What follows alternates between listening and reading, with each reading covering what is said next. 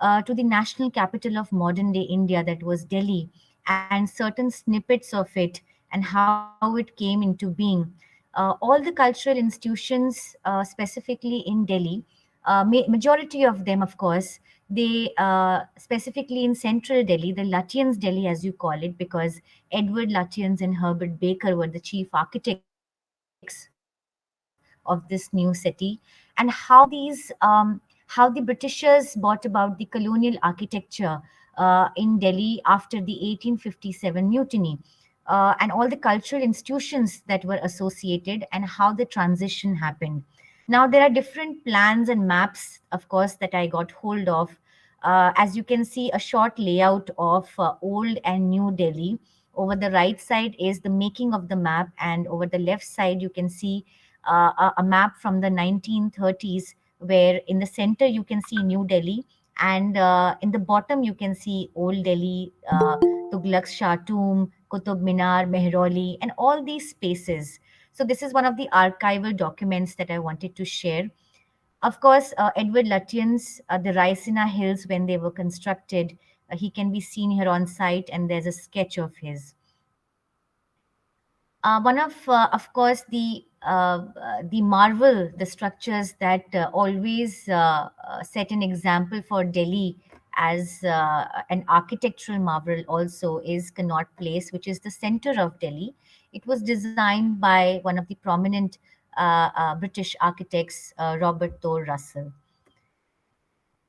Now, because I've worked in Teen Murti Bhavan, I cannot miss out that Robert Thor Russell had also designed and made Teen Murti Bhavan. This is a picture from the 1930s. And before the former and the first Prime Minister of India, Jawaharlal Nehru, was staying here, before that, the British Commander in Chief was staying in this particular building. Now, when I would like to now transit into the Delhi museums, how we are a particular institution of projecting traditional collections and also transiting towards becoming a modern institution. Now, Delhi as the land with rich cultural history, varied historical journeys, laden with the stories of empires and monarchs, and the national capital of modern day India, is an ever unfolding tale that continues to change with the changing times. Now, Delhi museums showcase a rich plethora of collections for their visitors who can enjoy museum visits by seeing artifacts dating back to the Harappan era, for example, as you can see the picture in National Museum. Then also the military aircrafts that you can see being used in National Defense Air Force Museum. Coming to the more traditional aspect, like the work of folk artisans who create art from local raw materials, that can be seen in National Crafts Museum and Hastakala Academy.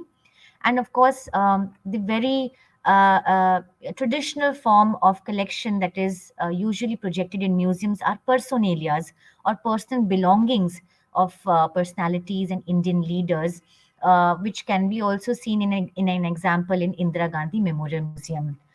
Now, art cannot be negated from this. Paintings and art, people associate exhibitions with that. So, modern art created by eminent painters and artists are also projected in National Gallery of Modern Art in Jaipur House in Delhi. So, these were some of the examples just to bring out and highlight that these are the kind of collections or exhibits that you can see in the Delhi museums.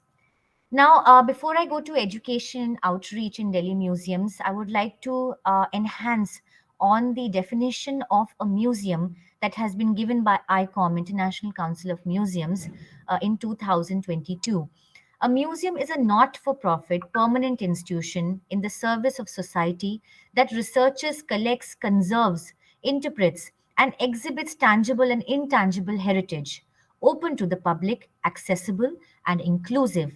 Museums foster diversity and sustainability. They operate and communicate ethically, professionally, and with the participation of communities, offering varied experiences for education, enjoyment, reflection, and knowledge sharing. Now, I think this particular definition very beautifully encompasses every aspect of transition that these Delhi museums are experiencing in the recent times. where not only for a visitor, it's not important just to visit a museum and look at the collection, but how they can be a part of the immersive experience. What kind of learning can they take back? What can education bring in and knowledge sharing bring in? So this is a very informative and apt statement given by ICOM. Now, why education and outreach in Delhi museums? This has also been covered by the National Education Policy in 2020, which mandates experiential learning through hands on learning, arts integrated and sports integrated education, storytelling based pedagogy, among others, as standard pedagogy. So, national education policy has also emphasized on the fact that museums require education outreach. Visitors require hands on learning, they require immersive learning to take back some sort of learning, which is the more imperative and integral part of museums today. Now, I come to the objectives that I feel and I understand that are important in Delhi museums as a cultural site in modern times. First is to take away a memory and learning and to facilitate the learning approach for the students and teachers. Second point, which is very important and vital to me also, is to change the passive visitors who are just strolling around into active participants and create a reciprocal relationship. Thirdly, a benchmark that every institution or every architectural construction is trying to include today in India is the sustainability and eco-friendliness factor, which brings in the culture of connectivity in the youth and visitors who are the aware visitors also, who are aware of the factor that why sustainability is important to us in today's times. Lastly, of course, we cannot miss out the young audience.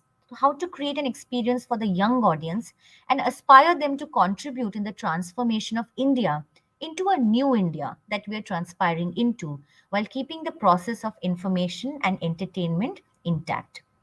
Now, why are Delhi cultural institutions as the epicenter of outreach activities? This question has been very, very integral and very important in the coming times. Now, educational programs have for long been the mainstay of learning and edutainment in museums. With the inclusion of social media platforms in the scheme of digital networking, museums are now regularly promoting their educational programs on such platforms and online pages like Instagram, Twitter, Facebook. Some Delhi museums posting online about their educational programs and activities are the National Museum, National Crafts Museum, Hastakala Academy, and the National Gallery of Modern Art. The creation of a museum account gives the institution not only an exclusive online space, but also accessibility to their audiences. This accessibility is mutual in the case of the museum too, wishing to reach out to their audiences and informing, updating, or communicating with them. In organizational terms, museums are also categorizing their visitors. Like, for instance, National Museum. It segregates learning sessions into three parts: regular, occasional, and special learning sessions. Each of these vary on frequency, content, and availability scales. So, the National Museum's outreach program was initiated in 2014 to supplement the efforts of the Education Department, and new professionals were inducted to start educational programs. So, my idea to give out this outline is that every museum has its objective graph with the Education Outreach Department, where you can see the first part is to create that interactive learning through activities, to create that motivation and engagement for the visitors. And it leads to generating interest in the young minds to be immersed in that experience, and finally participating in that particular activity, in that education and outreach exhibit. So, this is the roadmap for education and outreach that I had just emphasized on how to create that learning environment, how to engage the associations, be it teachers, facilitators, international or national tourists, research scholars. What is the intellectual takeaway and what is the learning takeaway?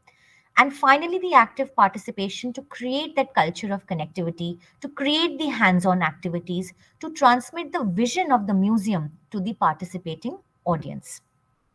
Now, outreach activities are not only possible with the visitors, but it is also very much possible and important to take in the associations that are that that create that environment. For instance, in Delhi, many exchange programs happen and many facilitators come. For instance, schools that are in the periphery of 5 to 8 kilometers, which is our buffer zone.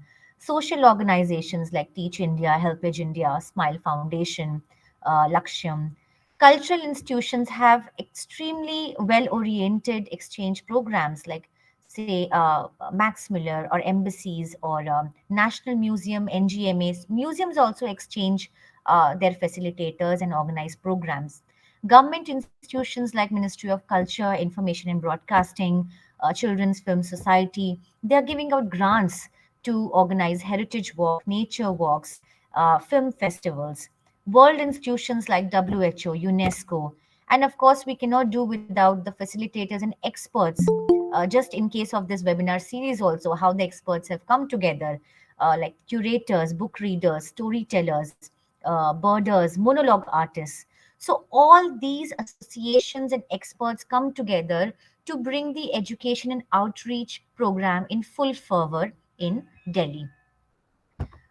Again, you can see how the reach out programs reach out to schools and institutions. Now, the new age outreach activities is a very important part. Why? Because now the new age visitor, who could be a new age child who's scrolling through a phone or is always immersed in some technology, to entice them or enthusiast them has become a very important target footfall.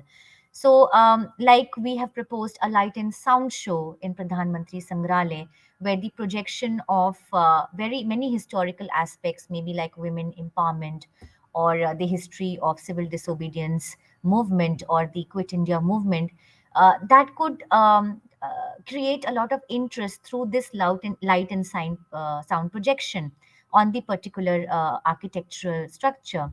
Heritage walks and guided tours can be the new way of learning history lessons. And schools are coming up with requests that why don't we have a school lesson, a history lesson, in front of that museum structure. So these are the new innovative ways to bring in the children to understand, learn, and comprehend. Now, after education and outreach and its very important role in the Delhi museums and cultural institutions, I come to the very important factor of role of technology in the new age Delhi museums, and it has become very vital. Now, while education and outreach programs have worked in favor of museums in Delhi, technology has helped museums to change museum learning and visiting experience in a big way. These have been game changing to say the least and have aided to attract visitors who were both serious and casual about museums. Digital chaos, devices, interactive and virtual technologies, holographic projections, and immersive learning experiences have transformed the museum going activity into a more engaging one for the visitors. Now, some examples are National Gallery of Modern Art, Pradhan Mantri Sangrahalaya, and Kiran Nadar Museum of Art.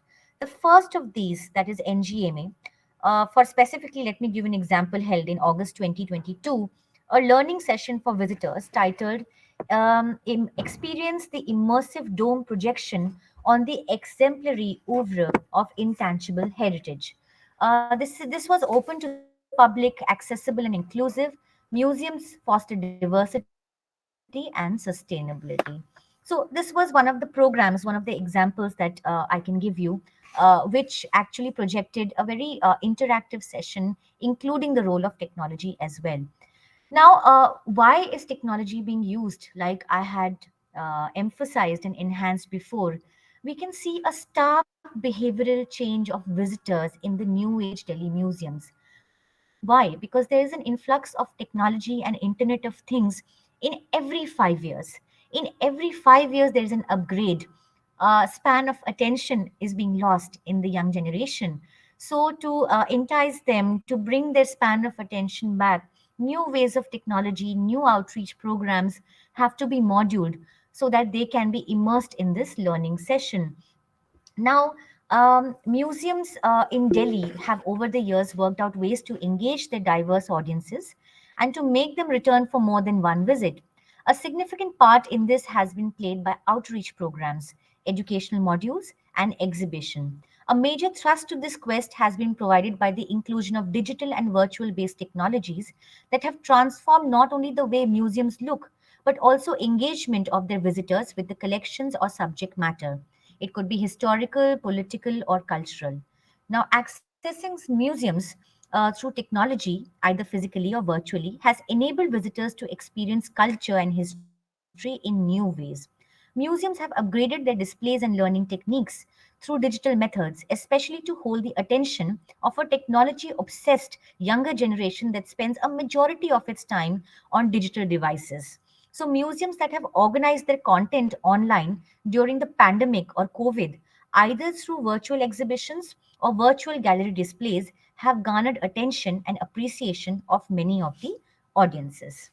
So you can see the shift how Internet of Things, how online outreach activities have taken an upscale during the COVID times and with the changing behavior of this particular generation.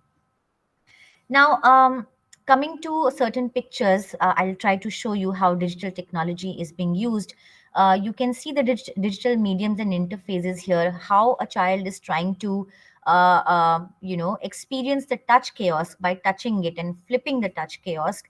And this is the immersive experience for her. And the digital touch kiosk also is very useful because when we have too many archival documents or we have too many rare images which we cannot put on one panel, it becomes very easy and user friendly when we put it all, maybe thousands of it, on one digital kiosk. And we also save a lot of space in the museum to display other mediums. Now, technology mediums in contemporary museums, specifically in Delhi, that I have seen are being used and are trendsetters, are the holographic presentations, which are 3D presentations. For instance, if you want to hear Lal Bahadur Shastri give his speech, you can see through hologram technology that he is standing right there in the middle of a particular room and giving that speech. So that is the hologram technology.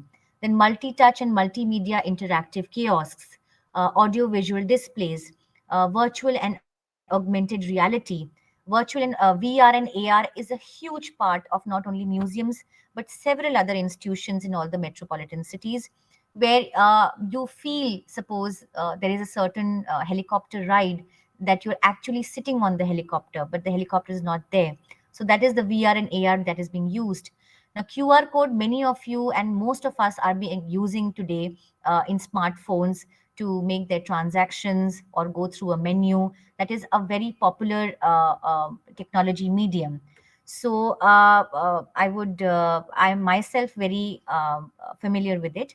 Then panoramic projection in 360-degree projection mapping rooms, you can see a particular a site throughout the room. It can encompass you, it can cover you completely throughout the room. So we will go through certain pictures and I will show you that.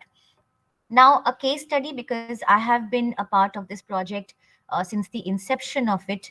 I have seen the technologies that have been extensively used in it, and it is a one of a kind museum in India today, and in which there are best examples of technology being used in the museums. So, so let's go to the next slide. Now, as you can see, there is a 360-degree projection mapping room on the very first picture where all the PMs have been made. There are touch kiosks that can be, swiped through to see all the archival documents. You can see here Mr. Narendra Modi ji also trying to swipe one of the digital kiosks, and how so much of information has been garnered and put through technology and projected over here. Now, the main USP of this particular museum and the technology which has been used is in Anubhuti, which is a one of a kind engagement zone, giving an immersive experience to the visitors. The first very AR and VR technology, augmented and virtual reality used, is selfie with Prime Minister, where you can take a selfie. We can sit on one seat and on the other seat, you can see your favorite Prime Minister in hologram technology. And you can take that picture digitally on an email and preserve it throughout. Another example of artificial intelligence is the handwritten letter from Prime Minister, where you can get a robot to sign a letterhead with your favorite Prime Minister's signature. And lastly, let me show you the VR helicopter ride, where you will sit on the helicopter and you will feel you're flying through the projects, various infrastructural projects in India, in a 360-degree projection mapping room, creating an absolute immersive experiential technology for all of you. Again, another glimpse of this VR pod, the virtual reality pod. Now, why I'm showing you all this, because see, you see children, how immersed they are, how enthusiastic they are when they see movement, when they see technology, when they see how different AR VR tablets or chaos can actually engage them, engage their minds rather, instead of maybe a lecture, or maybe writing something in a book. And fortunately, unfortunately, that's the way it is today, and that is the way we can engage them in learning, as edutech also says. So here you can see how mission to Mars is being told in a very layman language to them, and how one of the visitors is taking a selfie with their favorite prime minister. Now, to conclude it all, I would just like to say that the interweaving history with culture and connecting these with the most powerful tools, that is, education, outreach, and technology, to capture the imagination of visitors, is the actual way forward at present for museums in Delhi. While they have embarked upon this endeavor with hopeful intentions for the future, one deciding factor for the journey ahead would be their visitors, who have and will be able to define the museum visiting experience. For now, Delhi museums, as cultural sites in modern times, have secured their foothold in the three strong suites of education, outreach, and technology. Thank you very much.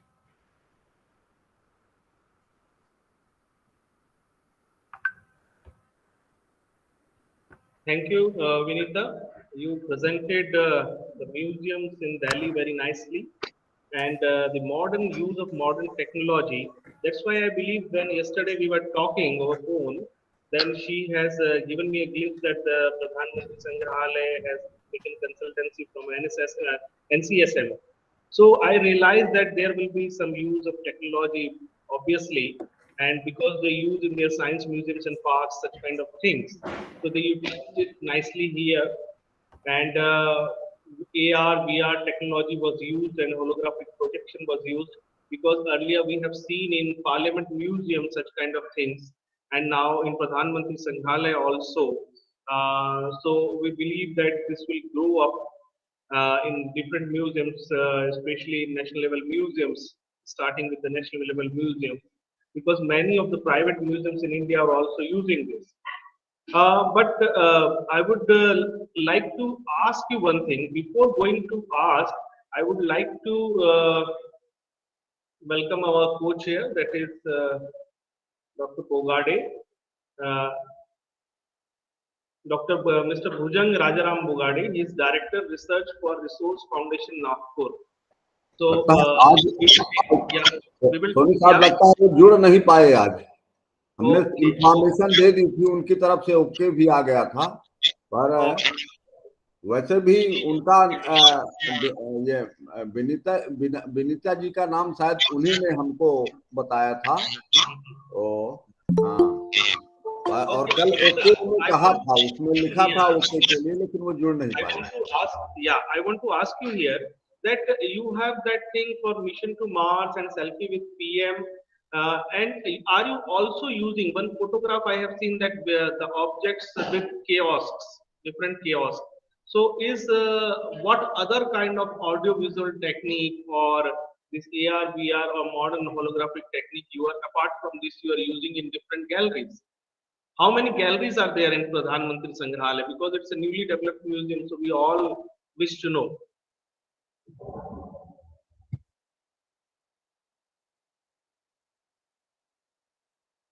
Please unmute yourself. Please unmute yourself. Unmute yourself. Vinita, please unmute yourself. Yes, yes. So, Dr. Amit Soni, thank you for the question. And yes, I would like to enhance on the fact that Pradhan Mantri Sangrahalaya has two blocks. So one block is Nehru Memorial Museum itself, the previous museum, which has been integrated. That is block one, where we have showcased. We have kept the rooms of Nehru, that is the living, the bedroom, and the study room intact, and even Indira Gandhi's room when she used to stay there in the younger days, and transformed it into the partition and the interim government galleries, and to also know that how we moved into the modern Indian history, giving that history as well. That is block one. And of course, we move on to block two, which is the new structure which has come up behind Nehru Memorial Museum. And there, so in total, we have about 42 galleries, 22 galleries in block two, and 21 galleries in block one. Now that's a very prevalent question, that what kind of technologies are we also using apart from what I have told you. So for instance, we have a time machine where we talk about the nuclear formation story of India, and we have given a complete 270-degree projection mapping room where children can come and also experience that story through a touch wall. So even a wall can be turned into a touch wall through technology. Then we I talked about the hologram technology, where you can see Lal Bahadur Shastri ji speaking to the children in an AIR broadcast when he was talking about the 1965 war and motivating people to come forward and donate. Also, you can also see an augmented reality vision on the Muraji Desai exhibit, where you will see a revolving parikrama exhibit where you can touch the kinetic wings and they will move in a tricolor flag. So 1100 tiles have been suspended, and those are called kinetic wings. So so these are the kind of various technologies that are being used, but not missing out the fact, I also want to add that museums for most of us have also been the traditional museums which have personalias, personal belongings, archival documents, which cannot be missed out, because we have a portion of visitors who still want to stroll around the museum and would like to silently watch or experience the documents. So we have kind of kept a balance of archival documents and official documents of various prime ministers. We have also kept the personal belongings of many prime ministers. For example, Atal Bihari Vajpayee ji's only adopted daughter, Namita Bhattacharya ji, she very graciously donated his specs, his personal pen, and also a watch. It is the 100th HMT, 100 millionth HMT watch, which was gifted to him. So we have not missed out on that, because technology has its own space, but I think personalias and that value of heritage is always intact. So we have not missed out on that as well. Very well said, Vinita. And we cannot miss out the collection, because that is the beauty of a museum, because we are conserving, and I believe it has a collection from our current Prime Minister also. So, with this thing, I would like to open the house for questions. If anybody wants to ask Vinita any question, uh, Uh, I would also like to welcome uh, Mr. Bhujang Bobde sir, who's co-chairing this entire session, and he has been one of my mentors as well. And we welcome you, sir. Well welcome Bhujang साहब, welcome. Unmute yourself sir, unmute yourself. आवाज नहीं आ रही.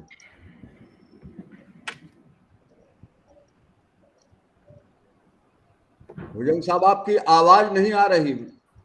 Unmute your self. meanwhile, people can ask questions. If anybody wants to know anything, ask. They are free to ask. Vinita ji, क्या सभी प्रधानमंत्रियों के बारे में उसमें है जो हुए हैं? जी सर, सभी प्रधानमंत्रियों के बारे में, starting from Jawaharlal Nehru ji, even the acting prime ministers like Gulzari Lal Nanda ji, ji. उनके बारे में भी दिया गया है. इस म्यूजियम का यूएसपी ही यही है कि हर प्रधानमंत्री को एक इक्वल वेटेज दिया गया है इन फॉर्म्स ऑफ थीम्स. जैसे हाँ, कि starting from their early life, then going into their influences in life, their hometowns, then of course their foray into politics, फिर हम्म, उनके प्रधानमंत्रियों का जो कार्यकाल है, of course that is the major theme, और हम्म, उसके बारे में ज़्यादातर बात की गई है. But that is the USP of this museum, that that every prime minister has been given equal weightage, and all of you must come and see it once. हम्म। मतलब जो काफी कम समय में तक रहे, जैसे चंद्रशेखर जी हैं, वीपी सिंह जी हैं, देवगौड़ा जी हैं, इनके बारे में भी है। नहीं, है, सभी के बारे में है। जी, जी, अच्छा, सभी के बारे में है सर, कुछ किसी को मिस आउट नहीं किया गया है, because finally a prime minister is a prime minister of India, yes, and B it farmer और इनकम्बेंट. ये मैं ज़रूर बताना चाहूँगी कि मोदी जी की गैलरी पे अभी काम चल रहा है, इट्स इन प्रोग्रेस, अभी एंड इट मोदी जी शैल की बी गैलरी पे ओपन चल रहा very soon for the audiences. Vinita, Can you tell me the how was the actual, because you used all these modern technologies. So for different museums, it will be useful for our students, because as per the जैसा कि मिश्रा जी का कहना था, I am attending this lecture, this seminar with my students today. I brought my students also here. They are sitting behind me and listening to you on a big screen. So okay, okay. that was the main thing which he wanted to do, because later on he was saying that this will be useful for our students also. So I want to know how much was the budget, actual budget spent on this, and what is your annual planning budget for maintaining such things? Sir, these are questions that, of course, I'm I'm not aware prone of. to answer. But yes, She's I not can tell. supposed to answer those. Yes, yes. No, she So, cannot answer because she's not in the. It is I'm important sorry, for I'm the sorry. museum. Because she's a young curator, I would like to support her. You see, when they curate exhibitions and museums, they are not told, or they are not informed of the budget. They are told of the theme, etc., etc., etc., and they help to develop the theme, etc. Later on, they'll supervise the galleries and management collection. हाँ, Manage the वो collection, but not the administration के budget. पास होगा ये चीजें। I think this would be a administration, good question to Mr. Bobde, because she's calling him his mentor. He may know. no, ma'am, actually, I definitely know about it. But the only point is, such figures are not to be given out in public Not on until a my public institution platform. allows me. Yes, Yes. I understand. I Approximately understand. figures. Vinita, Okay. I'm really thrilled to be seeing a budding young curator coming up in my field. I belong to the museum fraternity. Maybe I never met you. Are you from the National Museum Institute? No, ma'am, I'm not. Okay, where have you done your museology from?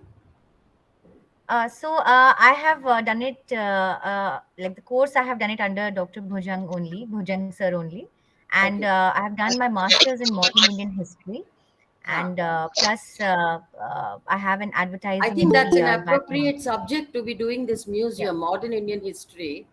I really Yes. congratulate you. And Mr. Bobde, can I speak with you? Mr. Bobde is connected with the designing of the museum. It was given to NCSM, isn't it? The technology part. Bobde साहब आप अपना mic mic mic unmute करिए, फिर आप बात कर सकते हैं. Unmute. कोई Vinita, can दिक्कत। you call him and tell him to unmute his mic? Can you call him on line? Yes, ma'am. Yeah, Ma'am, please. actually, Bobde sir was not connected to it. And this particular museum had various bids, and there were different private organizations who had finally executed the technology part, marketing, coordination. So there were several private organizations who were associated with this, Okay, fine. vendors. I have a small, it's not a question, Vinita. This is for your future reference. For a modern Yes. museum displaying the achievements, the contributions of the prime ministers of our country, this is an excellent technology which has been used. What is your idea? You are a student of modern history. I really appreciate that. You're the right person in the right place makes a big difference.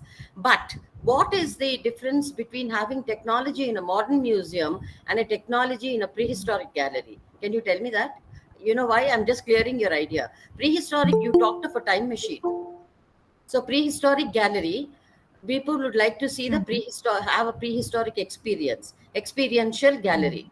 Okay, हाँ so तो just think about this. You don't have to answer. You can get वो back to काम me. हो रहा है Okay, I don't. You don't have to No, answer. Just get back I to me. totally get you. I लेकिन get your question, ma'am. I would just like to कहा है say that और what is technology time is है like a जो common guest aspect. के रूप में So, हमने भेजा to था either project तो maybe हाँ ancient तो थोड़ा history सा or अटेंड कर लेंगे prehistoric तो हम history, प्रोत्साहित होंगी वो or हाँ medieval or modern history, whichever kind of history or whichever kind of event also you can see in cultural institutions. Technology is the common aspect to reach out to the visitors today, to engage them, to motivate them, be it the learning of any kind of history. So I would personally say that technology must be used today because with the kind of footfall that we are having, suppose we had the highest footfall of 3,500 people on a particular day, and more than half of it was school students, and they were only interested to come and maybe touch the digital kiosk, and it could be any kind of information, but to engage their minds through this technology is the prime aspect. I appreciate your answer, That is Vinita, what my but idea. I've got something to say to this. Hmm. Our country is a triangular country, half of them living in, in villages, okay, more than half. Now, are we catering to the elite by using this technology? How many common people who walk into our museums can use this technology? My experience has been vast, 35 years, and what I have seen when we introduce this kiosk, everything else for the Nizam's Jewelry Gallery in Salarjung Museum or other technologies, we have seen that people, when they come in, they like to play with it. Because it's a wonder for them that they touch something and something appears. This is half of the problems we have faced. And the second problem is the common Yes, person yes. not able to use it. So I think, once our country, goes a little further, just like we have made the cell phone available, thanks to this present government, the cell phone is made available to the villager also.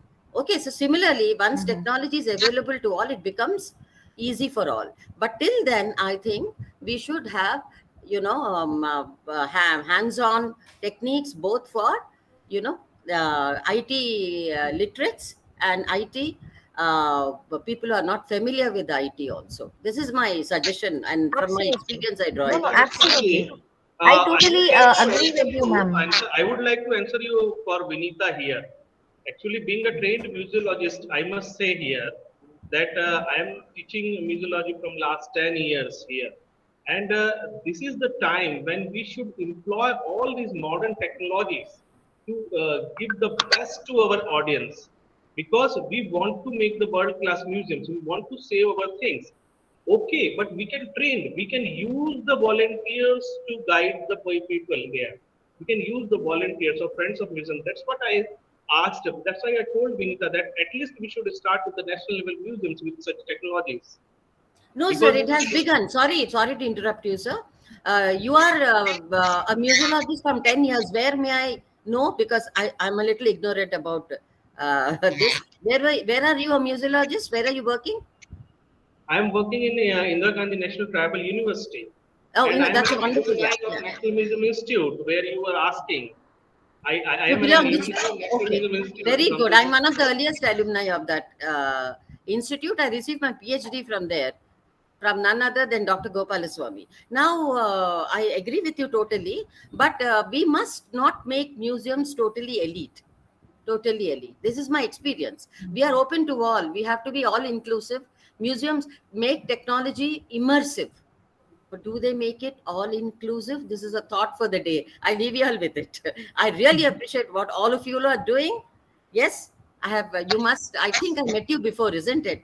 Last time I met you. Yes. Yeah, yeah, yeah. We met. Thank you, madam. Any other questions? Any other questions?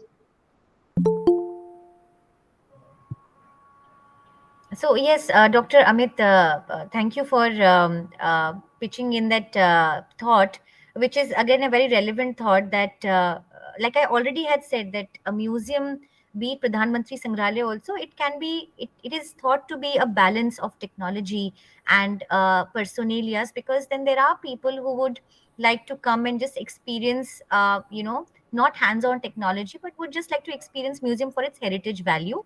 And like you said, we have volunteers, we have exhibit supervisors trained who are there to help out people and guide them. People today, they would like to take a guided tour instead of just going and having a feel of the touch kiosk. So we get all kinds of visitors, and we are transitioning into that phase where technology is certainly becoming a very prevalent part of museums.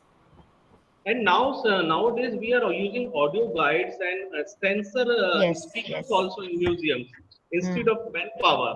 So, Absolutely, yeah, absolutely. Yes, that's a very the good point, museum Dr. has Amit, got because lot many things to do. that's a very Yes, good point, Dr. that is, Amit, because audio guides audio are guides. also Hmm. reducing employment opportunities for young historians and museologists. If you see the graph, Dr. Soni, I talk out of experience because I teach also. And most of the They students, can use they are both at not a time. finding they are not finding employment. That is the problem. So if we have to make the subject has grown from PG diploma to doctorate. We have universities offering these courses. But what has happened when the students pass out? They are either employed by agency for Indira Gandhi National Museum for tribals. All these as on projects. They don't find a permanent solution or end to their grant. Of course, this is another problem, but I congratulate Vinita. That was a good presentation you have made. Mr. Bogde, I would Yeah, like to connect with you Madam also. Mr. Kedashwari, you Yeah, pointed out a Mr. nice thing that the students are not getting. Hello, See, there is Mr. problem with Bogle, the sir. network also. It's Bhujan a sir. professional subject, and many You hear people me? don't actually work professionally. They work on theoretically. हाँ, It's a creative field. It's a project. There must be a professional approach to it. And I must say now our co-chair, Dr. Bhujan Bogade, has joined again, and he wants to speak something on this issue. Please Can you hear me? हाँ, Can you yes hear sir, my voice? थोड़ा सा आपका एक brief view हो, फिर अगला session आ रहा है जी, अगले सेशन के लिए जी आएंगे। हाँ, सेशन बहुत अच्छा हुआ। इसके पहले तो बहुत बहुत धन्यवाद विनीता जी। और पता नहीं, लास्ट टाइम भी मैं प्रयास कर रहा था मगर मेरी आवाज आप नहीं सुन पा रहे थे, मैंने अनम्यूट किया था। Because of this all new trends in our this music field, जैसे अभी केदारेश्वरी जी ने जो कहा कि हमारे यहाँ पर जैसे ऑडियो डिवाइसेस हम यूज करते हैं, सिनेमाइजर और ऑडियो आउटपुट, तो उसमें समस्या ये ऐसा लगता है लोगों को कि इसकी वजह से एम्प्लॉयमेंट कम होगा। But when I was working as a curator for 8 years for Gandhi Research Foundation Museum in Jalgaon, Maharashtra, we used both technologies. हम वहाँ पर ऑडियो गाइड बोर्ड भी यूज करते थे और साथ साथ में एक जानकारी देने वाला गाइड भी ग्रुप के साथ होता था। Exact information what we want to give regarding that topic of the museum, we use at that time the our this audio guide board. But when you want to correlate that group with the museum, then we need to use our guides. So ये दोनों का मिलकर के प्रयोग एक हो सकता है, और इससे हम तीनों लेवल पर, इमोशनल लेवल, इंटेलेक्चुअल लेवल, ये जो हम कहते हैं फिजिकल लेवल, तो इस पर हम इन लोगों को म्यूजियम के साथ कनेक्ट कर सकते हैं। Prime minister museum is one of the best example, and I congratulate Vinita ji for her excellent presentation again.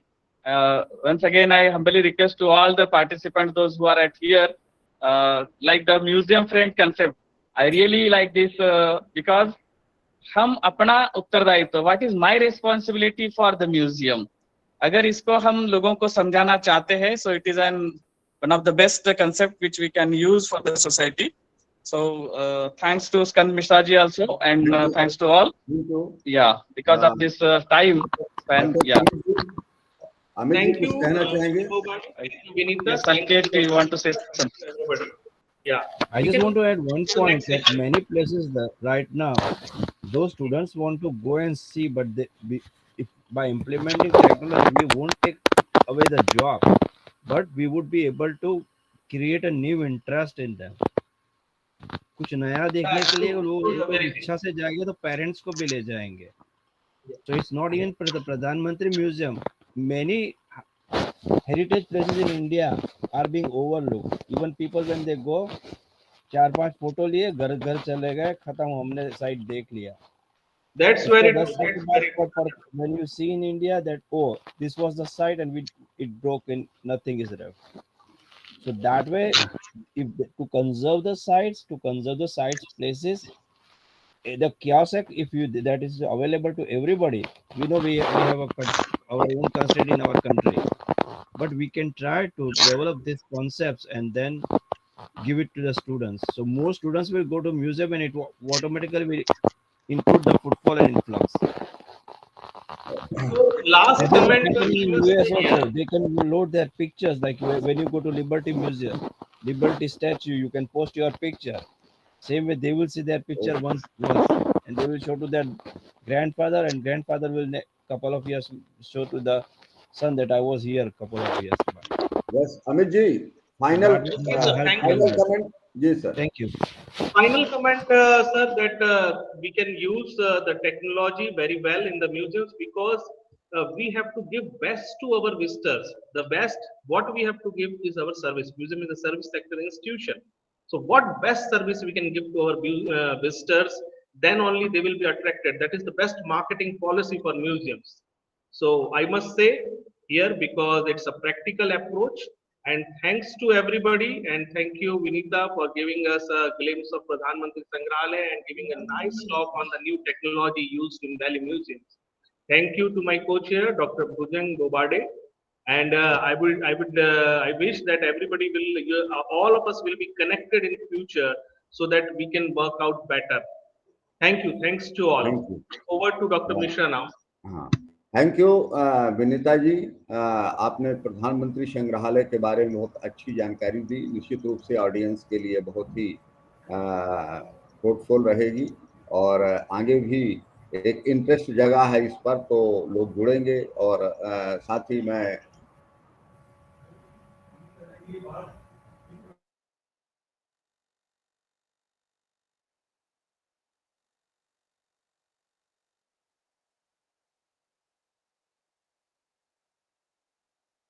और जो यंग जनरेशन के लोग हैं उनको भी जानकारी दी। और एक बार पुनः सभी को इस सेशन के लिए मैं धन्यवाद देता हूं। नेक्स्ट सेशन में chairperson professor doctor G Tirumurti, professor ancient history and archaeology, Madras university Chennai. Special guest doctor Anita ji आप वाइज writer, Udaipur, India.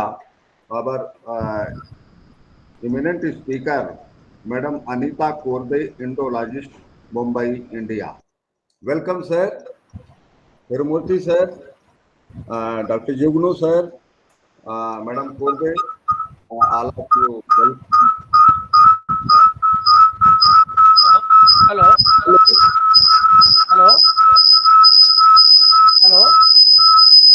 Hello, just one moment. There's some technical error at my end. Just one moment, please. Okay. Hello. Hello. Yes, sir. I am Tirumurthy now. Hello. Hello. Yes, sir. Good morning. Yes. Respected Professor Mishra ji. Hello. Hello. Respected Professor Mishra ji. Yes, sir. Huh? Yes, sir. Please introduce eminent speaker, Tirumurthy, sir. Yes, sir. I am speaking, sir. Yes. Respected Professor Mishra ji, scholars and friends. Good morning to everyone. Now, Miss Anita Korde, an Indologist, going to deliver a rare lecture on symbolism with reference to Somnath temple. Now it is my duty to introduce the eminent speaker, Miss Anita Korde, an Indologist from Mumbai. Madam did MBA in marketing and MA in Indology. Madam is an experienced scholar in Indology, a rare study on the ancient Indian history, archaeology, numismatics, more importantly, the iconography, that is a study of sculptures and bronzes of gods and goddesses, and also in Briha Vidya, that is the ancient Indian yogic science. The speaker has written a book on famous Somnath temple on Gujarat. Madam is specialized in history and symbolism with religious rites and a ritual background. Madam is also a marketing professional originally turned HR advisor now. She is an old student of the famous the Jamnalal Bajaj Institute Management Studies. With these few words, now I request Miss Anita Korde to deliver her lecture. Thank you so much, Dr. Tirumurthy, for your kind introduction. Suprabhat, everyone, and welcome to this presentation. Today, we are going to speak about the symbolism of Dwar in madam the. Sir Sorry, थोड़ा सा sir. मैं जुगनू sir से भी चाहूंगा कि आपको थोड़ा introduce कर दें जी। आवाज नहीं आ रही सर, अनम्यूट योरसेल्फ जुगनू सर। जी सर, मेरे लिए अनीता कोरडे इस अर्थ में मायने रखती है कि हम लोग जो सोचते हैं मंदिरों पर स्टडी के बारे में या इंडोलॉजी के अनेक पक्षों के बारे में, तो ये उसमें रुचिशील है। और मैं ये कह सकता हूँ एक मैनेजमेंट की छात्रा होके भी ये इंडोलॉजी में इंटरेस्टेड, बल्कि ब्रह्म विद्या जैसे विषय में इंटरेस्टेड। और एक इनकी और खासियत है कि परिवार को साथ लेके आज ये माँ को संभालने आई है।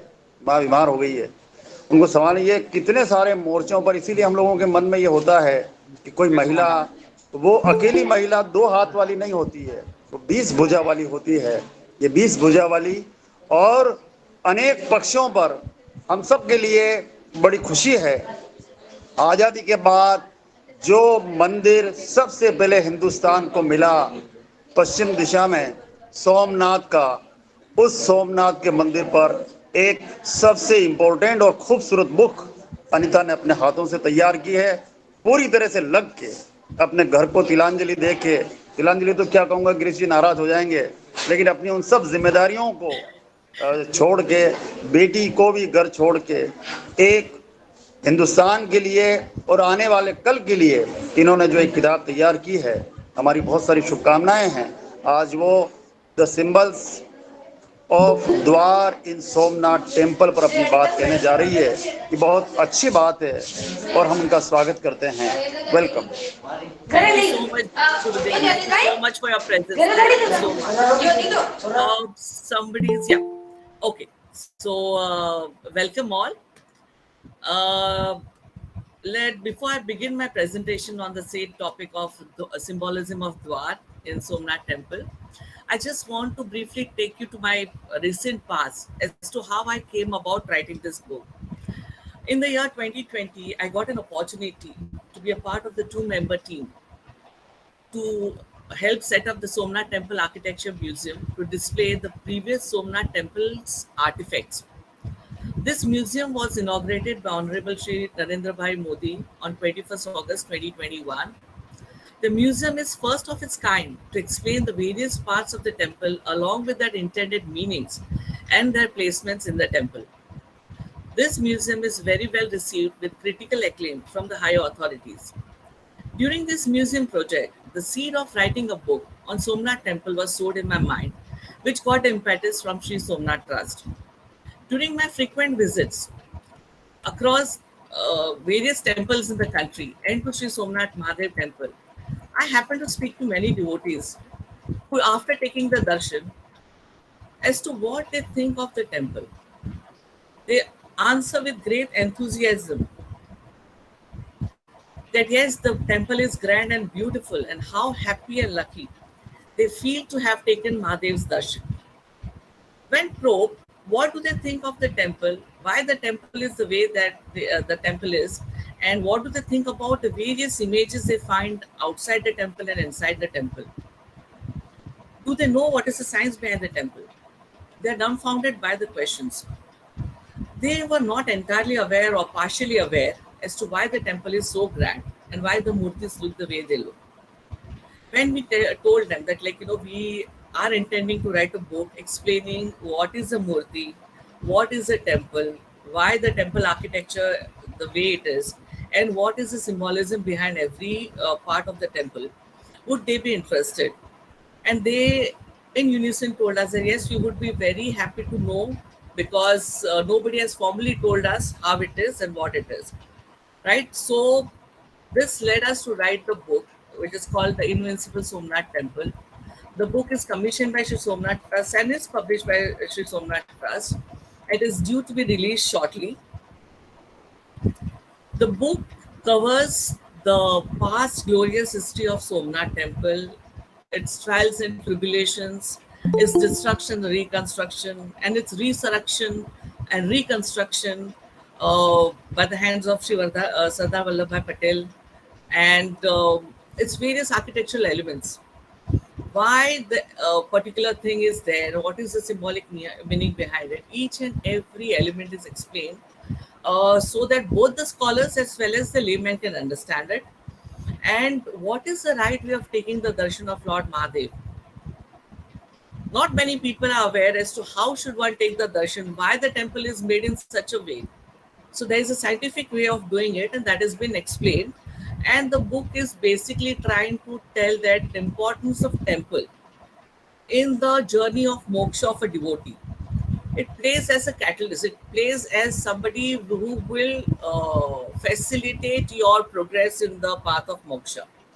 So the book hopefully should be released by Jan after the elections in Gujarat are over. So now let's understand what is a temple first before we go into the nitty-gritties of the Dwar. Now, what is the ultimate goal of any Hindu?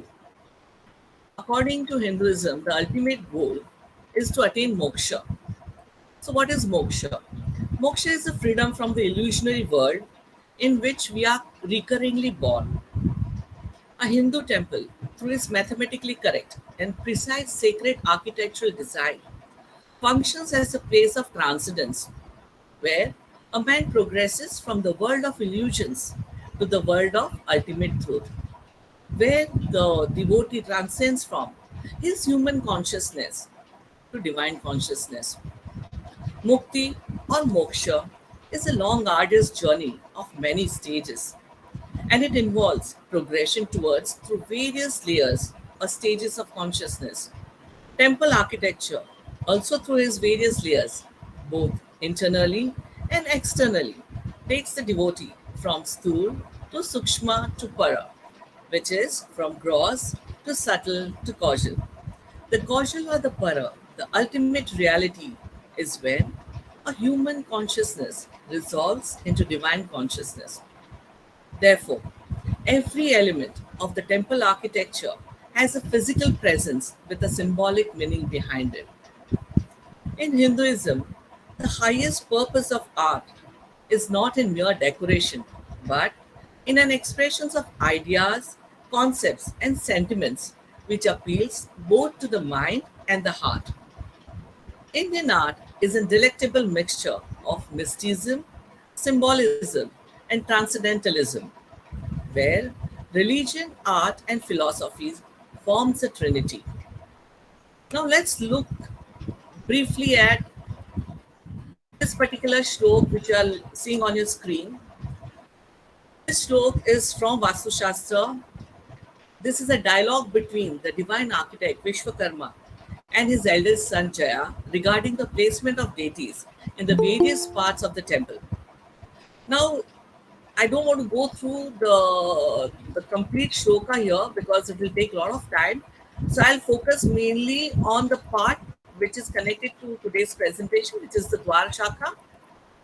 It says, let sun and moon dwell in the Shakha jams and Mars preside over the Uttarang lintel. Let Yaksha settle in the Udumbra threshold and Ashwins in the Ardha Chandra moonstone. Let mountains descend in the pillars and the sky pervade the Karnataka ceiling. Let the rishis be in the ledges of Shikhara and gods in the middle portion of the Shikhara. Let Ishvara take abode in the Shikhara. Let Padma be in the Padma Chhatra and Amla in the Amla Sara. Let Rudra, who is Sadashiva, pervading all space, inhabit the Kalasha, the finial. Now from this shloka we can understand that Prasada is both the creator and the creation, manifest and the unmanifested, the absolute and the relative in the same temple. The omnipresent, the omniscient, and the omnipotent are thus conceptualized as Prasada, which is the cosmic Purush. In Hinduism, we believe that Yatha Brahmande Tatha Pinde Yatha Pinde Tatha Brahmande. That means a microcosm is an embodiment of macrocosm. Whatever is there in macrocosm is present in the microcosm. From the above shloka, we can see that the temple is conceived as the whole cosmos with all the gods, goddesses, semi-divine beings, and all the Panchatattva and the earthly beings. Now, because we're going to talk about the Dwar Shakha or the Dwar of Somnath temple, let's briefly look at Somnath temple. Somnath temple was conceived with the historic visit of Sri Sardar Vallabhbhai Patel to the old ruined temple in November 1947. He took the oath to rebuild the old Somnath temple. The construction of new Somnath temple started in 1950 with the formation of Sri Somnath Trust. The mammoth and the prestigious task of the construction of the new temple was entrusted to the well-known Sthapati, Sri Prabhashankar Bhai Ogar Bhai Sompura. Somnath temple is made of sandstone and is a shore temple located on the banks of Ratnakar Sagar, that is Arabian Sea, at Prabhas Patan in Gujarat. It is built in Nagara style architecture and it's called Kailash Mahameru Prasad. Kailash is the abode of Lord Shiva. Meru is considered to be the axis of the world, and Maha is added to show the magnitude. And Prasada means a palace. Somnath temple is a Sandhar Prasad. That means an enclosed Pradakshina path is provided around the Garbhagriha for doing the Pradakshina. The temple has two mandapas, the Sabha Mandapa and the Nritya Mandapa. And we have a Ardha Mandapa, that is Mukha Mandapa. Now, the Sabha Mandapa is a closed pillar hall where all the rituals takes place and the Nandi and Kurma plays there, facing the Garbhagriha. Lord Shiva is a lord of dance, and Nritya Mandapa, an open pillared hall where religious music and dance performances are held. Both the mandapas are have highly decorated 72 pillars. They are connected to each other through toranas, which are of Elika and Hindolaka types. Both the mandapas have inverted bowl ceiling, or as we call it in the Indological term, Vitan. It is a Karotaka Vitan, that means a domical ceiling. Entry to the temple is through Mukha Mandapa, which is an aisle laced with beautifully decorated pillars. We can see here the Savarna on the top of Sabha Mandapa, and we can also see the Savarna on the top of the Nritya Mandapa. And both the Savarnas are kept with the Amlaka and Kalasha. Now they are considered to be absorbing the cosmic energy and transmitting it down below to the Mandapas. Both the Mandapas have ground floor, first floor and second floor. Both the above floors mimic the ground floor architecture. Now let's look at the vertical elements of the temple. The vertical elements of the temple are Pitha. Pitha is the basement. It is carved with series of horizontal moldings like rows of Kirtimukhas, Gajathara, Ashwathara and Narathara. Above that we have Janga.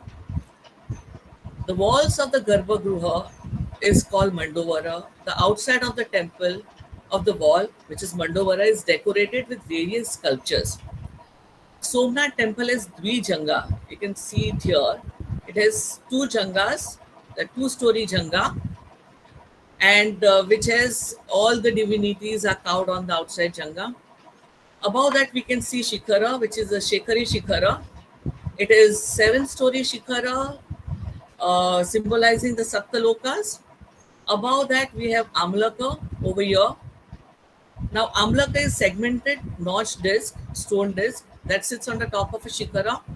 It represents a lotus and thus a symbolic seat of deity in the Garbhagriha, or it can be called as a gateway to heaven. Above the Amalaka we can see the Kalasha. Kalasha is the highest point of the temple, and Somnath temple Kalasha is made of 10 tons of sandstone and it is encased in a gold sheath. It is a symbol of the universe and also the symbol of the earth. Lord Vishnu is situated in the mouth, Lord Rudra in the throat, and Lord Brahma in the root. In the middle of the Kalasha resides the Shakti. Dwaja, Danda and Dwaja, you can see here, it's a triangular pataka on which you can see Nandi with Damru and Trishul, the emblems of Lord Shiva depicted there. Now, what is the right way to take the darshan of Lord Mahadev? Any temple which is constructed as per the Shastras, at the entrance of the temple compound, you meet the Kshetrapal. First, Kshetrapal is the one who protects that particular area. You go take his darshan, and then after taking his permission, you come to the temple. Now, it is advised that the devotee should do the pradakshina of the temple from outside so that his or her mind becomes conducive to the darshan of Lord Mahadev in the Garbhagruha. Now, as you can see in this picture, you can see this white color broad path been given around the temple. Now this is the pradakshina path which is given so that the devotees can take the pradakshina of the temple, right? So first we have to do the pradakshina of the temple. Now if you look at the temple is designed in such a way that our eyes move slowly upwards. So does our state of mind, which moves from sthula aspect of life towards the sukshma and finally to the para. During the pradakshina, as you're walking, you will see at the eye level, this is called the pitha or the base, where you will see the stool or the gross elements depicted, which is like you'll see kirtimukhas, gajathara, that's a layer of elephant frieze, then ashwathara, the frieze of prancing horses, then you see narathara, which is the human activities are depicted here. So all that activities that you can encounter in your day-to-day life, which you can experience with all your senses, are depicted there. Now, once you are doing this activity or you're moving around the temple doing the pradakshina, you're seeing these things, slowly your eyes will go up, right? So all the purushats we see, the 4 purushats described by the scriptures, holy scriptures, like dharma, artha, kama, moksha, are all depicted at the lower level of the temple, at an eye level. But if we want to go higher than that, if we want to go away from the gross, we have to levitate our mind so that we are able to see which is beyond our perception. So as we go higher on the vertical planes of the temple, that is the Janga, we meet major deities, Lord Shiva, Lord Vishnu, Lord Brahma and Devis, and their various forms, and minor deities like Devangana, Ashtadikpalas, Vyals, Tapas, etc. It tells us that if we want to go to the higher consciousness, we have to do more sadhana to go beyond the obvious. We realize that after looking all the deities repeated in certain number of times, again and again on the Janga, we realize that all is nothing but one unmanifested reality manifested as Somnath Mahadev Linga in the Garbhagruha. The movement upwards is both visual and symbolic. Now our eyes are directed towards the Shikhara, which is symbolic of the celestial region, with images of Lord Shiva, Lord Brahma and Lord Vishnu, and Ashtadikpalas indicating that it is a celestial region where the gods reside. Slowly but steadily, our mind is levitated from Sthul to Shukshma aspect of Parabrahman. The Shikhara of the temple is kept with Amlaka. Amlasara means pure, and it is the architectural symbol of the celestial world, which is uncorrupt and pure. Now, our mind moves from Sukshma to Para state, wherein we perceive reality which is beyond perception. Kalasha tops Amla as the summit of the temple and symbolizes the absolute and the timeless principle, and is intended as a reminder of the ultimate goal of the journey that a devotee undertakes. Lord Shiva is worshipped in the Linga form, which represents his Brahman personal, or the Saguna form, means the form with the form or the form aspect, that is the reality. Kalasha on the top of the temple is not in the shape of any form or a person, but it represents the attributeless, that is Nirguna, which is the form without, Nirguna means without form aspect of reality. So Hindu imagery, as you can see, helps the devotees ascend along the axis as we progress towards the enlightenment, mukti or moksha. After having the glimpse of the Nirgun Nirakar, our mind is rightly conditioned. Let us now enter the temple and experience it from inside so that it leads us to a final destination, a place, or the sole reason why we have come to visit the temple. Darshana of Lord Mahadev in the Garbhagriha. So now let us begin our journey of becoming one with Shiva.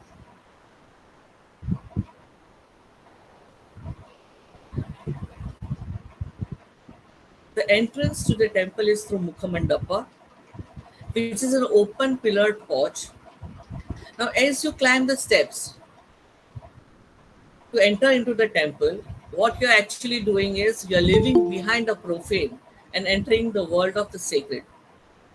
The Mukhamandapa is laced with pillars which are highly decorated with all gods and goddesses. So, here in the temple, you will not find any gross element. From here onwards, everything is in the Sukshma and of the celestial kind. From the Mukha Mandapa, we enter into the Nritya Mandapa. The Nritya Mandapa is 3-storied open hall with 72 pillars. Each pillar is connected with beautiful Torana. Now this is Elika Torana, right? So it alternates between Elika and Hindolaka Torana. And each and every pillar, if you can see here, there is a depiction of Lord Shiva in his various dancing forms, right? And this dance is the cosmic dance of Lord Shiva. Above the pillar, we see this is the architraves. There are this above each pillar, there are Navagrahas which are depicted. Now, Navagrahas indicate that it is a solar region. Above this, on the first floor balcony, you can see the composite forms of gods, right? Like Sadashiv or Trimurtis, or there are various combinations of God. Brahma, Vishnu, Mahesh, then there are Devis. All these forms, the composite forms, are depicting or indicating the Sukshma region, that all is one, but they are manifested in different forms, right? So here at this point, you are in Sukshma and Para region. Now above this, though it is not visible here, there is a beautiful domical ceiling. This ceiling is a Karotaka ceiling, and it symbolizes the cosmos, and the cosmos is actually stands for the Para state, which is beyond perception, and it exists. Here, if you see the architecture of the temple, it levitates your mind from these pillars, which is the Sukshma, and as you go up and up and up and to the ceiling, it takes you from Sukshma to Para. Right, it's a huge topic. The ceiling itself is a huge topic. I will not be able to talk much right now because this is not the scope of the paper. So now, after experiencing again the same thing, the Sukshma to Para, the devotee then walks ahead and comes to the Antrala. Now this is the Antrala. This portion, these pillars that you are seeing, this is Antrala. Antrala is a passage which connects Nritya Mandap to Sabha Mandapa. So now we are standing in front of Sabha Mandapa. Now before entering into the Sabha Mandapa, we are at the threshold of this Dwar. You can see the Dwar here. This is a Dwar. This temple is east facing. So this is east facing Dwar, right? The Dwar of the main entrance to Sabha Mandapa is replicated on the Dwar of the Garbhagriha. So I will explain all the elements and their symbolism here. So when we go to the Dwar Shakha or the Dwar of Garbhagriha, we'll be talking more of the spiritual intended meaning. Now, what is a Dwar? The door or the Dwar is a place of entry and a place of display in a temple. The door, lintel, and the thresholds are the essential elements in the temple. It is a place, the door is a place that either allows you or stops you from meeting the Parameshwara, the ultimate reality. Because of the spiritual meaning and symbolism, great care has been taken in designing the door. The dwar is decorated in such a way that it mentally affects the devotees to stop and ponder over his state of mind. Is he ready to face the God? Has he transmuted mentally from his human consciousness towards divine consciousness by doing the pradakshina around the temple? Has the pradakshina prepared him mentally to be in the presence of the Lord? So these are the few of the questions that are addressed at the dwar. Now let us look at the three important elements of the dwar. First, the top part of the dwar, it's called Uttaranga or the lintel, right? Uttaranga means Uttar and a part of north, and it's in Hinduism, north is considered as a very auspicious direction because Kailash Parvat, the abode of Lord Shiva, is in north, and the lowermost part of the lintel or the Uttaranga is called Lalata Bimba. Lalata Bimba means forehead. And on this forehead, in the middle, there is a depiction of a deity. Now, this deity, which is depicted here, is basically a Parivar Devta of the deity which is enshrined in the Garbhagruha. Now, because it is Lord Shiva's temple, his Parivar Devta, Lord Ganesha, is depicted here on the Lalat Bimba over here.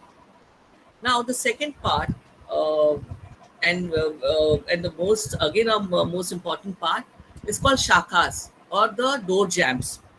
So this side portions which you see, the jambs, are called shakas. The shakas, as you understand what is a shaka, is a branch of a tree. So we'll come to that part where we explain why it is called a branch of a tree. Now this shaka typically has dwarpas and the lowermost part of the jamb, Chamardharini, river goddesses, Kirtimukha, right, and Kumbi. Now, when you come at the lower part of the door, which is the Udumbra, as we all know, we all have Udumbras, Umbertha. Now, this particular, it is a two-step element. The lower part is called Ardha Chandra, where you can see the depiction of lotus, Kumbha, and other holy symbols are depicted. And the second part is called Mandaraka, which is a semicircular disc. Now it is flanked by Kirtimukha. Now this second step is higher than the normal step. We'll find out why it is like that. So now let's go to the Dwar of the Somnath temple, Sabha Mandapa. Now, the trimmings which are added to the door jambs are called shakas, which translates as a branch. The molding of the door jamb constitute many branches, as you can see from here, right? There are many branches.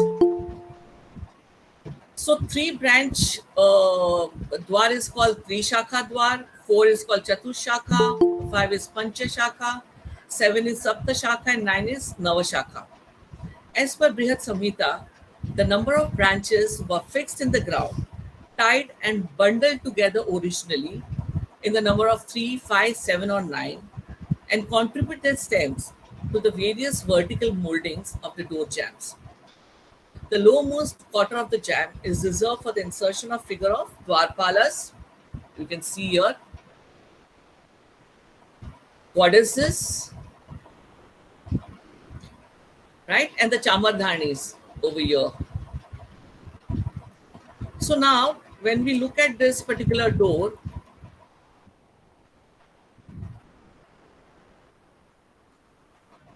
it is said that the Dwar is a place of ablution, transmutation, and initiation. Now let's find out why is it said so. Why do we call it that way? What is the element? What are the elements of the Dwar which helps a devotee in ablution, his transmutation, and finally the initiation? Now we just saw that these are branches, right? Dwar shakas are the branches. So what are these branches and where are they coming from? Right? Let's find out that. The shakas or the branches have crept from the threshold whose origin is in the seed planted below the Garbhagruha in the Brahmastan. One moment, please. Just one.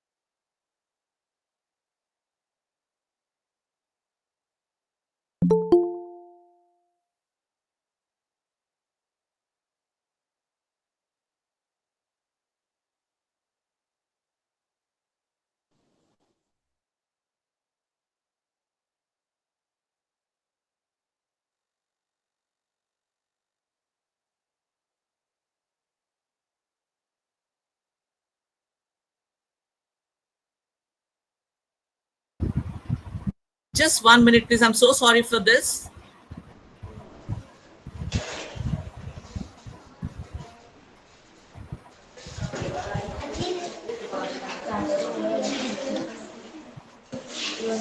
मैं बीच में सबका समय और ध्यान इधर आकर्षित करता हूं, वो तब तक आ जाएं। मैं आपसे ये कहना चाहता हूं कि बहुत सुंदर ढंग से अनीता जी अपना पेपर प्रस्तुत कर रही हैं। भारतीय शिक्षा और संस्कृति में इस तरह के पर्चे, इस तरह का ज्ञान चूँकि बहुत कम पढ़ाया जाता है। हमारे पास कला के नाम पर चित्रकला और दूसरी सारी कलाएं पढ़ाई जाती है, लेकिन मंदिर और मंदिर से जुड़े हुए विषय बहुत कम। मुझे वो गीता का श्लोक याद आता है कि हजारों में से कोई एक जना इसके लिए प्रयास करता है, इस ज्ञान के लिए। यस, आप बोल रही हैं आगे? हाँ सर, यस जी, sir, yes. thank you sir. Okay, so we were on the द्वार शाखास. गुरुजी आपका माइक चालू है, आप माइक बंद कर दीजिए प्लीज. हाँ, so we were talking about the द्वार शाखास. तो ये द्वार शाखा क्या है? Where are these branches or where are they coming from? Right? The shakhas or the branches have crept from the threshold, whose origin is in the seed planted below the Garbhagruha in the Brahmasthana during the Garbhadana ceremony. So Garbhadana ceremony is the ceremony which takes place at Bhumi Khanan Vidhi, in which the seeds are planted, right?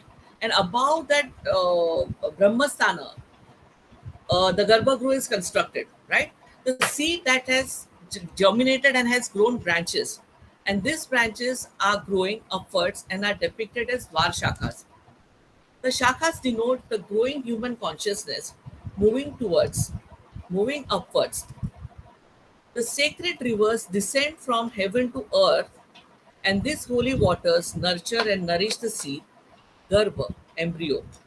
This symbolizes the divine consciousness is coming down to meet the human consciousness, which is going upwards in the form of creepers, trying to be one with the heavenly origin, the divine consciousness. Next slide, please. No, one more. Huh. So this is what I was talking about. If you can look at the top of the shaka, there is a kalash. Kalash is indicative of the sacred rivers, the sacred water, which is coming down. And with this water is nourishing the seed, which is there in the Brahmasthana, that is below the Garbhagruha. And is nourishing the seed, and this seed has sprouted and is growing the branches. And the branches are coming out of the Udumbra, and it is growing up, right? Now, the creepers are growing up. This symbolizes the divine consciousness is coming down to meet the human consciousness, which is growing upwards in the form of creepers, trying to be one with the heavenly origin, that is divine consciousness. The Dwar of the Sabha Mandapa of Somnath temple is Nav Shakha Dwar, as it has 9 branches or shakhas. The carvings on one side of the door is replicated on the other side with a complementary figure. right? So you find the complementary figures on both sides of the Dwar Shakas. The symbolic meaning behind the Dwar Shaka is that for the man to be in the presence of the presiding deity in the Garbhagruha should have gone through the transmutation mentally by passing through the company of gods and then confront the Parameshwara, which is beyond the forms and dwells in the image of the divinity. The transformation which a man has to undergo is promoted by the divinities carved on the door jambs. Now, what do we find on the shakas? We find the Dwarapals. Let's talk about Dwarapals first.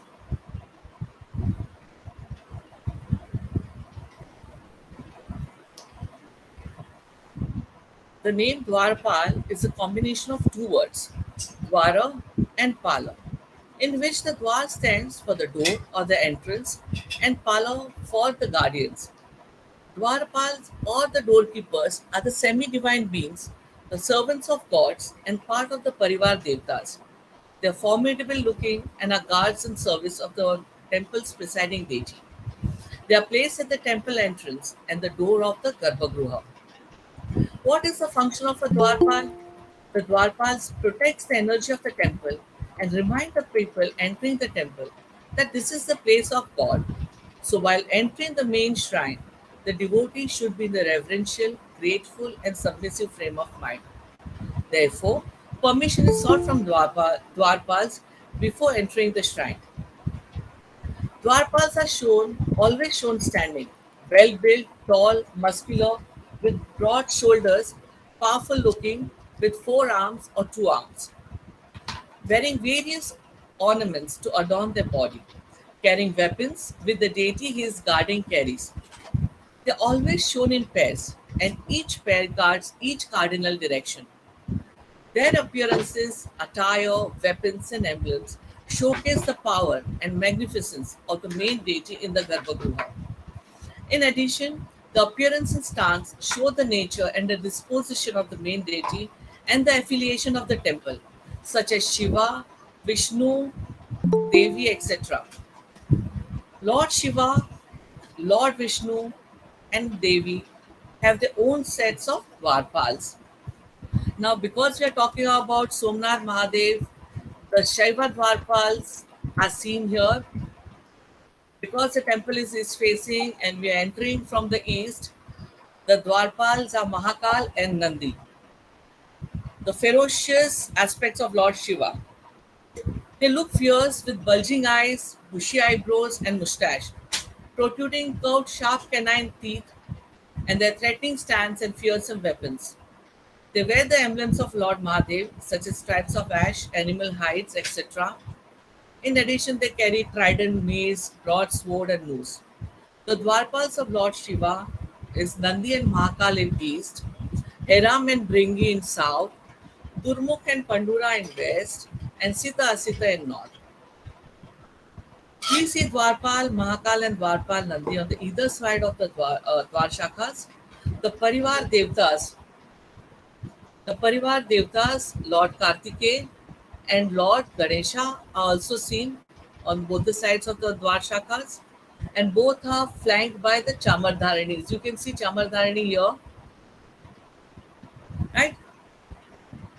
Dwarpals are also called as Pratihari, right?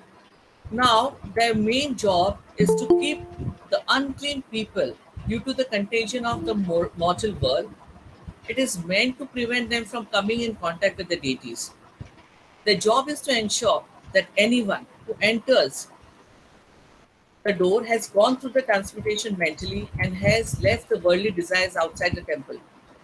As we did the pradakshina of the temple and after climbing the Jakti, we are mentally prepared with the purity of mind required to meet Lord Mahadev. One more time, the Dwarpals warn the devotee to take a minute and reflect before he crosses over the threshold and not to take his initiation lightly. By crossing the threshold, the devotee is initiated in the most sacred place of the divine order. Now, on the Dwar Shakas, we also find holy rivers or the sacred rivers. The sacred rivers, whose source and origin is in heaven descend on earth and are indicated by the Ghattapallava carved on the upper part of the door jamb. This is what we saw here, the Ghattapallava, right? So these are the sacred waters. Devi Ganga is descended from the heaven on earth by first falling on the jata of Lord Shiva and then finally landing on earth. Lord Shiva is hence called Gangadhara. Water is life and is highly sacred for a Hindu who reveres rivers as goddesses. The rivers Devi Ganga and Devi Yamuna figures are placed in the Dwar Shakha along with the Dwarpals and Chamardharani on the lower part of the jam. The two holy rivers, depicted as goddesses, are carved on either side of the entrance of the door jams for the purpose of purification and enlightenment of the devotees. The current and the ripples of flowing waters are in their swaying stances. The power of flowing waters is in their celestial nature and origin. Descent of river and ascent of life is in the form of the creepers. Devi Ganga is shown as a mesmerizing young beauty adorned with jewelry. She is standing with her vehicle Makara, holding a pot of water. Devi Ganga is the goddess of purity and fertility and offers ablution from evil. Ritual bathing in the waters is an integral part of the Hindu pilgrimage. Devi Amuna is depicted standing next to a mount, the tortoise, holding a pot of water in her hand. Brahma Vairavata Purana states that water resembles purity, and their darshan is equivalent to taking bath in the sacred waters and is a structural equivalent of tirtha. The presence of rivers purifies devotee from all the taints of their human existence, and the darshana of the rivers is equivalent to taking bath in the sacred waters. Having descended from heaven and having the miraculous power to regenerate the devotee by a mere glance or darshana of the river goddesses, the devotees feel regenerated, equivalent to the diksha or initiation. Rivers nourishes and strengthen the seed of the body of the Purusha and the embryo, Garbha of the temple, which has been deposited below the doorjamb and prior to it being set up. Now we come to another element called as Udumbra. The door or the threshold is called Udumbra. The Udumbra projects a semicircular drum, and on each side of this is projecting Kirtimukha. These are the Kirtimukhas, which is animal face-like form of glory. The whole step, this is called Mandaraka. The second step is the low semicircular step in the dome mat, often elaborately carved. It's called Ardha Chandra or Moonstone or Chandrashila. It is decorated with pairs of kalashas, a shankha, a long stem, full-blown lotus, symbolic of the universe in which divinity is established. This is the reason why thresholds are not stepped but crossed over. Therefore, this Mandaraka step is higher than the normal height of the steps, indicating that to be in the presence of the divinity, one has to raise his spiritual level and sadhana, and it is not easily achievable. As one enters the sanctum, he or she is also raised to the standard or the status of the divinity. The symbolic meaning behind the Dwar Shaka is that for the man to be in the presence of the divine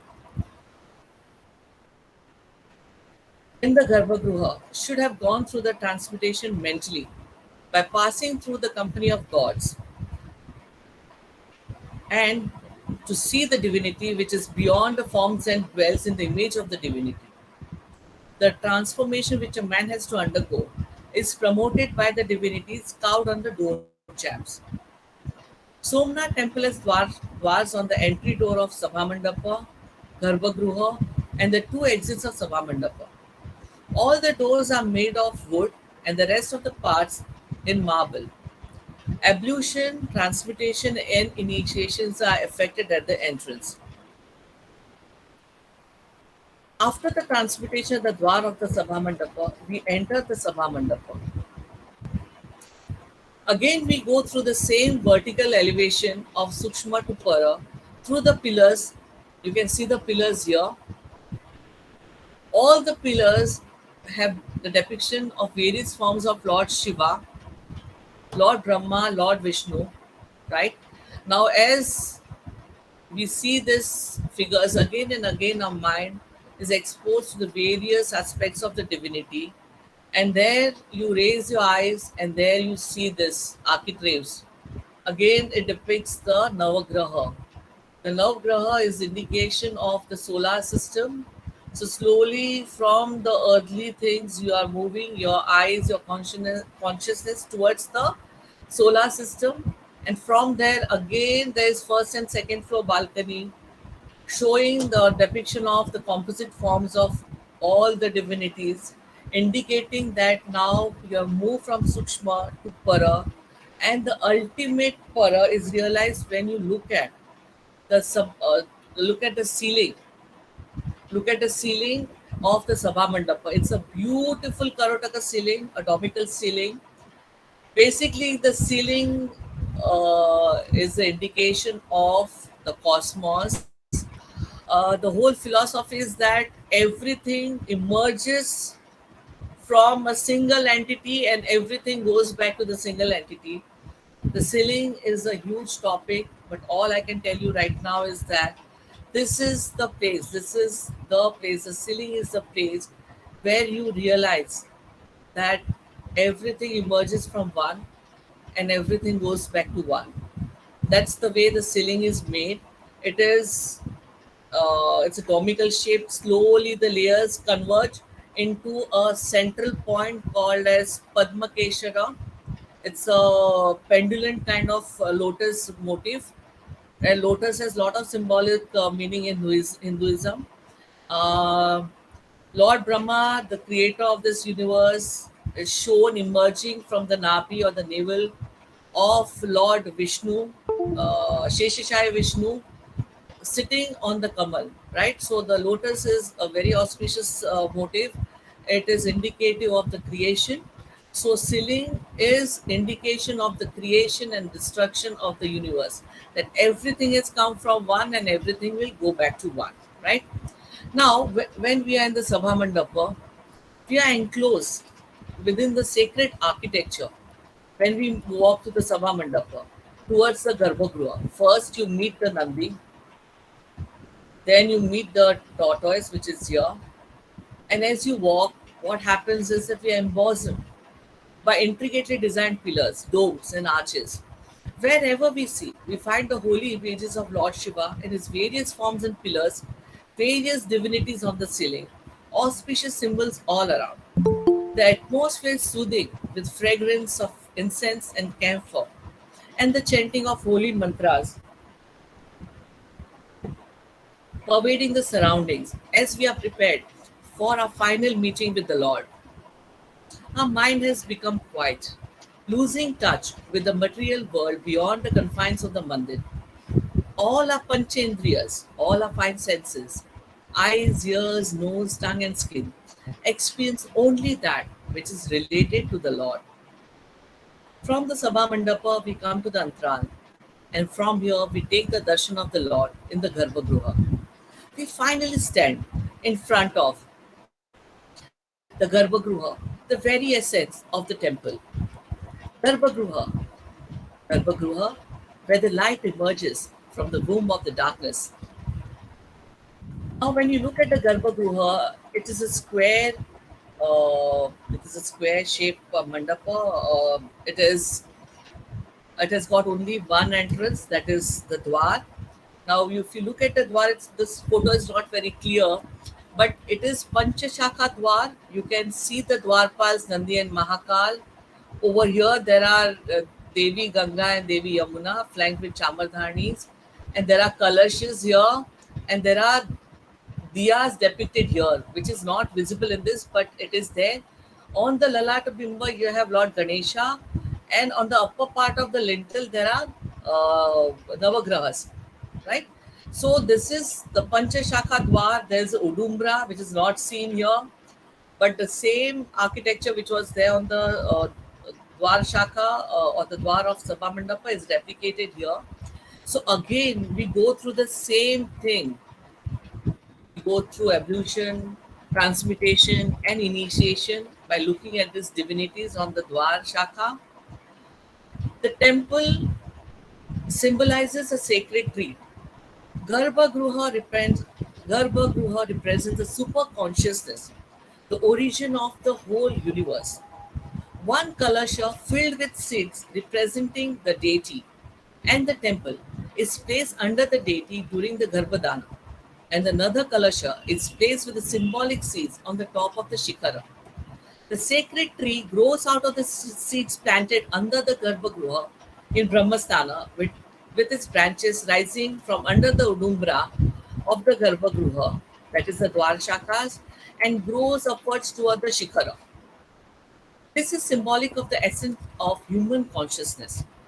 The human consciousness is going up, and the divine consciousness happens in the form of the tree which is growing down from the Shikhara down towards the Garbhagruha. This is the symbolic of divine consciousness descending. The descent of the universal consciousness complements the ascent of the individual consciousness. The ultimate goal of human consciousness is to be in the divine consciousness. And this is the place, the Garbhagruha, is the place where it happens. Bija or the seed symbolizes the unmanifested, and the tree is its manifestation. Similarly, the temple is the manifestation of the unmanifested. This ascent of human consciousness and descent of the divine consciousness takes place on the vertical axis of the temple, in the Garbhagruha and the Shikhara on the top of it. The devotee who stands in front of the Garbhagruha on the horizontal axis of the temple is soaked in the divine energy.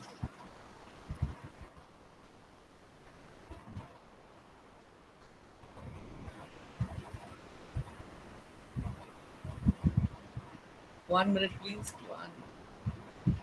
Now we look at the shlok which is displayed on your screen. It says that the Supreme Lord is situated in everyone's heart. O Arjuna, he is directing the wanderings of all the living entities who are seated on the machine made of the Lord's Maya Shakti, the power of illusion.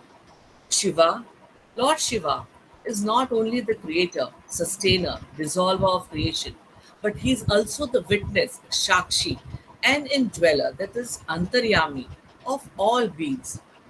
The sole purpose of the devotee visiting the temple is to take the darshana of the deity in the Garbhagruha. In Sanskrit, the philosophy is referred to as darshana. In the Hindu faith, darshana is an experience of grace and connection arising from the sight of the deity. The Sanskrit word darshana has its root in the word darsh, to see, to look, or to view. Darshana is a two-way process of seeing and being seen. Seeing or viewing reality and the facts of experience form the basis of philosophy of Shara Darshana. When we stand in the front of Mahadev Linga and look at the Shivling, Lord Shiva in the form of a Linga in turn looks at us, and there is a secret and sacred exchange between the two. After the Darshana, we close our eyes and fold our hands held close to the heart. The Nirakar Parabrahman, in his Akar, has given the Darshana to us, and we carry in our heart that image when we go into the materialistic world. From Akar, the God becomes Nirakar and resides in our hearts. As soon as we stand in front of the Garbhagruha, the God whom we long for from eternity falls in our sight in the form we have imagined. We see Shivalinga in the form of brilliant light, and we recognize the same light within us. Both have unique similarities. The ignorance about our true nature of Jiva falls off when we take the darshan of Lord Mahadev. Our eternal query of Koham, Koham, Koham means, who am I? What is my true nature? is answered with Soham, Soham, Soham. Who am I? I am that I am. We get the Brahma Gyan that the Nirakar Parabrahman in the form of Mahadev Linga is nothing but me. Soham, Soham. I am that I am. We realize that we, as a Jiva, are one with Shiva.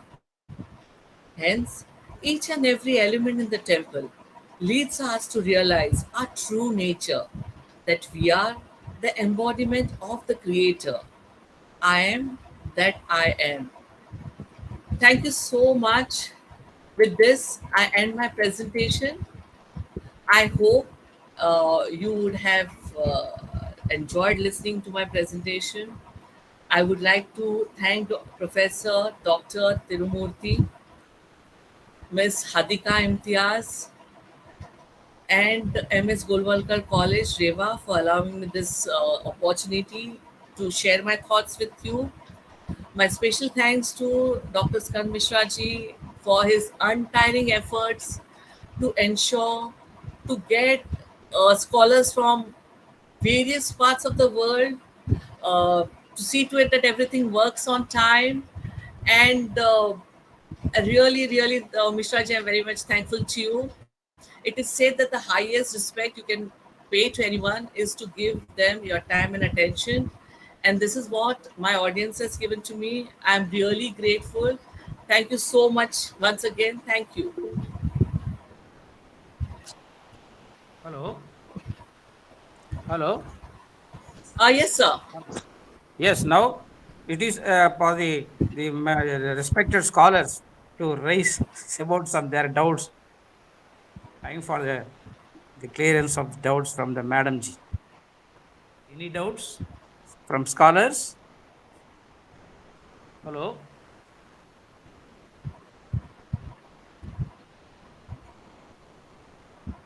Hello. Yes, sir. Yeah.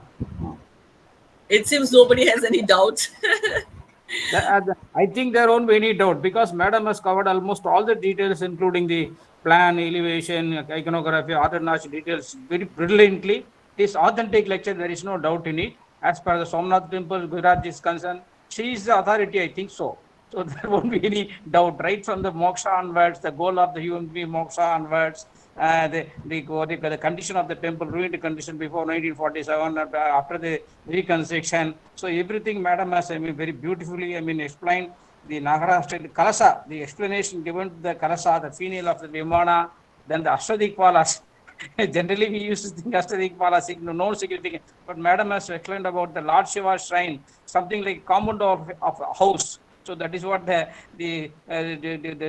significance of Ashtadikpalas Madam has explained. In Tamil also there is such explanations. Gopuram is compared to the mouth of the god. It is also there, of the 11th century. Perhaps it might have been spread to all other areas or vice versa, I don't know. Then Madam has also explained about the significance of Lalata Timba. Lalata Timba, that is the Parivar Devada, something like possession of the god, to showing taking the main deity into the Garbhagaraha.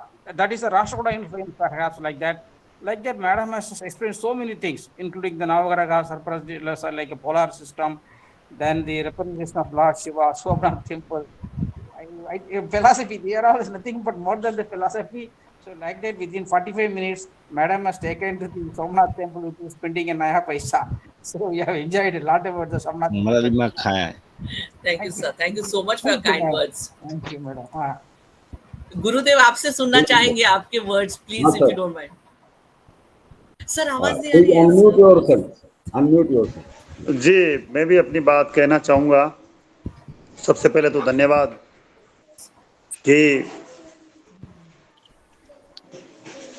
मतलब जिसको अपन कह सकते हैं समग्रता में, totality में एक मंदिर के बारे में जो कुछ ज्ञान दिया, या ये स्टडी वहाँ कितने दिन तक ठहर के, कितने दिन तक शास्त्रों के साथ विमर्श करके जुटाई और बाद में उसको इस तरीके से प्रेजेंट किया कि ईश्वर सर्वभूतानां हृदये अर्जुन तिष्ठति, यदि ये बात कह दी यहाँ तक बात लाके, तो ये जो 18वें अध्याय का 16वां श्लोक एक पक्ष मंदिरों को लेके जो मुझे कहना है, क्योंकि बात तो द्वार से शुरू हुई थी और द्वार में सारा ही मंदिर आ गया।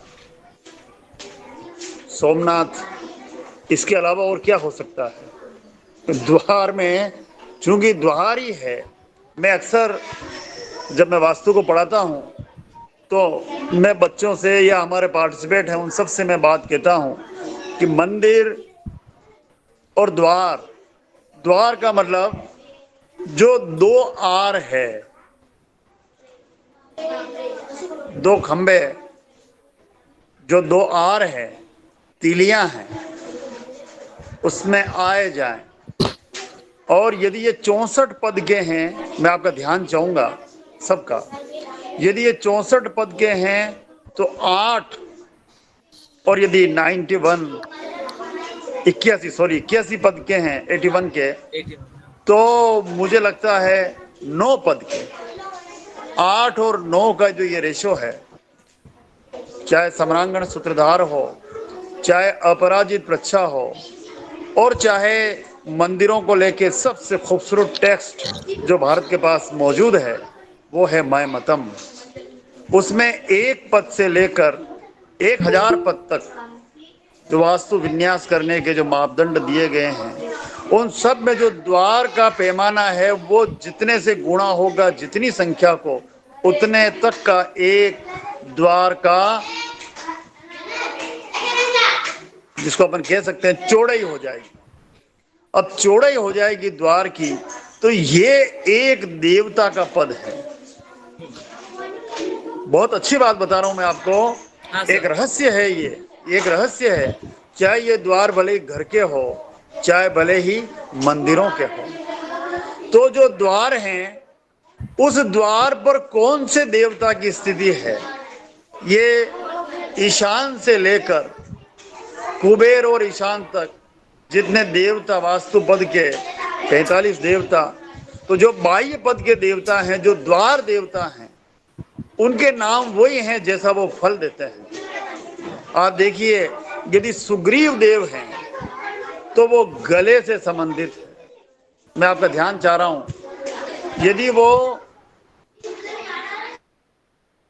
यदि सत्य है, यदि भ्रंश है, एक छोटा सा उदाहरण मैं आपको देना चाहता हूं। जिस भी घर पर इंद्र के पद पर यदि द्वार है तो ऐश्वर्य का पद है, उस घर के परिणाम आप देख लीजिए। इसीलिए वास्तु के जो निर्देश हैं उनमें दक्षिण में कोई द्वार नहीं रखने का सिद्धांत है। आज पद्मश्री ओगड़ भाई सोमपुरा जी का बनाया हुआ वो एक ऐसे विद्वान भारत के, स्वतंत्र भारत के ऐसे विद्वान रहे जिन्होंने शिल्प ग्रंथों के सर्वप्रथम अनुवाद खास तौर से गुजराती और हिंदी में करके लोगों के हाथों में सौंपने का काम किया। वो सिद्धांत और प्रैक्टिकल, सिद्धांत और व्यवहार, थ्योरी और प्रैक्टिकल दोनों के विद्वान थे। उनकी कीर्ति का जो कलश है या ये कीर्ति स्तंभ है, ये सोमनाथ मंदिर है। इस सोमनाथ मंदिर के बारे में अनिता ने जो कुछ कहा, थोड़ा सा मैं यहाँ एक और ध्यान आपका चाहूंगा। मंदिर अपने आप में एक सृष्टि का सिंबल है। ये सृष्टि कैसे बनी, इस सृष्टि में क्या कुछ है, क्या कुछ जानने के योग्य है और क्या कुछ पाने के योग्य है, क्या कुछ साधन के योग्य है, क्या कुछ सिद्धि के योग्य है, ये सारा का सारा सिस्टम सिस्टमाइज करके पूरी तरह से। इसीलिए गीता में जो ये शब्द आया है, ब्राह्मयन सर्वभूतानि यंत्रारूढ़, ये यंत्र है और हम उसमें चक्कर खा जाते हैं। मंदिर पूरा का पूरा ये जो एक चलित चक्र है वैसा ही चक्र है। यहाँ जो द्वार है, जिस द्वार से हम लोग प्रवेश करते हैं, यहाँ जो मंडप है जहाँ से हम आगे बढ़ते हैं, ये मंडप और उसके सोपान, ये सारे सिद्धि के सोपान। मैं मंदिरों को देखने के लिए मुझे कभी किसी मंदिर की मूर्ति के दर्शन हो ये कोई जरूरी नहीं मानता, लेकिन आप मंदिर देखिए। मंदिर लोग क्या करते हैं, केवल मुख्य दर्शन करके आ जाते हैं, बाहर क्या है देखा नहीं देखा, बस मुख्य दर्शन हो जाए। अनिता ने अपने टेक्स्ट में ध्यान रखा कि मूर्ति के दर्शन अंत में, लेकिन जो बाह्य पक्ष हैं, बाह्य पक्ष बड़े विलक्षण हैं। हमारे साथ अलकेश जी जुड़े हुए हैं, बाह्य पक्ष बड़े विलक्षण हैं। मेरा सारा जन्म से लेके मेरी सारी शिक्षा मंदिरों के आसपास हुई है, तो मैं इतना सा जान पाया, मंदिर को समझना मेरे लिए इस जन्म में संभव नहीं है। ये बहुत बड़ी बात कह रहा हूँ। ये बात मैं तब कह रहा हूँ जब मंदिर और वास्तु पर मेरे लगभग 100 टेक्स्ट देश में मौजूद हैं, अनुवाद और संपादित किए हुए। मंदिरों पर सबसे अधिक काम किया, लेकिन मैं मंदिरों को तब भी समझने में अक्षम हूँ क्योंकि वो शिल्पकार, आप देखिए शिल्पकार भी सर्वांग नहीं है।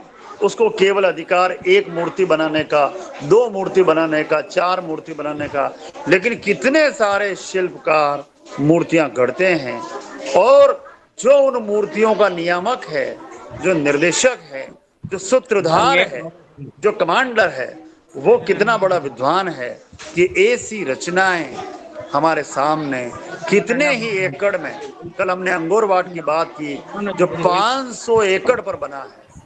तो मुझे लगता है सोमनाथ के ये मंदिर, सोमनाथ से लेके कोणार्क तक, एक तरफ सूर्य की थाती है, एक तरफ सोम यानी चंद्रमा के ईश्वर की थाती है। ये जो भारत को जगमग करने वाले, एक तरफ कलिंग है तो एक तरफ एक लिंग है।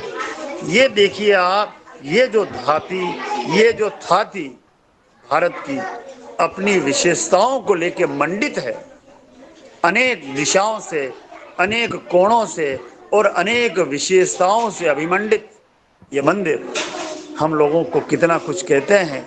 मेरे लिए मंदिर दर्शन के, जैसा अनुत्या ने कहा लास्ट में अपनी बात में कि ये 6 दर्शन, अरे इंद्र की 1000 आंखें हैं, है ना, वो सहस्त्र नेत्र है, लेकिन तब भी उसको एक अंश बना के बिठा दिया गया जिस मंदिर में। वो मंदिर कितनी आंखों से देखने योग्य है, कितने जन्मों से देखने योग्य हैं। भारत के लिए मंदिर सबसे बड़ी विशेषताओं के कारक हैं। भारत यदि विशेषण है तो विशेषण जयी है, वो मंदिर है। भारत यदि एक भूमि है तो उस भूमि का अलंकरण ये मंदिर है।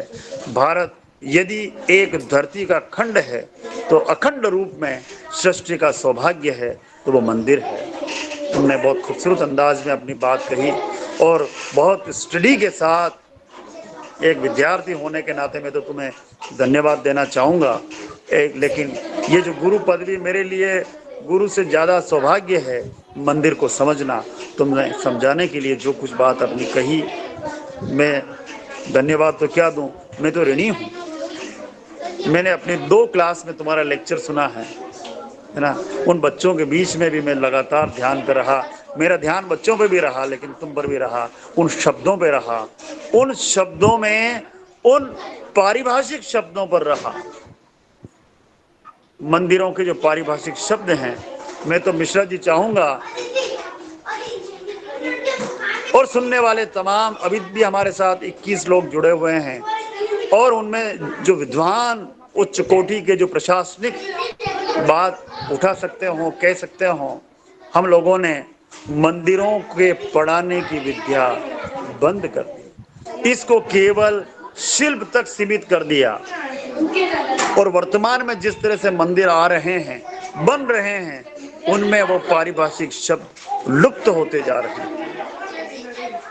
मैं इस पर्चे के सहारे ये बात कहना चाहता हूँ, मंदिरों का जो अपना एक पारिभाषिक विशेषताओं के साथ, संज्ञाओं के साथ, सर्वनाम के साथ और पर्यायों के साथ अपना एक व्याकरण है, उसको पढ़ाने के लिए हम लोगों को तत्काल कार्य करने की जरूरत है। हम लोगों को मंदिर पढ़ाए जाएं, या हमारी जो भारतीय विशेषताएं हैं, जो स्थापत्य है, वेद कहा है हमने बात की, जो ज्ञान की एक शाखा है, प्रमुख शाखा, जिसमें सारी की सारी ज्ञान की शाखाएं आ जाती है, वेद से लेकर वेदांग तक 14 विद्या है, 64 कला है, जिनकी संख्या क्षेमेंद्र के काल तक बढ़ते बढ़ते 1400 हो जाती है। सारी की सारी एक मंदिर में चली आती है। ये कल्प वृक्ष है, ये उदुम्बर है। क्यों है उदुम्बर नीचे? ये यज्ञ वृक्ष क्यों है? क्योंकि यज्ञ जैसी संस्था के ऊपर इस मंदिर जैसी संस्था का न्यास और निवेश हुआ। तो मुझे लगता है ये जो पढ़ाई है केवल एक पर्चे तक न रह जाए। मेरी अपील है, मेरा आह्वान है, मेरा आग्रह है उन सब अधिकारी रूपी देवताओं का जो इस द्वार से प्रवेश करें कि हम लोग मंदिर को ख्याति लब्ध करने के लिए, मंदिर की विद्या को जन जन तक पढ़ाई का अंग बनाने के लिए प्रयास करेंगे।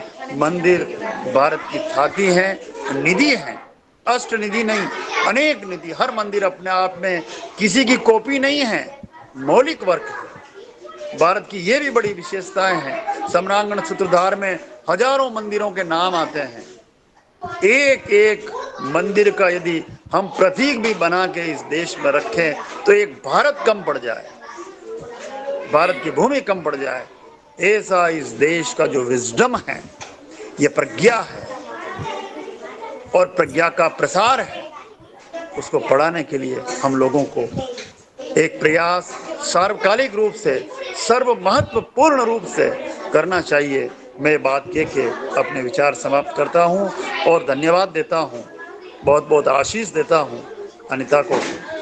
अनीता मेरे 2 अन्नू हैं, उनमें से ये भी एक अनु है, तो कई बार मैं इसको अनु ही कहता हूँ। लेकिन आप देखिए ये सुंदर पक्ष जो इसने हमारे सामने पेश किया, मैं आह्लादित हूँ, मैं गदगद हूँ।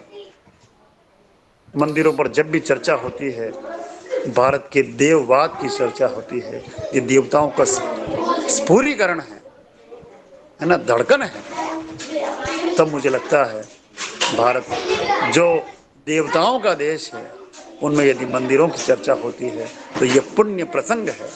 भारत से ये पुण्य प्रसंग कितने देश अपने लिए लेके गए और अपनी भूमि को भी उन्होंने पुण्य भूमि बनाने का प्रयास किया। उनमें सबसे प्रमुख है मंदिर, वो प्रासाद है, फल है, वो आयतन है, आय देने वाले हैं।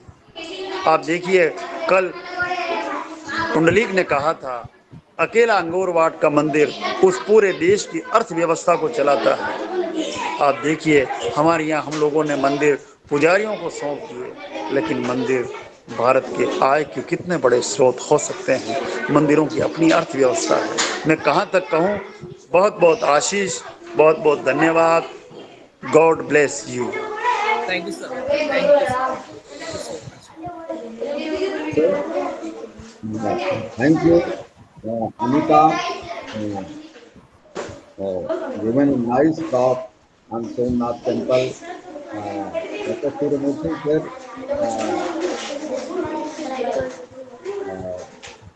thanks for given a time and share the session. And Dr. Suryamoorthy sir, आपने इस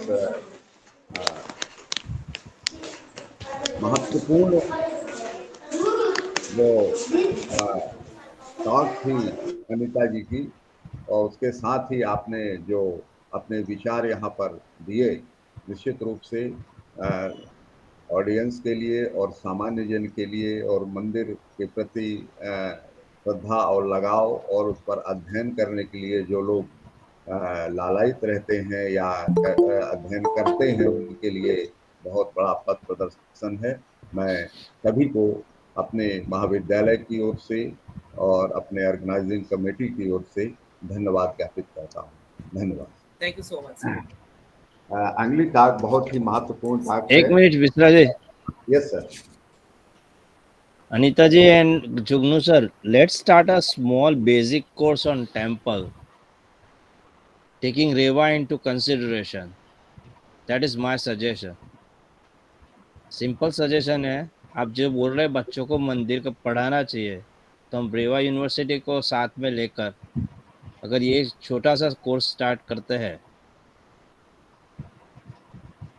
ऑन Uh, स्कूल लेवल. मुझे हाई लेवल पे नहीं जाना है, मुझे जी, बच्चों को पढ़ाना है ताकि वो बड़े बन के उनके बच्चों को पढ़ाए. That is my suggestion. Thank you. Okay, धन्यवाद. अगला अगली बहुत महत्वपूर्ण टाक है और बहुत अच्छे संस्थान से जुड़े हुए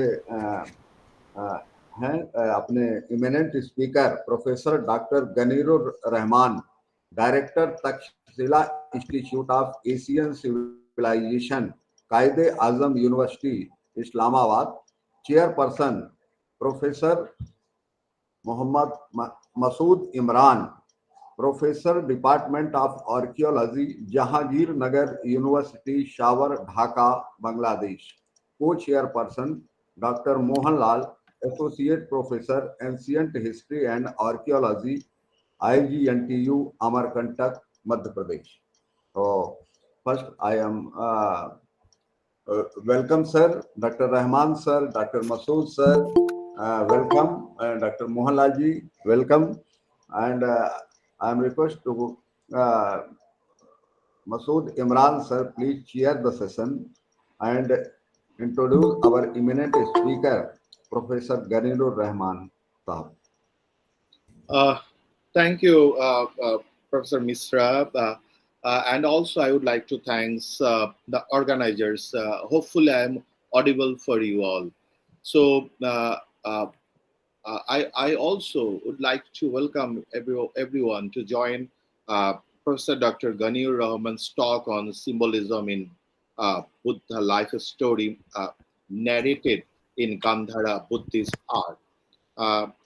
So before I would like to introduce Ganir Rahman, I would like to show my gratitude to my chairperson on this session, Dr. Mohanlal. He is an associate professor, and hopefully he joined here. And if possible, Dr. Mohanlal, could you please open your video? Then it will be very good for us to see you all. And so I would like to go with Professor Dr. Ganir Rahman's introduction things, and there it's a very before I would like to go with his short biography. I would like to tell you that it's my privilege to introduce him in this audience. And Professor Dr. Ganir Rahman is a professor and director, Taxila Institute of Asian Civilization, which is in short form in TIAC, and Qaeda-Azam University, Islamabad. The author has done his PhD in 2007 on the Buddhist art from Ca' Foscari University, Vienna, Italy. And he joined Qaeda-Azam University as assistant professor in 2007, where, and besides teaching and research supervision, he was appointed as editor of the Journal of Asian Civilization. Previously, it was known as Journal of Central Asian, and he was promoted as associate professor in 2015 and was appointed as director of the Taxila Institute of Asian Civilization and Qaeda-Azam University, Islamabad in 2016. He published 33 research papers, 4 edited books, and 2 authored books. And he also supervised 14 PhD students, 45 MPhil, and 60 master's level scholars. And major part of his research is on the Buddhist art of ancient Gandhara in the present day Pakistan. But he has also fond of to understand the Hindu-Buddhist influences on the Muslim art of South Asia. and he is part of many committees and board of higher education, commission, Pakistan, and several universities in Pakistan and abroad.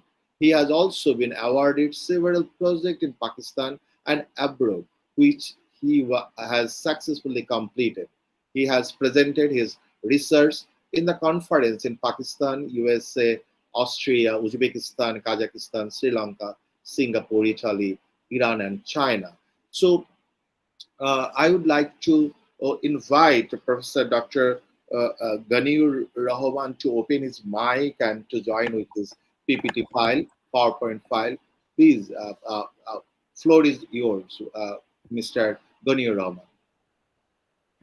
Thank you, sir.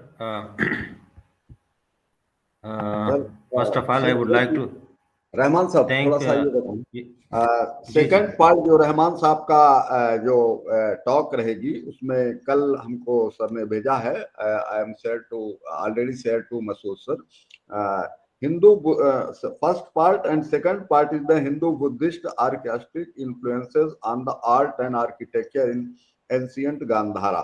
तो फर्स्ट के साथ second पर भी चर्चा होगी यहाँ पर। Thank you sir.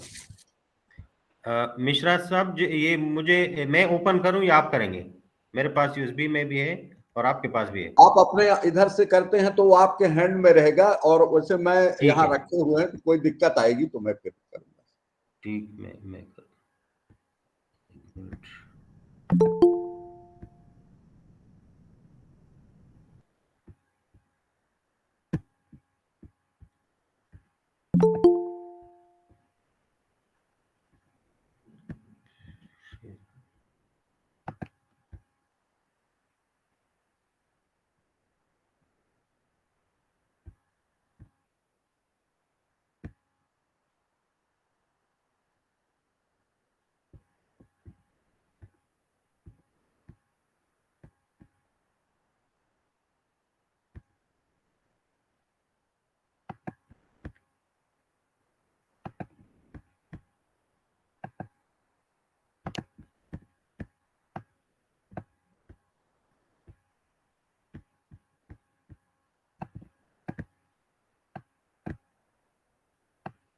यदि शेयरिंग में कोई दिक्कत आती है तो बताइए सर, फिर हम कर लेंगे। बस ये आ गया। अच्छा जी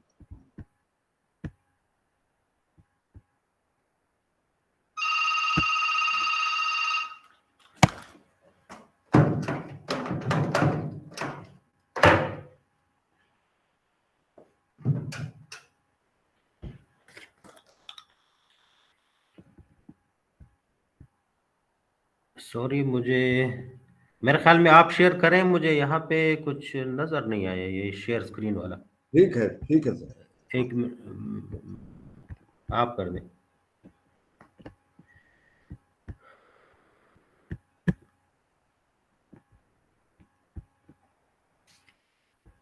यस सर, स्क्रीन में दिख रहा है? जी, बस इसको फुल स्क्रीन कर दें या इसी तरह भी ठीक है अगर आपको नजर आ रहा है। So first of all, I would like to thank you, Mishra ji, and other organizers, chair and co-chair of the session. I'm thankful to you for inviting me to be part of this important webinar. First, I had given this topic that is symbolism in Buddha life story narrated in Gandharan Buddhist art. But then I thought that as most of the audience will be Hindus and Buddhists, and they will for sure know better than me about the Buddha life story and its symbolism. So I also I reduced that part and I added this other part to show you the Hindu-Buddhist artistic influences on the art and architecture in ancient Gandhara, Pakistan. So now first I'll show you Gandhara, some pieces of Gandhara sculpture that narrates the Buddha life story. And in the next part, I'll just read a little bit about whatever I have done some research on the symbolism. So I have just chosen it, and then I'll move to the next part, that is the influences. Next, please.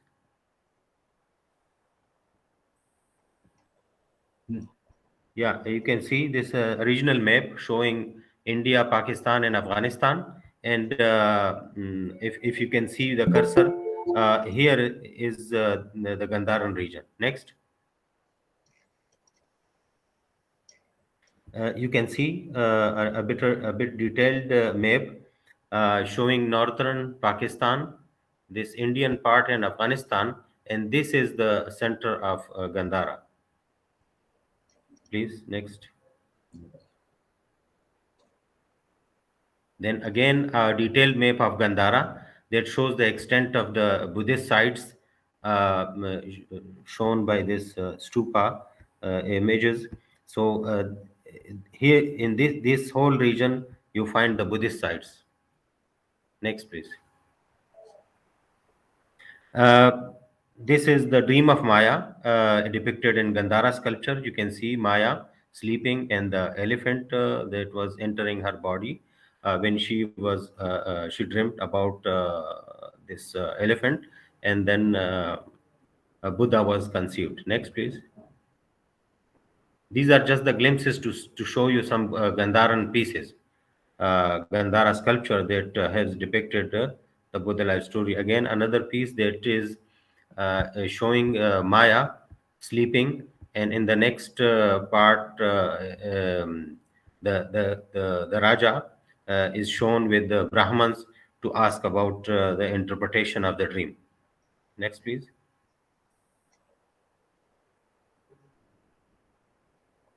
Then you can see the birth of Siddhartha.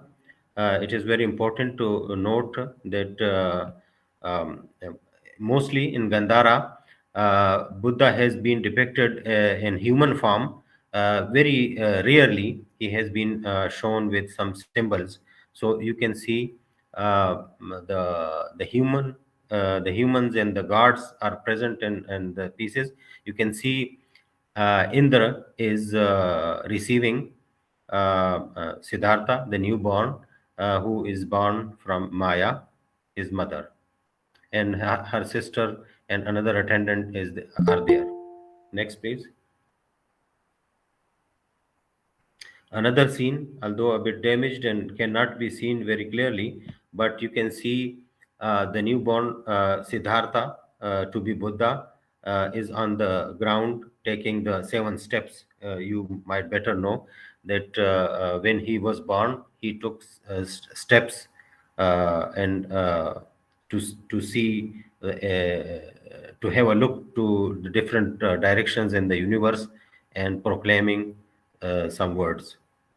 So you can see on the one side there are celestial beings, and the other side there are human attendants, showing that the importance of the coming of the Buddha to the world. Next, please. Then bath of the newborn Buddha is being born, bathed by some sometimes shown bathed by Indra and Brahma even are present on the two extreme sides, and two maids are there to give him bath. You can see Indra taking the Vajra in his hand. Next, please. Then again, another example from the birth scene. You can see Maya standing on the one hand Indra, and behind him Brahma and some other guards, and on the other side female attendants are there. And here you also can see some musical instruments in the air, which means that the event is being celebrated by the humans and the celestial beings. You also can imagine how there are some different styles of these pieces, which means that even within Gandhara, there were different schools of art, different workshops where there were different styles were carved by their master, and then they were the different artisan of the time just copied those styles in different parts. So you will see different styles in even within Gandhara. Next, please. Again, another piece and another style a bit different. you can see is the newborn is very small, so Maya has been shown very tall from all others to show the importance of Buddha. You can see the ladies on the one side, those are human attendants, and the other side you can see the guards receiving him. Next, please. Again, another style from the same Gandhara region. You can see the same Buddha birth. Next, please. Again, and you also will notice in different pieces that in some are more populated and some are just carved with only one, two, or three attendants. It means that it depended on the space available for the art. And whatever I have learned, that the Indian artists use the available space in its fullest. It means when the space is bigger, whatever possible in the event, the persons and the decoration, everything is done. Um, it is carved, and when there is a small place, even the minimum people are represented in those scenes. Next, please. The seven steps of the Buddha, Indra and Brahma are present with him, although it is mythology and they for sure were invisible. But the text in the Buddhist scripture say that in the myth say that Indra and Brahma were present when he was born. Next, please. The bath again given by both the gods, and this is widely carved in Gandhara. Next. Then, as I have not taken the whole story, so I have just taken some episodes. So you can see when he was school going, then he was a young man. He went, then he was married, and after marriage, some years after that, he renounced the household life. And these two registers show in the one register, he was being entertained by the musicians when he is sitting in the first part of the night, and the next part, when he decided to leave this household life. So the others are sleeping, and he asked his courtier Chandak to present him the horse to go and renounce the household life. So this episode show that part. Next, please. The same scene when he was renouncing the household life, it can be seen with star and moon to show the night. So you can see this another style of the same episode. Next, please. Then the great departure, when he escaped from the household life, when he was leaving, you can see the city goddess is very sad. It means representing the Kapila Vastu. That the city, although was sad, but anyway, the gods wanted him to depart and to get enlightenment, to achieve enlightenment, so that he can show the world the way of salvation. You can see in front of the horse Mara, the god Mara, who is god of the illusion. He always wanted to stop him from going forth for achieving enlightenment, but he never stopped. And you can see uh, the earth spirits taking the hoofs of the horse, so that there is no um, voice, and the guards and the king should not know that he is leaving the palace. Next, please. Then you can see when he was near to getting enlightenment, Mara and his army of demons attacked him. He was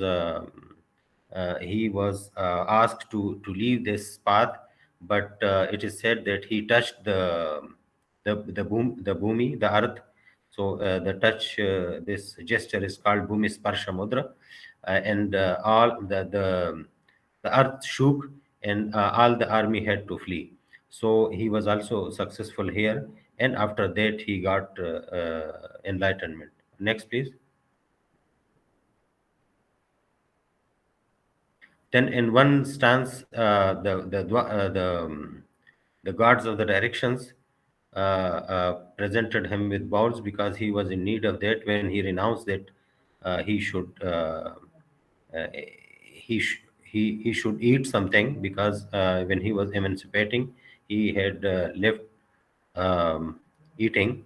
So he started eating and he didn't have the balls, so he was presented with balls and he had to accept all the balls from four gods.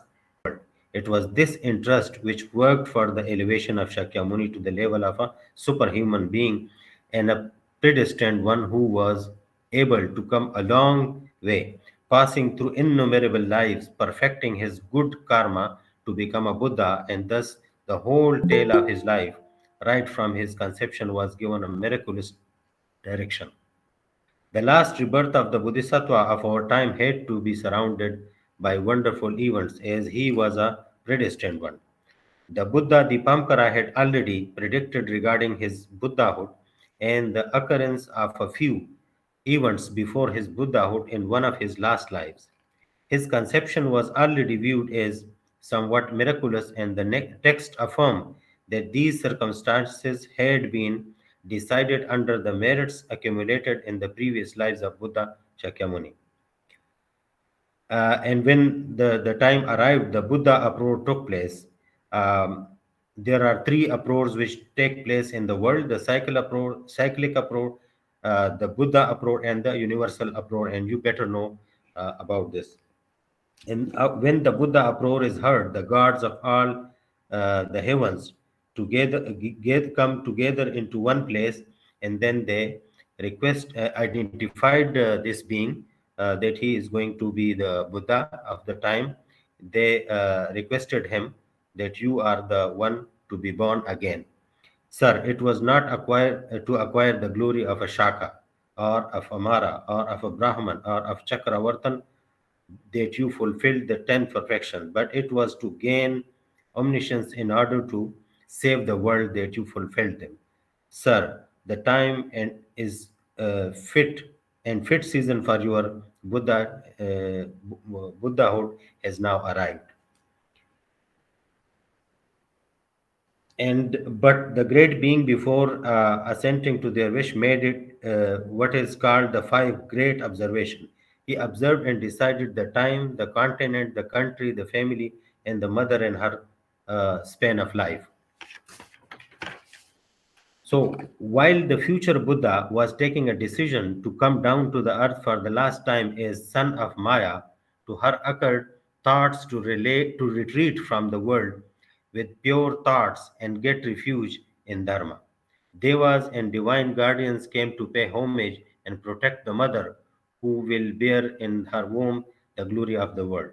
During that night of the full moon of the rainy season, when the midsummer festivities were in progress in Kapilavastu, Queen Maya, lying on her bed, had a dream. She saw a small milk white elephant equipped with six tusks coming down from heaven and entering her womb from the right side.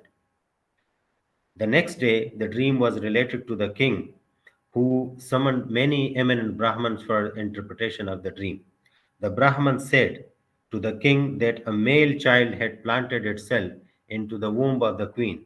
In the future, in the further interpretation, they proposed that if the child continued to live a household life, he will become a universal monarch. But if he leave the household life and retire from the world, he will become a Buddha. Now, Maya is his mother. The name Maya, as you know, is existence. Both the world of which we are aware and ourselves, who are continued in the growing and dissolving environment growing and dissolving in our turn. At the same time, Maya is the supreme power that generates and animates the display, the dynamic aspect of the universal substance. Thus, it is at once effect and cause. Why the sleeping is given so much importance? The Maya could have conceived the Bodhisattva without a dream if the Bodhisattva wanted, but the whole process shows a very meaningful message. The dream was dreamt in sleep, and sleep can be symbolized as ignorance.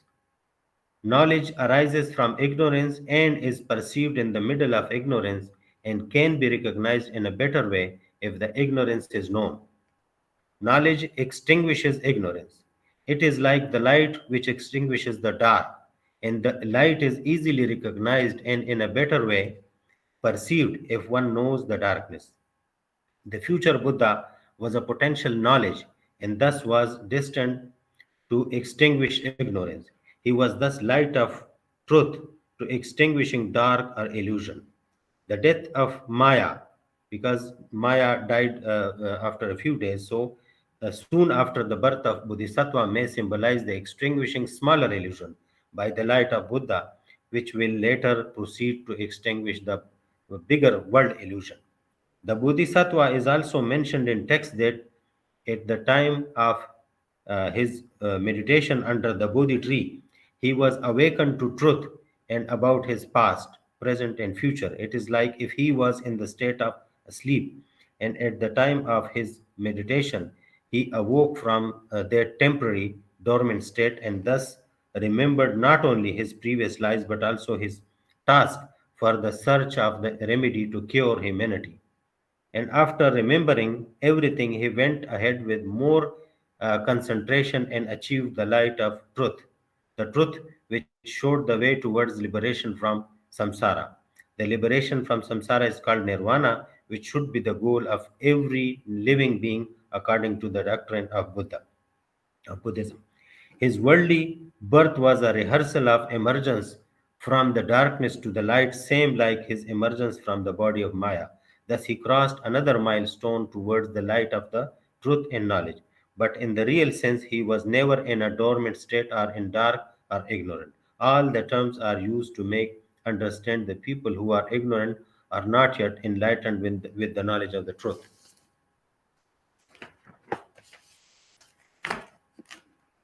Now, a few words about the birth. Next slide, please.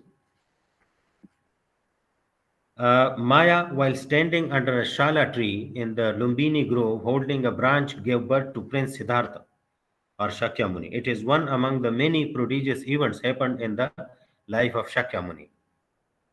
He was born in an unusual way because he emerged from her right flank and was received by the two most important Brahmanic gods, Brahma and Indra.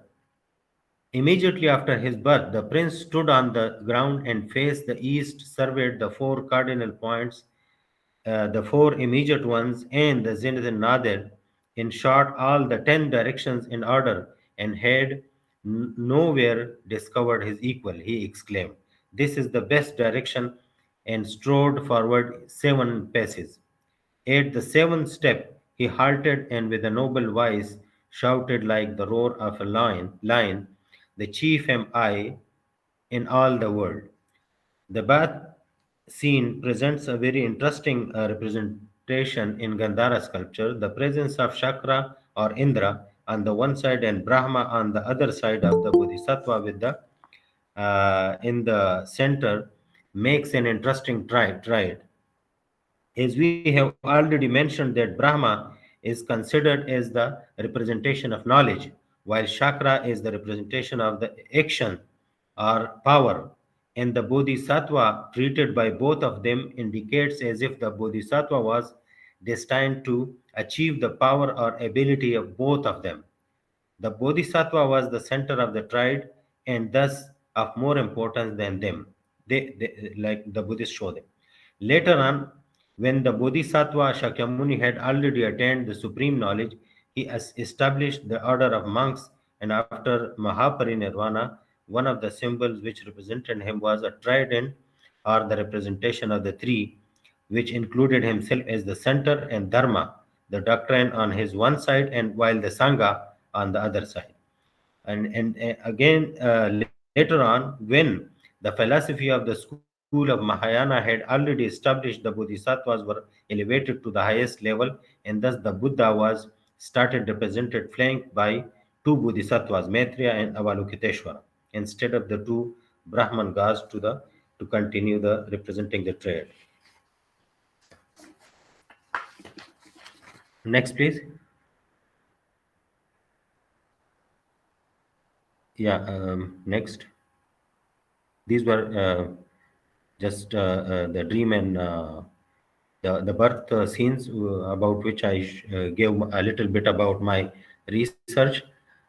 And now I would like to go to the third part, that is the influences of the Hindu Buddhist, because Hinduism and Buddhism were very much present in the whole of India. That was Pakistan, India, and Bangladesh, and all this subcontinent. So wherever there were Hindus and Buddhists, when Muslims came there or were converted, you can still see the influences of these pre-Islamic religions. Next, please. Next. This part of the presentation focuses on the tangible traces and remains of the ancient cultures and civilization in the present day society of Pakistan. The ancient culture is continuing through different motifs, signs, and symbols, not only in the art and architecture of the today, but also in dresses, carpets, rock art, and woodwork. Next.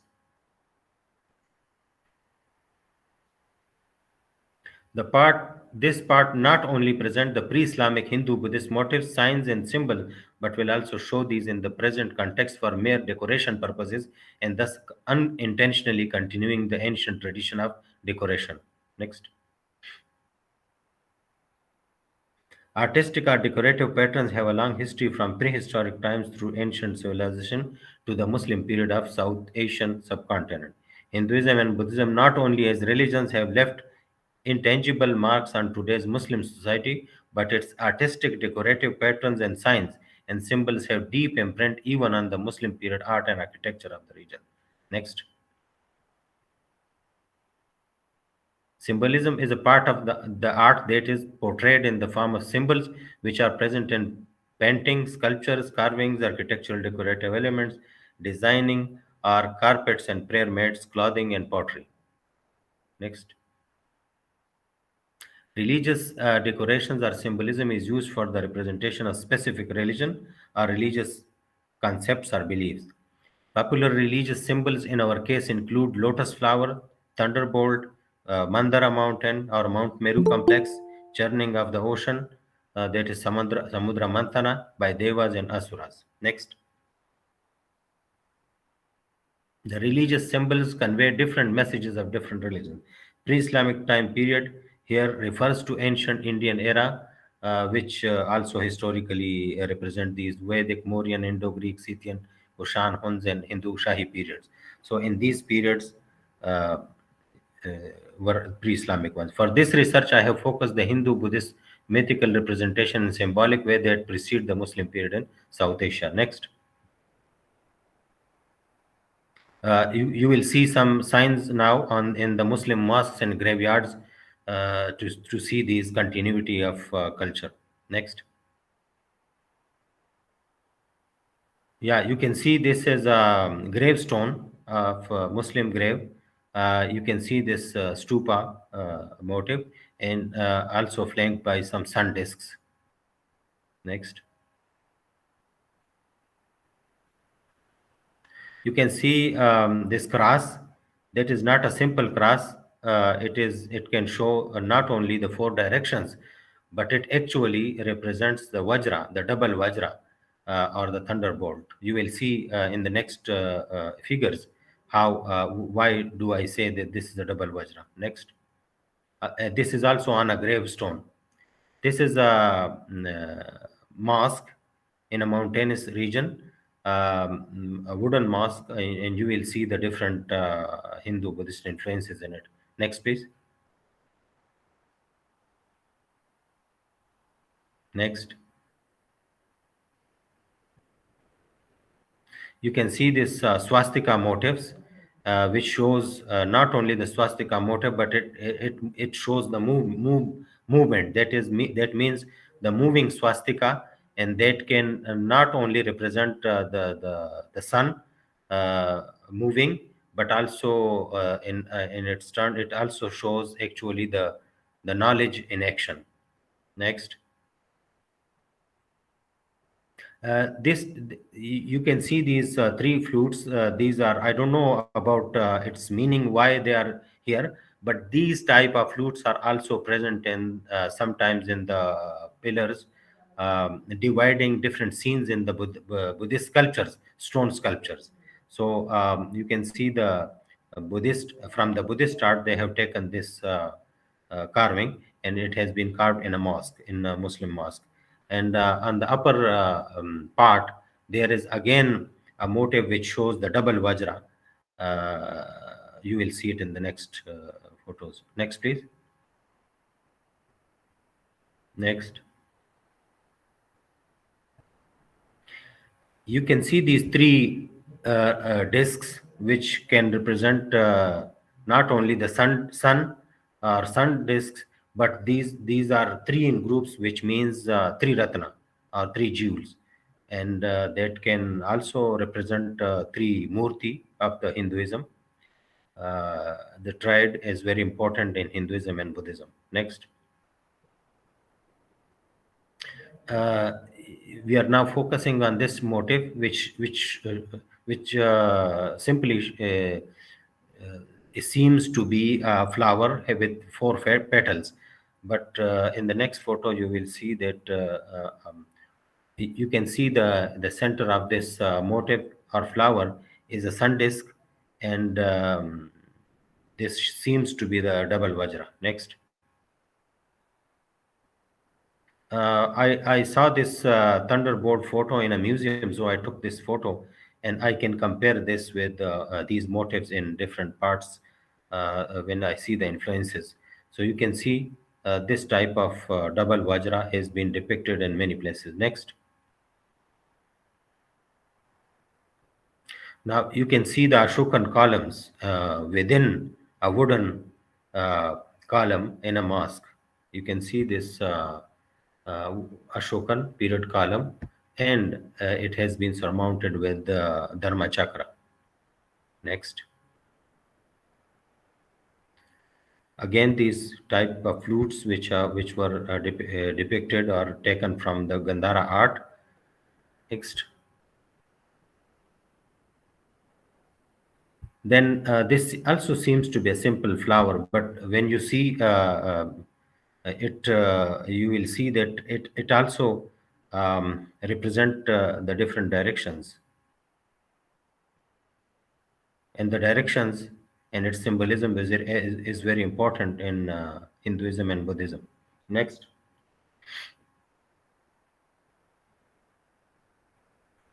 Next, please. This is also a simple motif flower, but it shows a kind of vibration. And what I think, it can also represent the double vajra, although it is for mere decoration. Next. Now, if you see again this double vajra type motif in the middle of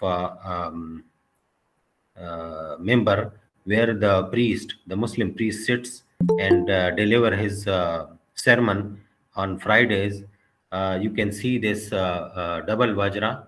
That this double vajra can also represent Buddha as knowledge.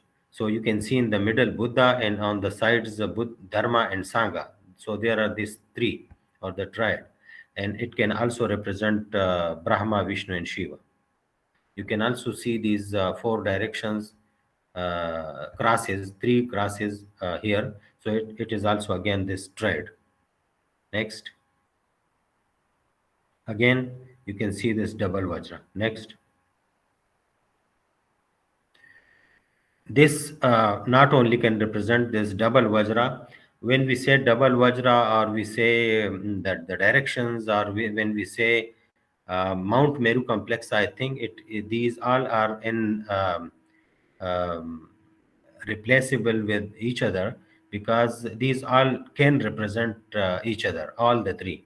For example, you can see this complex can show not only the Mount Meru complex, but it can also show this double Vajra, and it can also show the different directions of the Hindu Buddhist philosophy. Next, please. Again, these three, which might show the three Ratna or three jewels. Next. Again, you can see this another member where the priest sit and deliver sermon. You can see this Bodhi tree. It clearly shows the Bodhi tree, and besides there are other which can show a stupa or any uh, uh, thing, but these are three which can show in the middle both Buddha, and then on the sides Dharma and Sangha. So Buddha, Dharma and Sangha are here depicted on this member. Next, please. Now this is very interesting to see a Shivling or a phallus male organ on one of the corners of this mosque. You can see this decorated with uni, Shivling.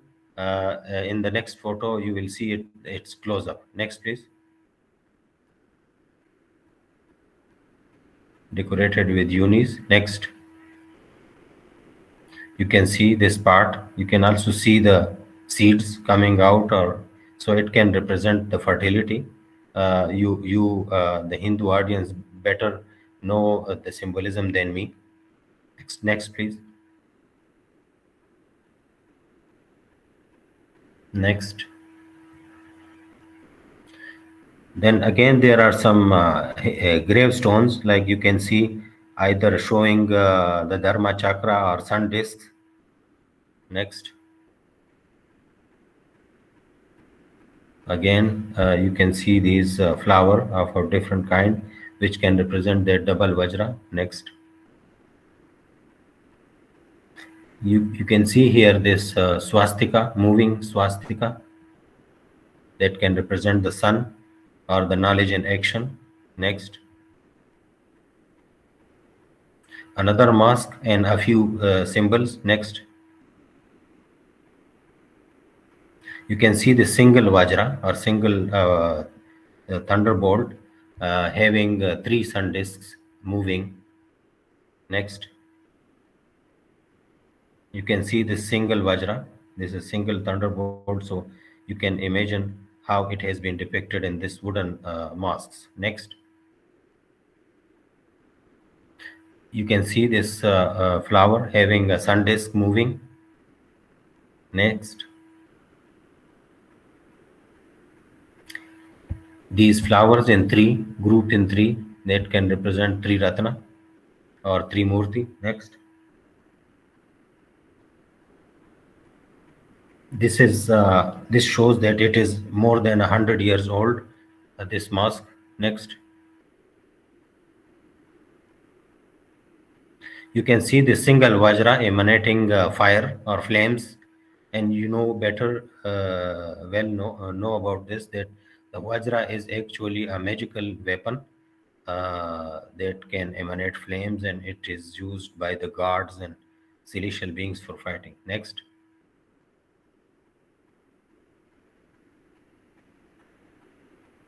Next, please. You can see this mihrab having three parts. Although the priest only stands here to lead the prayer, but this bigger space is flanked by the two that might represent the three Murti. Next. You can see this decoration of the Naga. It can represent not only the petals, but it has been carved like a Naga. And Naga is very important in Hindu Buddhist philosophy. Next. The Nagas. Next. Again, this three in a mask. Next. This is a dome, lotus flower, inverted lotus flower, Then there are these petals carved like a naga. Next. Again. Next. Then a carpet. Next. Here they have clearly depicted this kurma, or the turtle, which Vishnu converted himself to facilitate the Samudra Mantana. So you can see not only a simple turtle or kurma to facilitate the Samudra Mantana, but on the back of this, you can also see this directions, or double Vajra, or Mount Meru complex, whatever you can, whatever you take it as interpretation. Next, please. Next. Next. Next. 3. In a prayer mat, simple prayer mat used in houses. So you can see this 3. Next. Next. You can see this type of the depiction that was also on the back of the kurma. So that can represent the Mount Meru complex. Next. Again the double Vajra. Next. Another prayer mat. Next. The inverted conclusion. Next. Next. Next. Yeah. So symbols of Hindu-Buddhist origin generally found in the area of my research are Dharma Chakra. I actually didn't show some of the Buddha life story symbols, but you know very well that Dharma Chakra is there, lotus flower is there, sun disk, Mount Meru complex, people tree, stupa, swastika, Trimurti or Triratna, single Vajra, and then double Vajra. Next.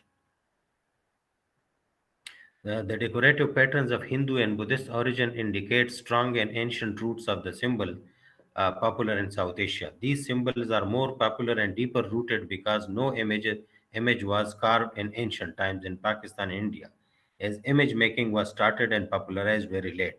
Next. Decorative patterns consisting of symbols are more sacred than the later anthropomorphic images narrating a myth. These popular decorative patterns were freely carved when the Muslim civilization was flourishing in South Asia. Next. These patterns are decaying and are vanishing with the passage of time, but interestingly, some of these are still popular and are carved unintentionally without understanding its true meaning and background by the present day Muslim society. Next. The discussed pre-Islamic decorative patterns or symbols of religious nature have mostly and interestingly been taken from Muslim religious architecture, mosques and graveyards, prayer mats, and not from secular objects. Next. These deep-rooted Hindu-Buddhist symbols have been used as decorative patterns in the Muslim art and architecture of South Asia, and thus the cultural continuity of these pre-Islamic patterns is still evident in the Pakistani society. Next, please. Thank you.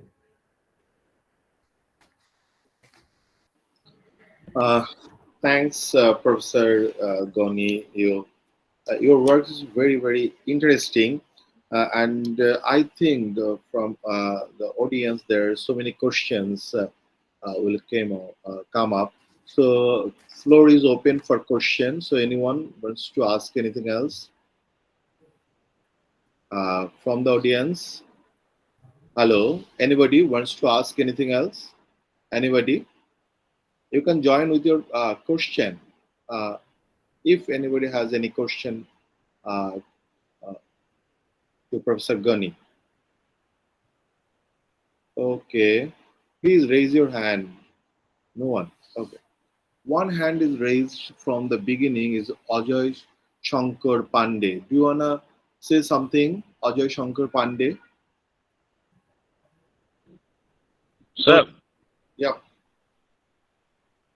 no You- question, sir. No question. Okay. I didn't find that much question from there. So I have some observation, Professor Goni. In fact, I'm not uh, expert in Gandhara art, or but recently, in fact, I would like to share my one experience, because one of my interests, I'm interesting very to develop some VR modeling or 3D modeling things. And in that case, recently we published one paper based on Paharpur Mahavihara. It's also known as Somapura Mahavihara in Bangladesh. It's a world cultural heritage.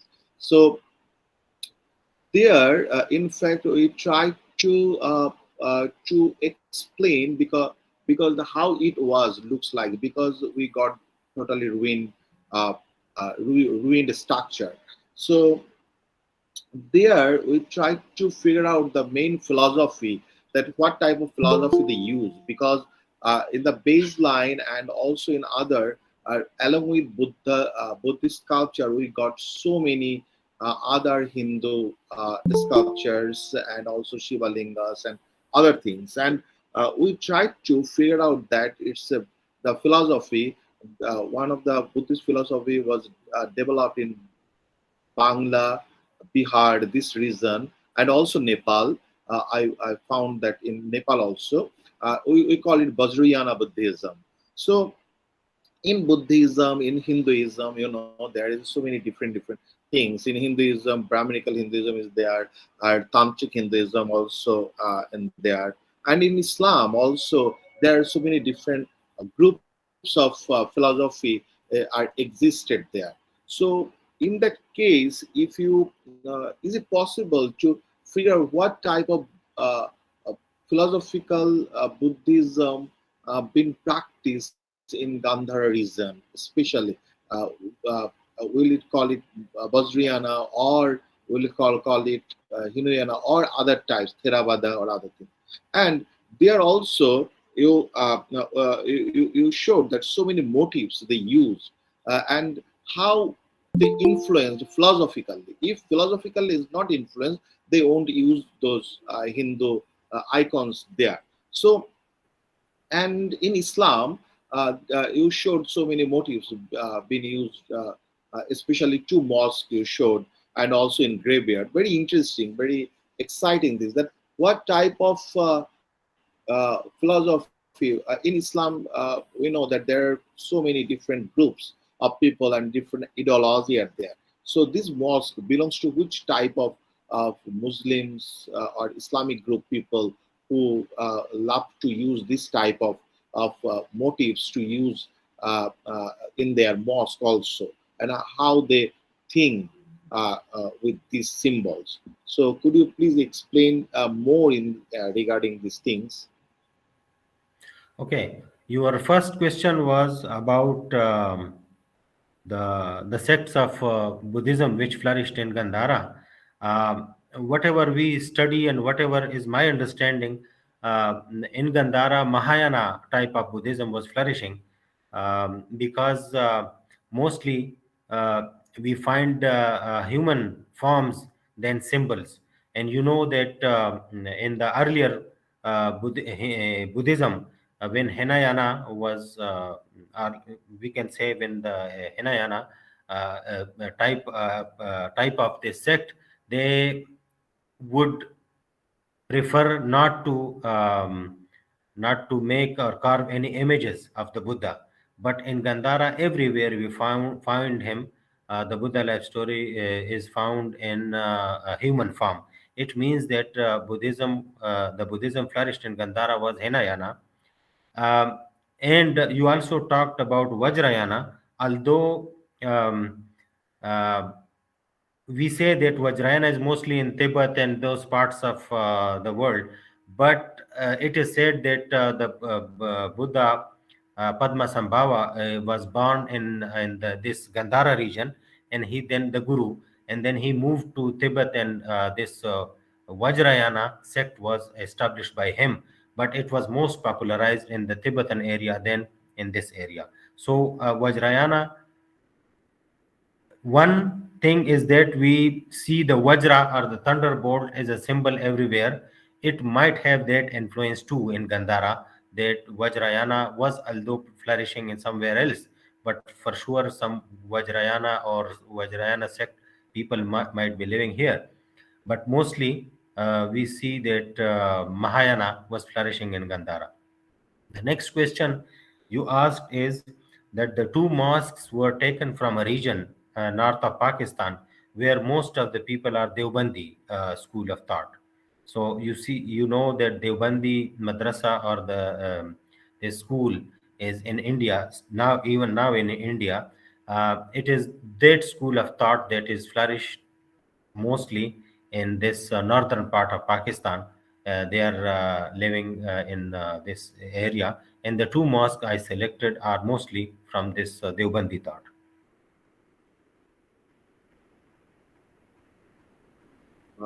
Okay, but so do you have any idea that why Buddhist these regions people, the Buddhist people, are heavily influenced by the Hindu ideas?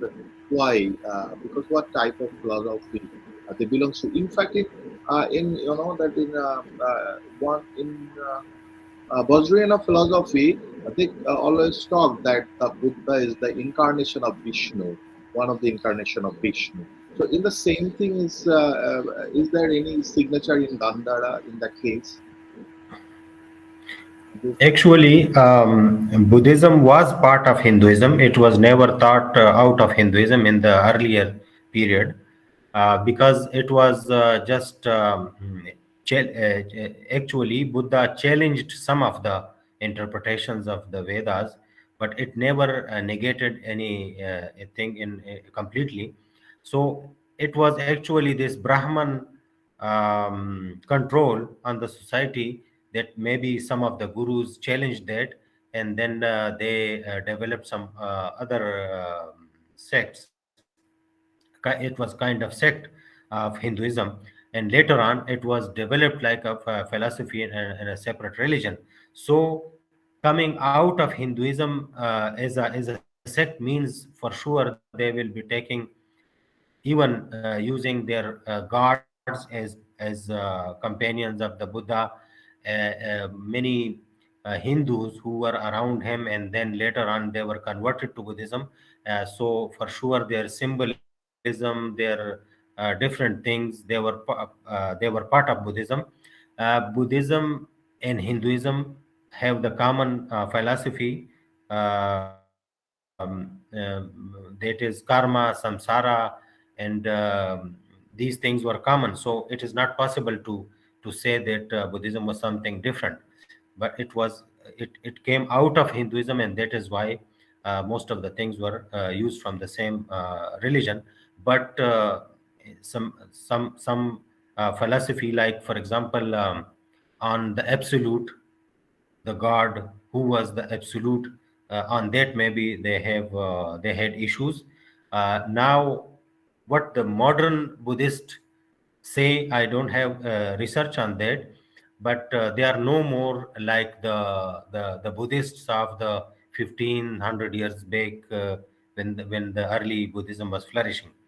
So maybe many things are now closer to each other, and it is, I mean, the simple thing is they are the Buddhism, Jainism, and Sikhism, they came out of a they flourished in a region where Hinduism was being practiced from years, thousands of years. Okay, Professor Gonur Rahman, thank you very much. And I think that as a Bangladeshi, in fact, I found you so lucky that you were experienced Gandhara art directly, and we always go through the photograph and other things. So thank you very much. Thank you. And so thank you to join with your very rich and very interesting paper. So thanks to you for your presentation. And in this session, I would like to make it close. So thanks to all to join this session. And over to Thank you. Thanks the organizers again, and the chair and the co-chair. Thank you. Okay. Okay. Thank you doctor Ghaniur Rahman sir, बहुत अच्छे ढंग से आपने Gandhara art और उससे पूरी ये जानकारी जो है हमारे ऑडियंस को दी है, और बहुत ही अच्छा सेशन रहा ये। और doctor Mashhood Imran sir, chair the session, thanks for this discussion and chair the session. Sir एक मैं जानना चाहूँगा रहमान साहब, क्या वहाँ पर बुद्ध का कोई एक्टिव अभी कोई संस्थान भी है क्या, ये म्यूजियम और इनके अलावा भी वहाँ पे? ये क्लियरली आवाज नहीं आई, क्या पूछना चाह रहे थे आप कि क्या चीज है? वहाँ पे क्या बुद्धिस्ट लोग रहते भी हैं कुछ अभी? बहुत कम है, अगरचे साइट्स बहुत ज्यादा है, मोनास्ट्रीज हैं उस दौर की, लेकिन सिंध में सदर्न पार्ट जो है उसमें कुछ फैमिलीज हैं बुद्धिस्ट की। अच्छा, तो लेकिन मतलब बहुत कम है, जी एक जी, दो तीन फैमिलीज होंगी ज्यादा से ज्यादा, अच्छा अच्छा, या हाँ हाँ बहुत कम लोग हैं। हिंदू ज्यादा हैं क्योंकि हम जो जो मैं समझता हूँ वो ये है कि अगरचे ये इलाका पूरा बुद्धिस्ट का था, लेकिन फिर एक ऐसा दौर भी आया कि there was a renaissance of Hinduism and many Buddhists again went back to the Hinduism, or they became so close to Hinduism that you never identify who is Buddhist and who is Hindus. So maybe it was because of this ये जो एक Hinduism का जो दोबारा एक दौर आया और वो दोबारा सबको वापस उसने फोल्ड में ले लिया, जिसकी वजह से बुद्धिज्म तकरीबन खत्म हो गया था। हाँ सर, ये दो मॉन्यूमेंट हमने पढ़ा था थोड़ा सा उधर, कहीं पहाड़ी एरिया में दो बड़े मॉन्यूमेंट्स हैं बने जो बुद्धिस्ट से संबंधित हैं, और शायद हेरिटेज साइट में भी आते हैं। बिल्कुल, ये एक तो तख्तबाई का इलाका है जो कि यूनेस्को वर्ल्ड हेरिटेज जी, लिस्ट पे है। हाँ टेक्सला में कुछ मोनास्ट्रीज हैं, स्वात में है, स्वात का इलाका है जहाँ पद्मा संभावा की पैदाइश हुई थी, गुरु जी, पद्मा संभावा। तो ये जो नॉर्दर्न पार्ट है जो कि ज्यादातर पहाड़ी इलाका है, इसमें बिल्कुल काफी सारे मोनास्ट्रीज हैं, क्योंकि ये हमने देखा कि ज्यादातर जो मोनास्ट्रीज हैं ये पहाड़ी इलाके में है और हाँ आबादी से थोड़ा सा दूर होते थे जी फॉर मेडिटेशन पर्पज। जी, धन्यवाद सर। वेलकम। बहुत अच्छी जानकारी मिली, और मसूद इमरान सर को धन्यवाद है। को चेयरपर्सन मोहनलाल जी शायद मीटिंग में थे, आ नहीं पाए हैं अभी, तो धन्यवाद, थैंक यू मसूद साहब। Thank you, everyone. 18वीं शताब्दी के मध्य से लेकर के next session, chairperson doctor Piyush Bavadiya sir, Bhadiya sir, senior assistant professor, department of history, ML Sukhadia university Udaipur. Co chairperson doctor Ajay Shankar Pandey, professor history, PRS college Rewa, and eminent speaker madam Sonali Dasanayake, lecturer mister Shivali Mantunga, senior lecturer, and Harindo Paris, assistant lecturer, Department of History and Archaeology, University of Ruhana, Matara, Sri Lanka. Welcome all of you, sir, and I request to you, sir, please chair the session and introduce eminent speaker, Shivali. Thank you very much, sir. Good noon to all of you. First of all, I extend my thanks to Professor Iskand Mishra for giving me an opportunity to session the chair in such a wonderful international conference on monuments and museums. So I'm really happy to be a part of it. Our eminent speaker in the coming session is Ms. Sonali Dasnaike. About her, she is lecturer at the Department of History and Archaeology, University of Rohana, Matara, Sri Lanka. She has done BA in History and MPhil in History. Her research interests are women's history, political history, heritage studies, indigenous knowledge, and historiography. She will be presenting talk on defining Galley Fort as a colonial living heritage via the public archaeological aspect. Before I invite, I also extend my thanks to Dr. Ajay Shankar Pandey, co-chairperson with me, for joining us in this session. Thank you, Ajay Shankar sir. May I invite Ms. Sonali Desnaike for presenting. Actually sir ये joint paper है 3 लोगों का, तो Right, sir. हाँ शायद क्या second number जो कल भी प्रेजेंट किए थे, ये तीनों लोगों का नाम है इसमें, जो भी प्रेजेंट करना चाहें। कल थारिंदु का परिचय हो गया है ऑडियंस से, एक पेपर उनका और था। Another name is being shown as Sivali Manatunga. या दिवाली सब लोग हैं। Yes Yes. Please proceed. Good afternoon, dear professors. Sir, can you see our presentation? Yes, yes. Okay.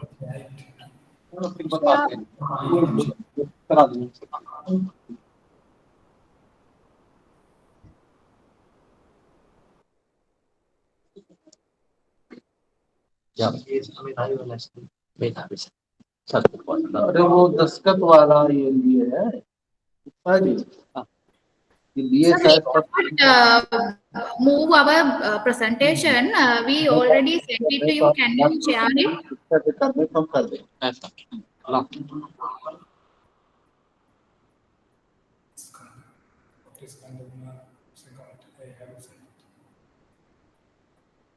So could you please share our presentation? We cannot move our presentation from our devices.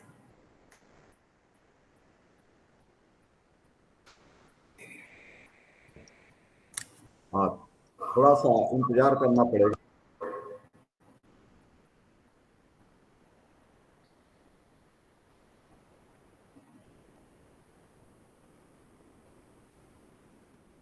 Are they working on it? No. So could you please share our presentation? Yes. हाँ,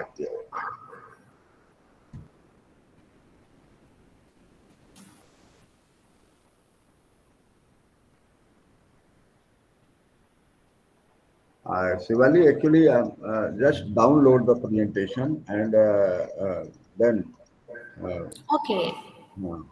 share Okay. in screen. Thank you. Please wait.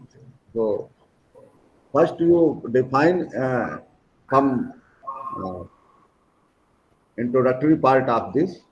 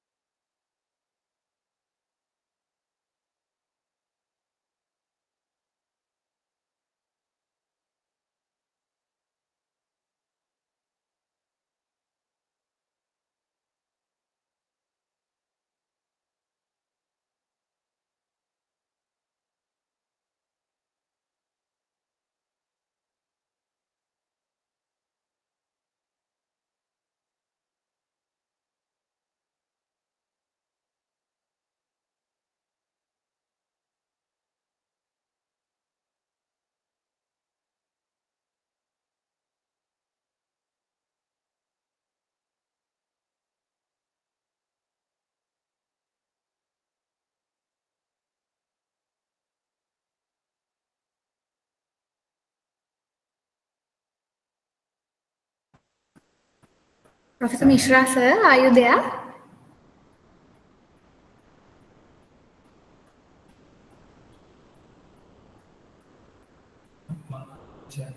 Please wait 2 minutes. Okay, okay, sir. Okay.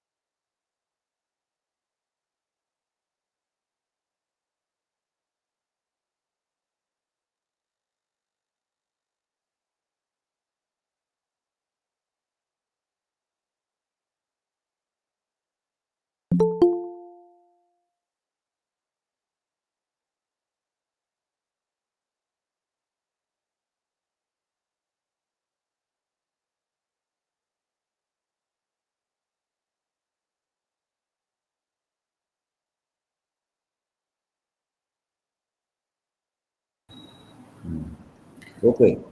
Okay, thank you very much, sir. So, good afternoon to all the professors and all the colleagues, scholars, everyone. Before I started my discussion, I would like to thank our chairperson for giving a generous introduction on me and my colleagues. So, today discussion is define Galle Fort as a colonial living heritage via the public archaeological aspect. We have centralized our discussion regarding how to engage general public with the living heritage, but we are not intentioned here to describe the heritage characteristics of the Galle Fort. So let's move to the historical overview. Next slide. So around the 500 years before, Totagamai Sri Rahula Thero had sung the praises of Galle in his famous poetry of Paravi Sandesha, as you can see in the slide.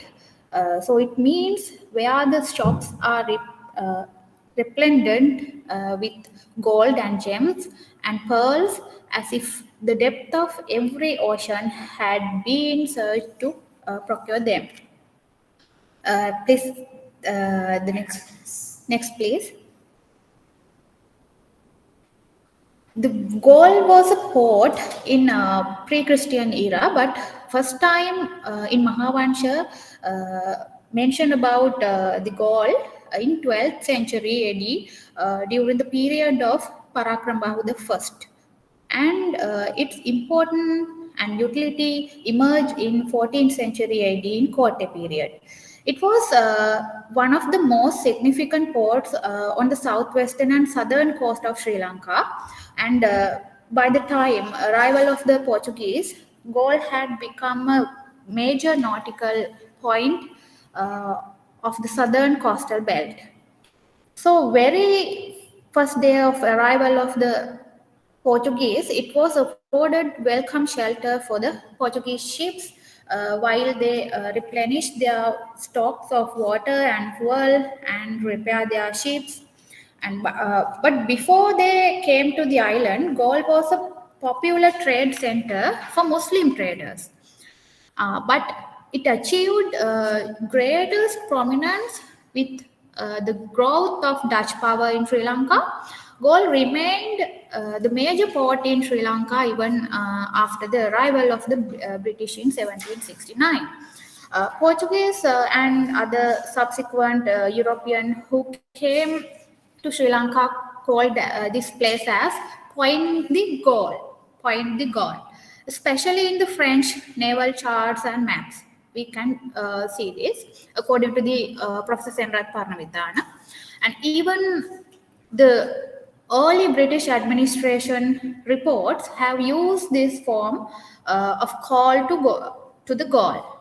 And Galle was the second most important harbor of the Dutch East India Company in Asia.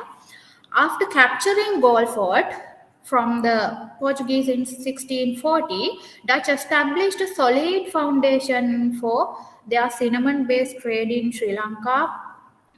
In 1796, when British captured the Galle harbour and city, the fortified port was an important hub of the trade and economy.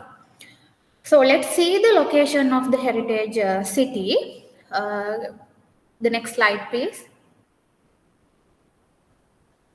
So Galle was strategically located for traffic between Arabian Peninsula and East Asia, but it also played an important role in local and regional trade. Due to its location in Galle Bay, it creates a natural harbor and protected from the northeast monsoon, but it exposed to the southwest monsoon. So considering its natural location and importance as a nautical point, Portuguese Captain Albuquerque mooted the idea of constructing a fort in defense of the merchants and personnel only a 19th year later in 1624. The fort is called Black Fort. So this is the very first fort established in the Gaul. And Portuguese writers and administrative officers and the location of Gaul Fort have been praised in a very grand manner. So, heritage of Gaul Fort. When we are talking about the heritage of the Gaul Fort, please the next slide. The Portuguese and other European nations that came after they are established their control centers in the island and its coastal band after the island's conquest of economic and political purposes. Even today, the fort built by them as critical architectural creations that brought to Sri Lanka under European influence are considered archaeologically essential heritages. Further, this importance is most confirmed because it is a heritage of living nature. And the Portuguese originally built the fort, but the renovations were done by the Dutch in a suitable manner for the current situations. And later, the British changed the Gaul fort in a way that's suitable for their rule and administration. Even now, these buildings are used for various purposes. Now you can see the plan of the Gaul fort, and before identify the heritage value of the Gaul fort, one should understand that what does heritage means. So the heritage means that heritage is a full range of our inherited traditions, monuments, objects, and culture. And also, most important, it is the range of contemporary activities, meanings, and behaviors that we draw from them. Heritage includes, but is much more than preserving, excavating, displaying, or restoring a collection of all things. So I would like to invite to continue our discussion to Mr. Tarindu Piris.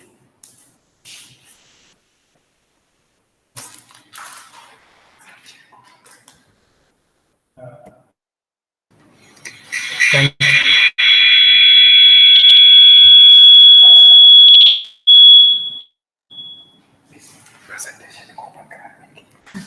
Thank you very much for Madam Sonali. Could you please move to next slide?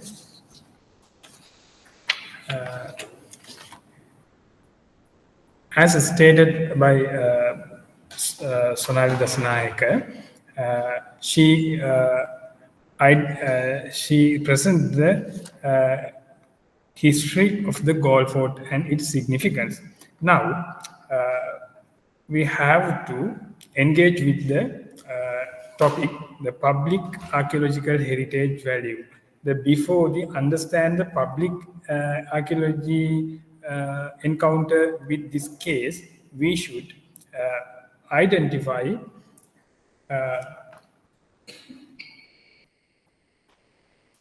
how that Gaul Fort is significant as archaeological heritage city.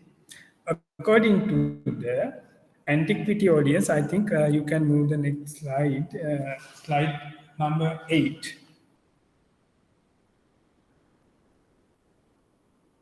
Hello. Can you, next please. Can you hear me?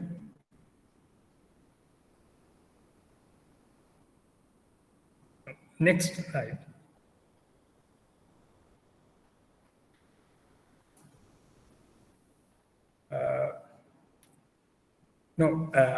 Now I'm mentioning regarding how is Gaul Fort defined as an archaeological heritage. According to the Antiquity Audience number 9 of the 1940, and its amendment number 24 of 1999, it defined archaeological heritage as it is mentioned, movable or immovable property older than 2 March 1850 can be designated as an antiquity.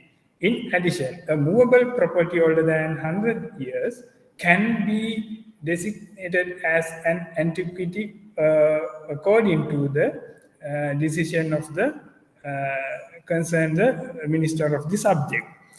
I want to highlight regarding the Galle Fort is why Galle Fort is the most significant archaeological heritage center in this country.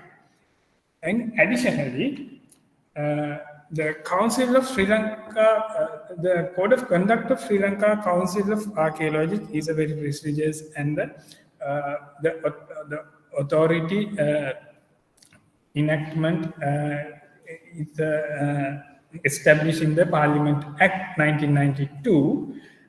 Its Code of Conduct define what archaeologists and other people should protect archaeological heritage for the future. According to it, the archaeological heritage is finite, vulnerable, and the diminishing the resource. The fuller understand of the past provided by the archaeology is part of the society's common heritage, and it should be available to the everyone. So you can see it. My slide is under the slide 9. You can see it. I think can we move to the next slide? We can understand the regarding what a Code of Conduct mentioned regarding the significance of the Sri Lankan and World Heritage significance. So now we came after our topic, heritage of the Galle Fort. The Galle Fort, before I mentioned, the Sri Lankan Antiquity Audience, according to the Sri Lankan Antiquity Audience, the all movable or immovable ancient things we consider as a archaeological heritage or antiquity before or older than the 2nd March in 1850. So the Galle Fort was constructed by the colonial period, the 3 main colonial era we have encountered such in our history. This significant city and port built as a port fortified city during the Portuguese period in 16th century. But this significance of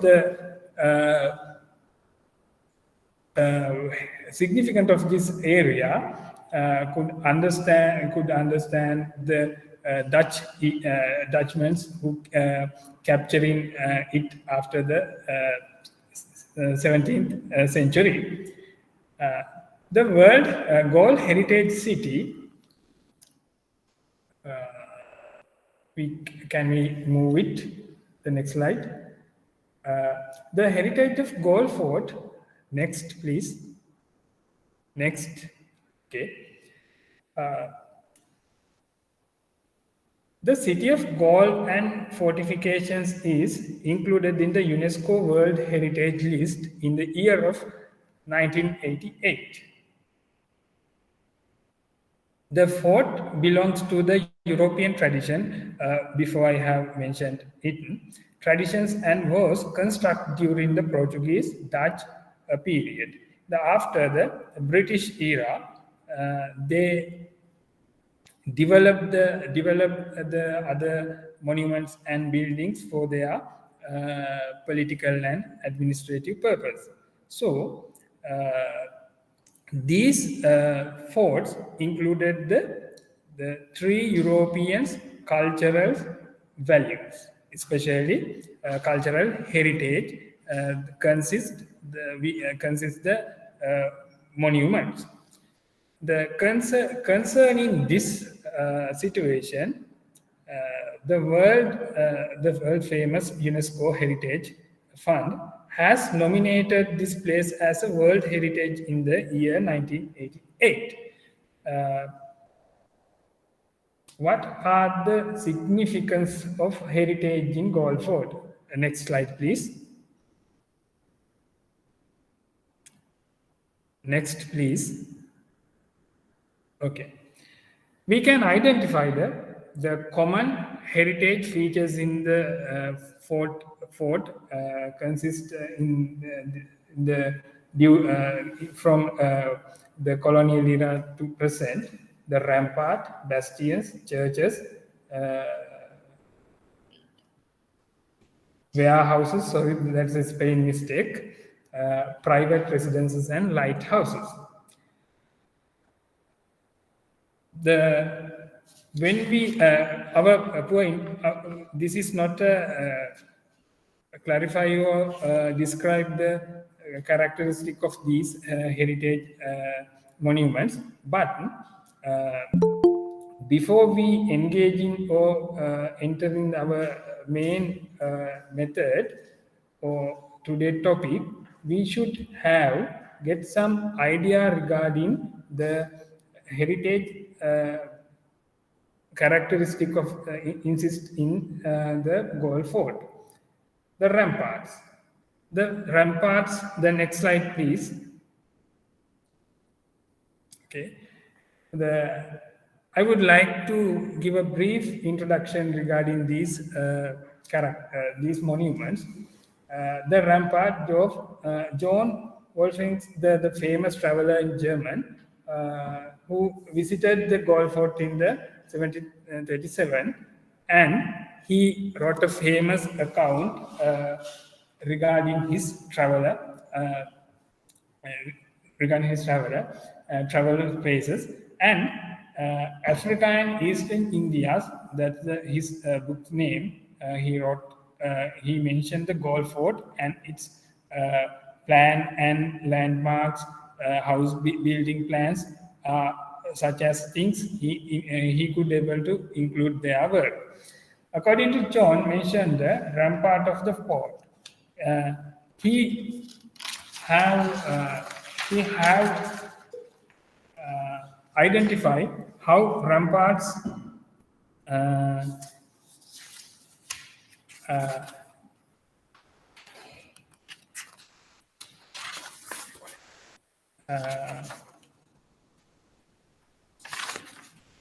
sorry for that.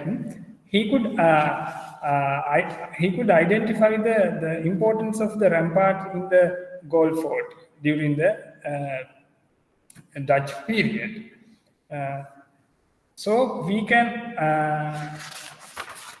when you are visitor, when you are searching your Google, you can also identify the ramparts in the Galle Fort. Is the most important thing you should understand. The colonial era they built the many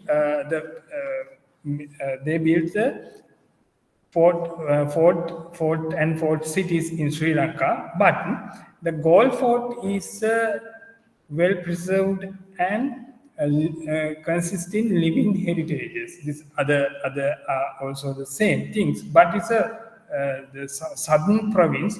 The Galle Fort is a world famous heritage. Now became a world famous heritage center. We can move to the next slide. The bastion. Any fortified cities consist the bastion, because the contemporary society in the European, they always build the fortified city for their political and the social intentions in the same period. So they they absorb their knowledge for their colonies. The goal forts, like, they apply the same methods. We can identify the main three bastions. This have name Sun, Moon, and Star. These each bastion have a history and background to build and nominated it, but this is not a time to describe regarding that. The next bastion is a moon bastion, but the sun bastion have built up 4th August in 1667, and Moon Bastion built up and finished up in 1760. Star Bastion in 1767, they could able to finish up these three bastions. Any fortified cities is a main part, and they represent the many important part in their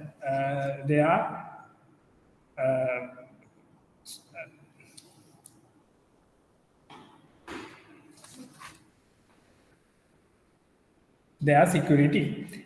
So then, so we can move next slide. The Sun Bastion, Moon Bastion, you can identify where are the pictures we have mentioned in here. And other most significant heritage monument is Dutch Reformed Church, because this church is on the living context currently. The many colonial many persons who represent the colonial government, especially Dutch, British, they buried in this church. Especially its inner side of the church. We can, when we visit, we can identify the tomb planet. They consist their names, and their relations nowadays come to see their ancestors' tombs. That's the most significant, valuable thing, because living context is consists the living context nowadays.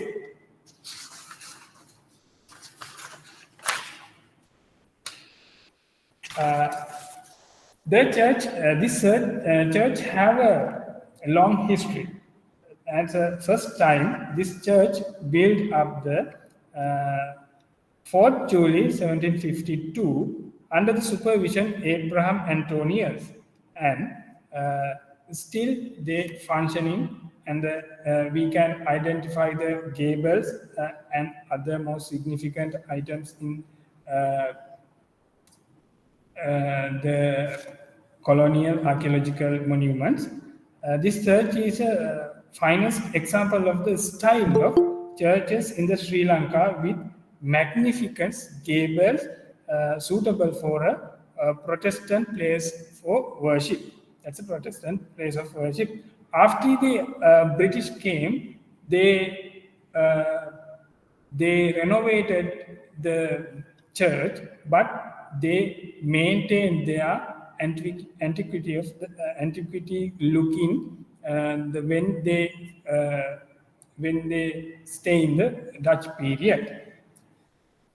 Now we can move to the next slide. Now, please, we can we move to the next slide, please? No, next. Okay. The significant and most interesting and important thing, the important point in here, The Gaul fort as a living heritage. The living heritage concept is the most important thing is nowadays. According to the UNESCO definition, the living heritage divide into two main categories, tangible and intangible. They interpret the living heritage as an intangible culture, but sometimes in some context we can consist to under the living heritage category. The building and monuments consider the colonial period or other ancient places. So under that circumstance, we can call Gaul Heritage Center or Gaul Forts consist monument as a living context. We can identify that nowadays the current under the current situation that monuments and buildings are functioning for the various purposes. Some buildings belong to the government purpose and some is a private residences. But as a significant of the colonial architecture and uniqueness of the colonial architecture, the most stakeholders try to maintain their antiquity look and the heritage value. In this discussion, we want to give the idea of how living heritage manage or protect with participations of general public. Before these processes are understanding the value of the Gaul fort heritage. So the living heritage is a foundation of the most communities in an essential sources of identity and continuity. The living heritage plays an important role promoting the cultural diversity, because when someone who I don't know whether or not someone before visited in that place, if you go to the Gaul fort, you can identify the many cultural diversities, and you can identify it in the monumental buildings and other architectural features. Especially they consist the British and Dutch period architecture and archaeological features. So Gaul fort as a, next slide please. Before I mention some monument already function in the many purposes. The first image is a court complex in the Gaul. It's a complex of belong to the government, and the second picture is a private residence. You can understand if you have a well knowledge about the colonial architecture. Compare between the differences of them, you can understand the first look like or consist of British archaeological British architectural view, and the second one is a Dutch type of the residence. These all types consist in archaeological heritage in the Gaul fort. Now we try to understand in this modern circumstance or modern situation, why should we protect them? Why should we maintain it same looking or old fashioned houses? Next slide, please. Next slide, please. Okay. How to engage with the public archaeology in here? as we mentioned, our topic is Galle Fort defined as a living heritage via the public archaeological aspect. Nowadays, the public archaeology is a most significant part in the archaeological fields. Some countries employ that method to protect their archaeological heritage, especially they consist in living context. Now, before we can understand Galle Fort as a living heritage culture, so then we have to face many shortcomings in nowadays. The modernism and the modern economic purposes. Some persons already actually vanished or destroyed the old-fashioned the previously belonged to the monuments. Some purposes of they have many purposes, economic purposes, and maintain their social status and others. But archaeological context, according to the Sri Lankan Archaeological Antiquity Audience, anybody cannot change the inner or outer looking consist in the archaeological monument. So now we the modern concept and modern days, because we are facing this time in the very crisis of economy, so then we cannot maintain our heritage monuments by using our general public funds. So we have to identify another way to protect and maintain them for a future. So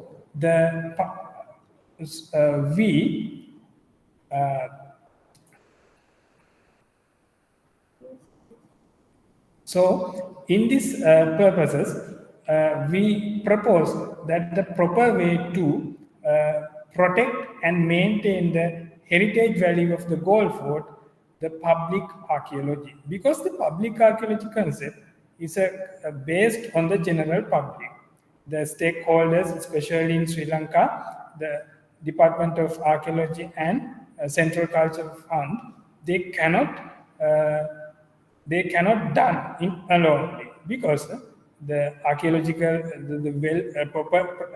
we have a proper knowledgeable archaeologists and professions, but they cannot do it alone. So then if our general public have not any idea regarding the archaeological heritage or the basic knowledge of archaeology, our stakeholders and our professionals cannot protect or maintain the archaeological heritage for the future neednesses. So then, the many countries in the world, they apply as a new method public archaeology, because always public archaeology based on the general public people. This topic, public archaeology, is first day, the image of the first, they interpret that the funding method to the protect archaeological heritage by the general public funds based on the cultural resource management, especially in United America. USA, America. So now, this concept is spread all over the world. The public archaeology is a very efficiency to protect our archaeological heritage. But before fulfill this needness, we have to do some things, do many important parts based on this theory. Actually, public archaeology always try to spread the proper archaeology and historical knowledge. When you start in you have introduced our presenter, Sonal Dasanayaka. She is a historian, and including myself and our senior colleague, we are archaeologists. But when we are when we going to protect our archaeological heritage, especially Galle Fort, we have to encounter, or we have to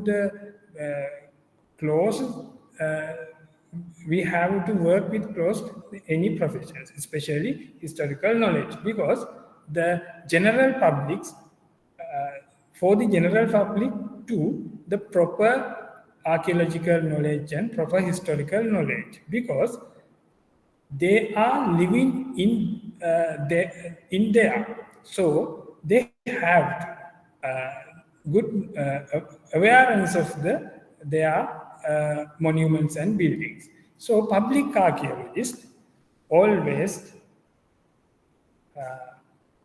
concern the other related disciplines. As a result of the three of them conducting this project.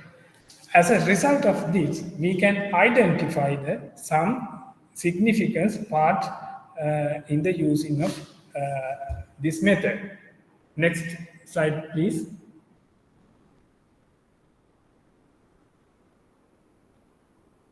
Okay. We clarify what is the public archaeology, but anybody couldn't well define recently what is that public archaeology. But the most prominent scholars, they conducting their research based on the public archaeology. They gave the interpretations. The famous public archaeologists as Matsuda and Okamura, a subject that examines the relationship between archaeology and the public and then seeks to empower it. The archaeology engage with the general public. In this, mean by general public who does not, they have not a proper archaeological or historical knowledge. When we considering it public archaeological perspective, we can define as the persons who do not have any proper idea or proper knowledge regarding archaeology. When archaeological knowledge is spread to among the general public, they can participate to protect our archaeological heritage and monuments. But why? Because archaeological heritage is not belong to the professions of archaeologists. The archaeological heritage, the first slides, you can identify what our code of conduct mentioned regarding the public archaeology and why should we protect archaeological heritage for the future. So as Matsuda Okamura's concept is the current and famous recently definition regarding the public archaeology, you can understand what is the public archaeology. Public archaeology, public archaeology is based on the general public. Especially, you should remember in here, these general publics, before conducting his activities on the archaeological based activities, so they have not a proper idea or proper knowledge regarding the archaeology or historical field. But when fulfill our intention, how should we participate general public to protect our heritage in Galle Fort? Next slide, please. Okay. We could able to clarify our result as this. The management policies. In these slides, we can give the some rough idea regarding how the public archaeological perspective or public archaeological using the public archaeological theory, how Gold Fort archaeological heritage should we protect or maintain or conserve it. Nowadays, the management policies, that's the most significant part in the archaeological field after the excavation or survey method, because the archaeological heritage is the most significant part, because their value is not a present. They have a present value, but it's most value in for the future times. So archaeologists always try to maintain and developing the archaeological heritage cities and archaeological heritage monuments, etc. So we can understand that this management system, landscape and spatial arrangements. Already Gold Fort, the fortified city, the Gold Heritage Funds, Central Cultural Fund, and Department of Archaeology in Sri Lanka maintain the landscape and spatial arrangement with living culture and living context. The public visitor management. The most famous tourist point in the south region, the many people came here. So then we have to manage our visitors, because all visitors have not a proper idea with the archaeological heritage, especially local and international or foreign. So then, visitor management is a more significant part in this research to protect archaeological heritage.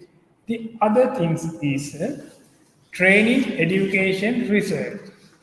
How we train to persons,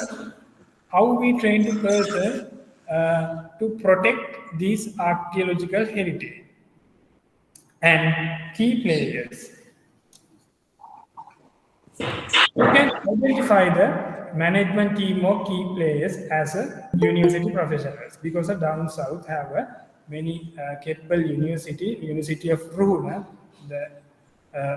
We are included. We are the University of Ruhuna and Department of Archaeology, Central Cultural Fund, Gold Heritage Funds, and regional school students. Actually, we want to the base and we want to the experiment the based on the regional school student, because we firmly believe when the school students have many have a awareness of proper knowledge regarding the archaeological heritage included in the fort city, the using them we can give a proper heritage, proper knowledge regarding heritage and how to protect these heritage by human activities, especially day-to-day human activities are as a result of day-to-day human activities to destroy and destroy for these archaeological heritage. So, basing on the school student, especially the Gold Fort enter the Gold Fort in a Gold Fort city have a many functioning government school. The fundamental implement in this theory we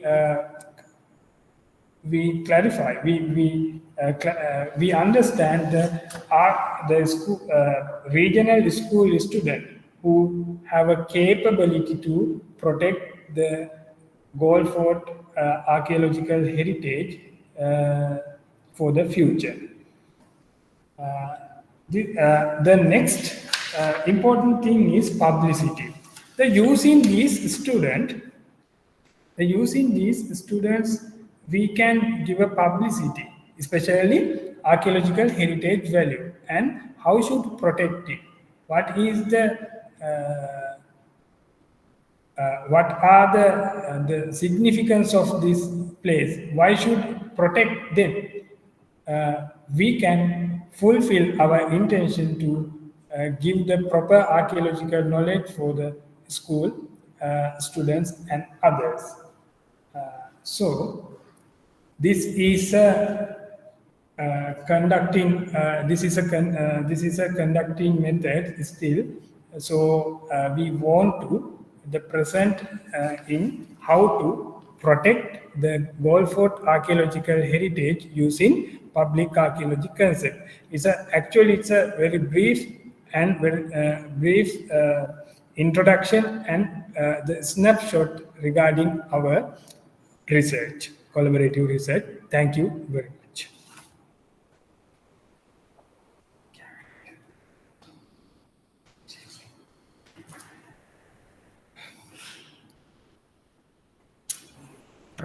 Thank you, Tharindu ji and Sonali ji.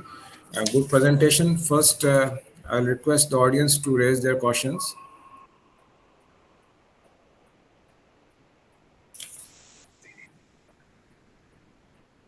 Any questions from the audience side?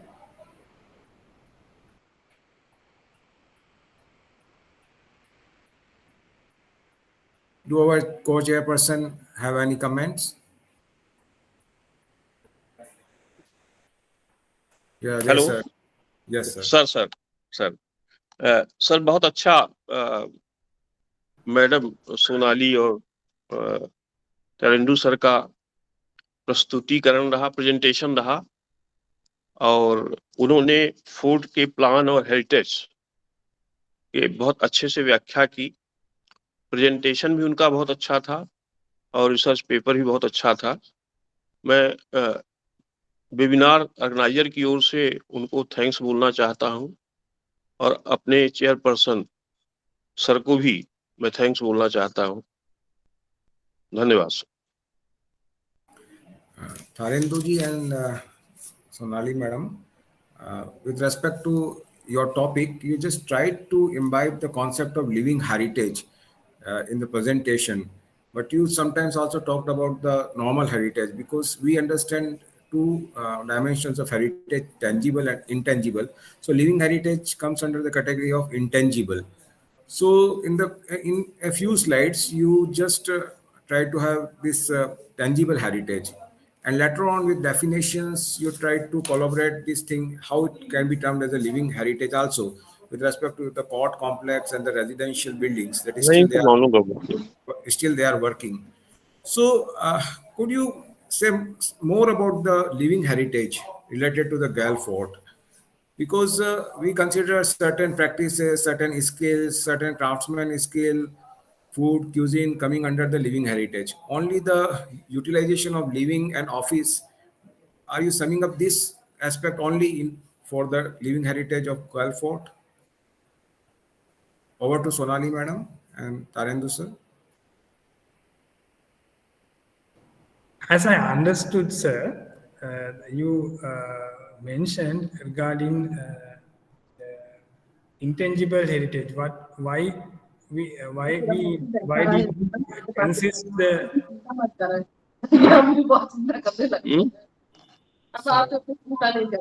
चिंता चिता के समय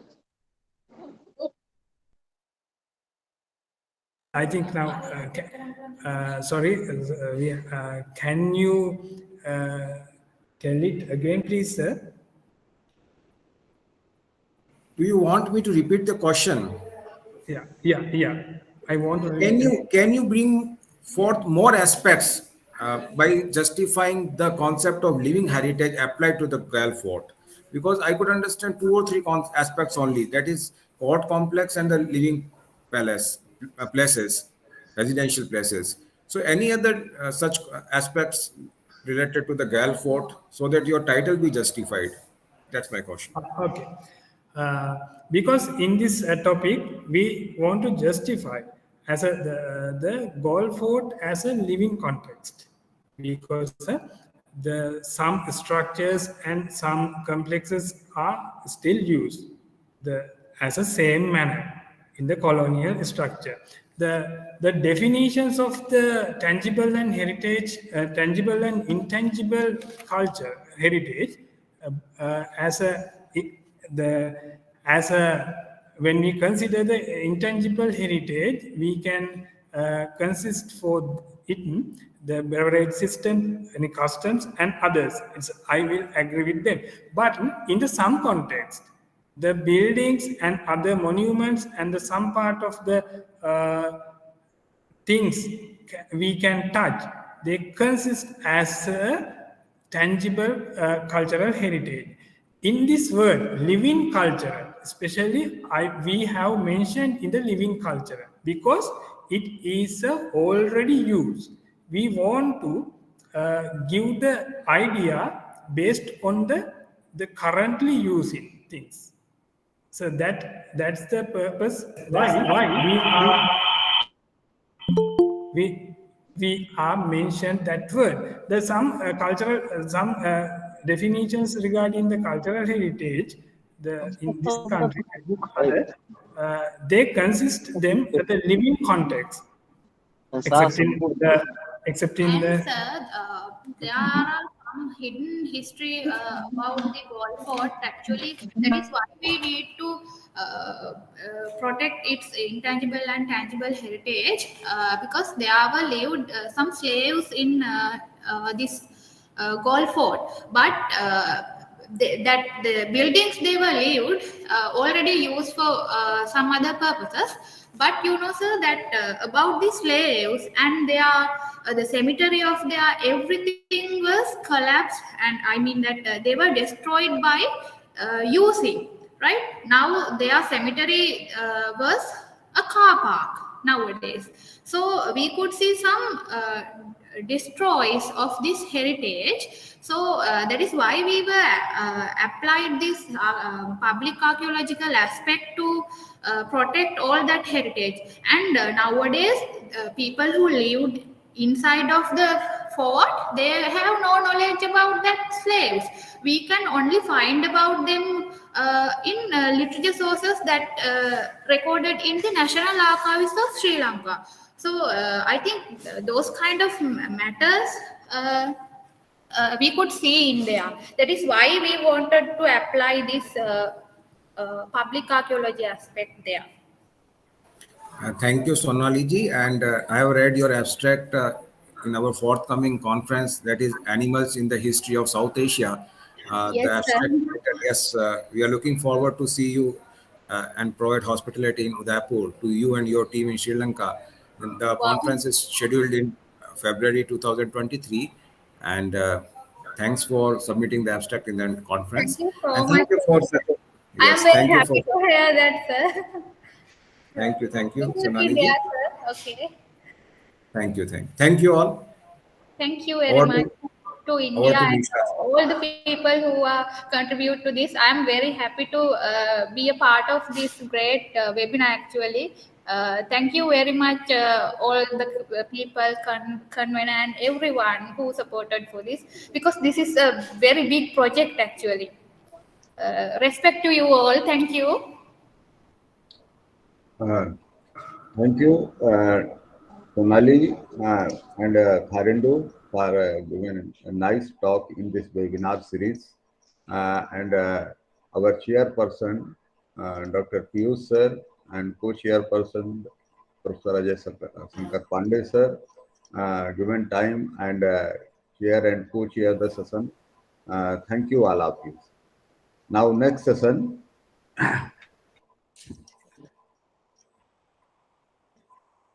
Chairperson Dr. Anup Nayak sir, IFS, former ADG, Project Tiger and MS NTCA, Government of India. Uh, Co-chairperson Dr. Sivesh Pratap Singh, Professor Geology Department, Government PG College, Satna, and eminent speaker Dr. Haril Rafan, Senior Assistant Director, Wildlife Conservation Division, Headquarter Department of Wildlife and National Park Peninsular, Malaysia. So welcome all of you, sir, and I am request to Dr. Anup Nayak, sir, please chair the session and introduce our eminent speaker, Dr. Haril Rafan. Thank you, Professor Mishra, and ladies and gentlemen, welcome to this session. It's a very interesting session we are going to have, and let me also welcome all the audiences, and let me welcome the co-chairman, Dr. Shivesh, professor of the Zoology Department, and let me take this opportunity to thank Professor Mishra for conducting such a nice, I'm so sorry, such a nice international webinar successively. He's been conducting such kind of webinars successively for the last 2-3 years. Congratulations to Mr. Mishra and his team. Well, about Hazril Rahman bin Abdul Halim, he is our eminent speaker. He is from Malaysia, born and brought up in Malaysia. He had his Bachelor of Forestry Science from University Putra, Malaysia in the year 2003. And he's been working as a wildlife officer since 2007 and has led tiger conservation efforts in Malaysia for a long time. He has extensive experience in wildlife management and research, particularly on the Malayan tiger for the last 15 years. And he is also involved in various activities and programs at the national and international levels. He's been monitoring and implementing actions under National Tiger Conservation Action Plan. That action plan is for a period of 4 years from 2016 to 2020.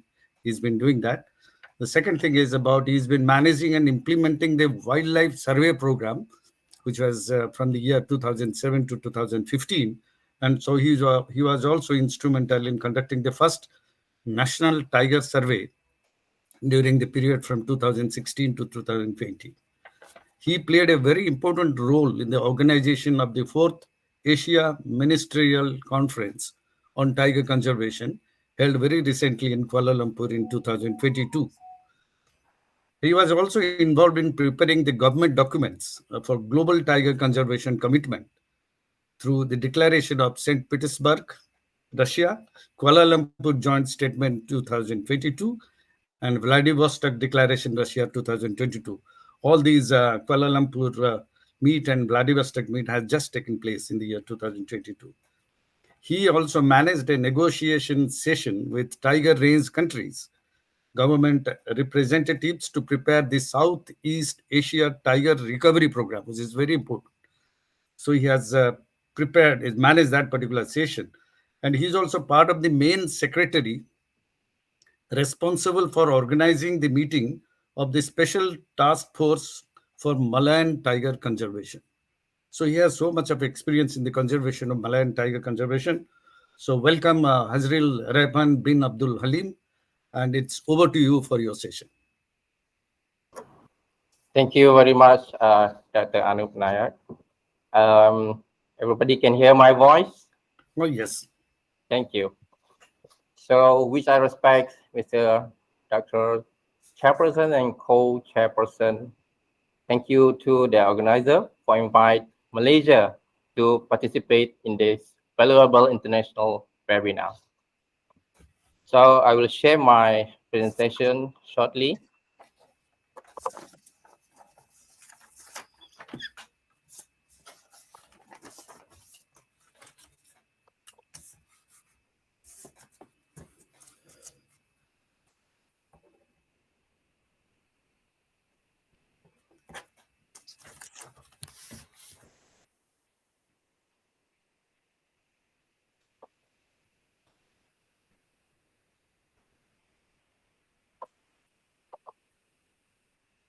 Sorry.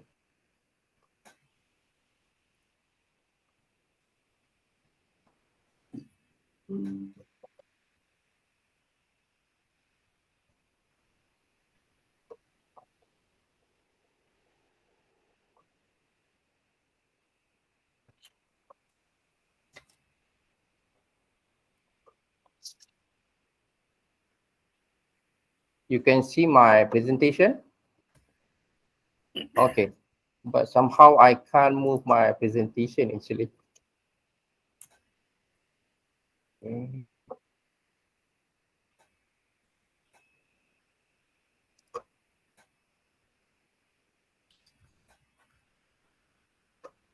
All right.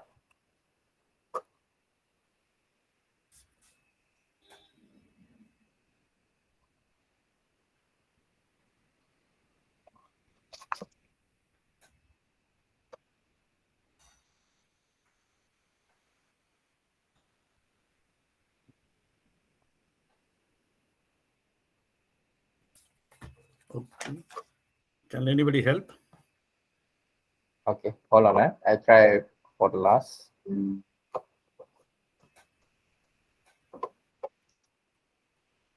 Yep. All right. Okay, thank you, everybody. Good, ladies and gentlemen. Good evening and greeting from Malaysia. Right now is 5 o'clock in Malaysia time, and outside is a very heavy rain in Malaysia. So today I will talk about the Malayan tiger conservation in Malaysia. So for the introduction, I will talk about a bit about Malaysia biodiversity. Malaysia is the one of the world mega diverse country. It's also ranked in a 12 in the world according into the National Biodiversity Index, which is based on the estimates of the country richness and endemism in 4 terrestrial vertebrate classes and vascular plants. Malaysia has undergone rapid economic development since the independence, which is attributed to the utilization of the country-rich natural resources and the development of the human capital. Based on the recent statistics, approximately is about 60% of the country total land area is still forested, including permanent forest reserve, state land forests, national parks, and wildlife and bird sanctuaries. This is in line with the Malaysia commitment to maintain the forest, at least 50% of forest and tree cover in perpetuity, as our Malaysia pledges as in the Rio 1992 Rio Earth Summit. And in addition, a total of 10.6% of Malaysia land area have been designated as a terrestrial protected area. The remaining land used comprise crop, rubber plantation, oil palm plantation, urban, and other uses. So Malaysia has estimated 15,000 species of vascular plants, about more than 300 species of mammal, more than 700 species of birds, 200 something species of amphibian, and more than 500 species of reptiles and over species of freshwater fish, marine fish, and also more about 150 million thousand species of invertebrates. So I'll just talk about the terrestrial contact only. I'm not talking about the marine protected area. So now I'll talk about the tiger itself, because in Malaysia we are focusing on 5 big mammals. It's a priority for our conservation, wildlife conservation in Malaysia, mainly tiger, elephant, Malayan tapir, sun bear, and also Govt. And globally, as we know that at the turn of the 20th century, there are estimated about 100,000 wild tiger inhabited in the range extend across Asia and the Russian Far East. But as we know that poaching, habitat loss, and fragmentation have been relentlessly pushed the tiger into smaller and small enclave, which result in a small number to the verge of extinction. Today, perhaps there is more than 3,500 wild tiger are living in their natural habitat. They are inhabit in 119 million hectares in a forest in the tiger range country. There are 13 tiger range countries with 7 which are in the Southeast Asia, including Malaysia. At the Global Tiger Summit in St. Petersburg in Russia, the Global Tiger Recovery Plan and the St. Petersburg Declaration were adopted to implement by the tiger range country from 2010 to 2020. The number of tigers in the wild have plummeted in the last 100 years due to deforestation and illegal hunting for the endangered species. Of course, one of the major goals since the Tiger Summit 2010 is to double the tiger population within the tiger range country. As the new lunar year takes over, we can finally celebrate the increased population of global tiger in the wild, which has fittingly arrived the year of the tiger about this year. But I want to say that although in the tiger population situation in most of the South Asia tiger range country and Southeast are progressing well. I mean in the ASEAN TRC, not the South Asia, yes. But some country mainly in the Southeast Asia is not encouraging. The tiger in some country is already near to extinct. Including Malaysia, the tiger population are still declining. So we know that from 9 subspecies of tiger in the globally, so 3 already extinct. And the lunar year of the tiger in February 1 to 22 showed that the tiger population are finally showing an increase after more than a century of the steady line. Since 2010, or the last year of the tiger population already increased, especially in India. It's contributed a lot of tiger. You already doubled tiger in the wild. During that time, the first Tiger Summit gathered experts to determine way to conserve tiger population across 13 countries. In 2016, the global tiger population has announced to be at 3,890, the first uptick in the over the century. An endemic Malayan tiger, we call it the Panthera tigris jacksoni, has been subjected to prolonged and severe population decline throughout Peninsular Malaysia since the 1950s. A total of 44,000 square kilometers within the Central Forest Pine area was surveyed under the first National Tiger Survey led by the Department of Wildlife and National Park in collaboration with multiple conservation partners. Although the completion of the first National Tiger Survey from 2016 to 2020 represented a major achievement, its findings were stark. The Malayan tiger population is currently still facing a population decline. The result from the first National Tiger Survey that we conducted from 2016 to 2020 show that the Malayan tiger population in Malaysia is less than 150 individuals in the wild. From 2010, there are about 500 tigers.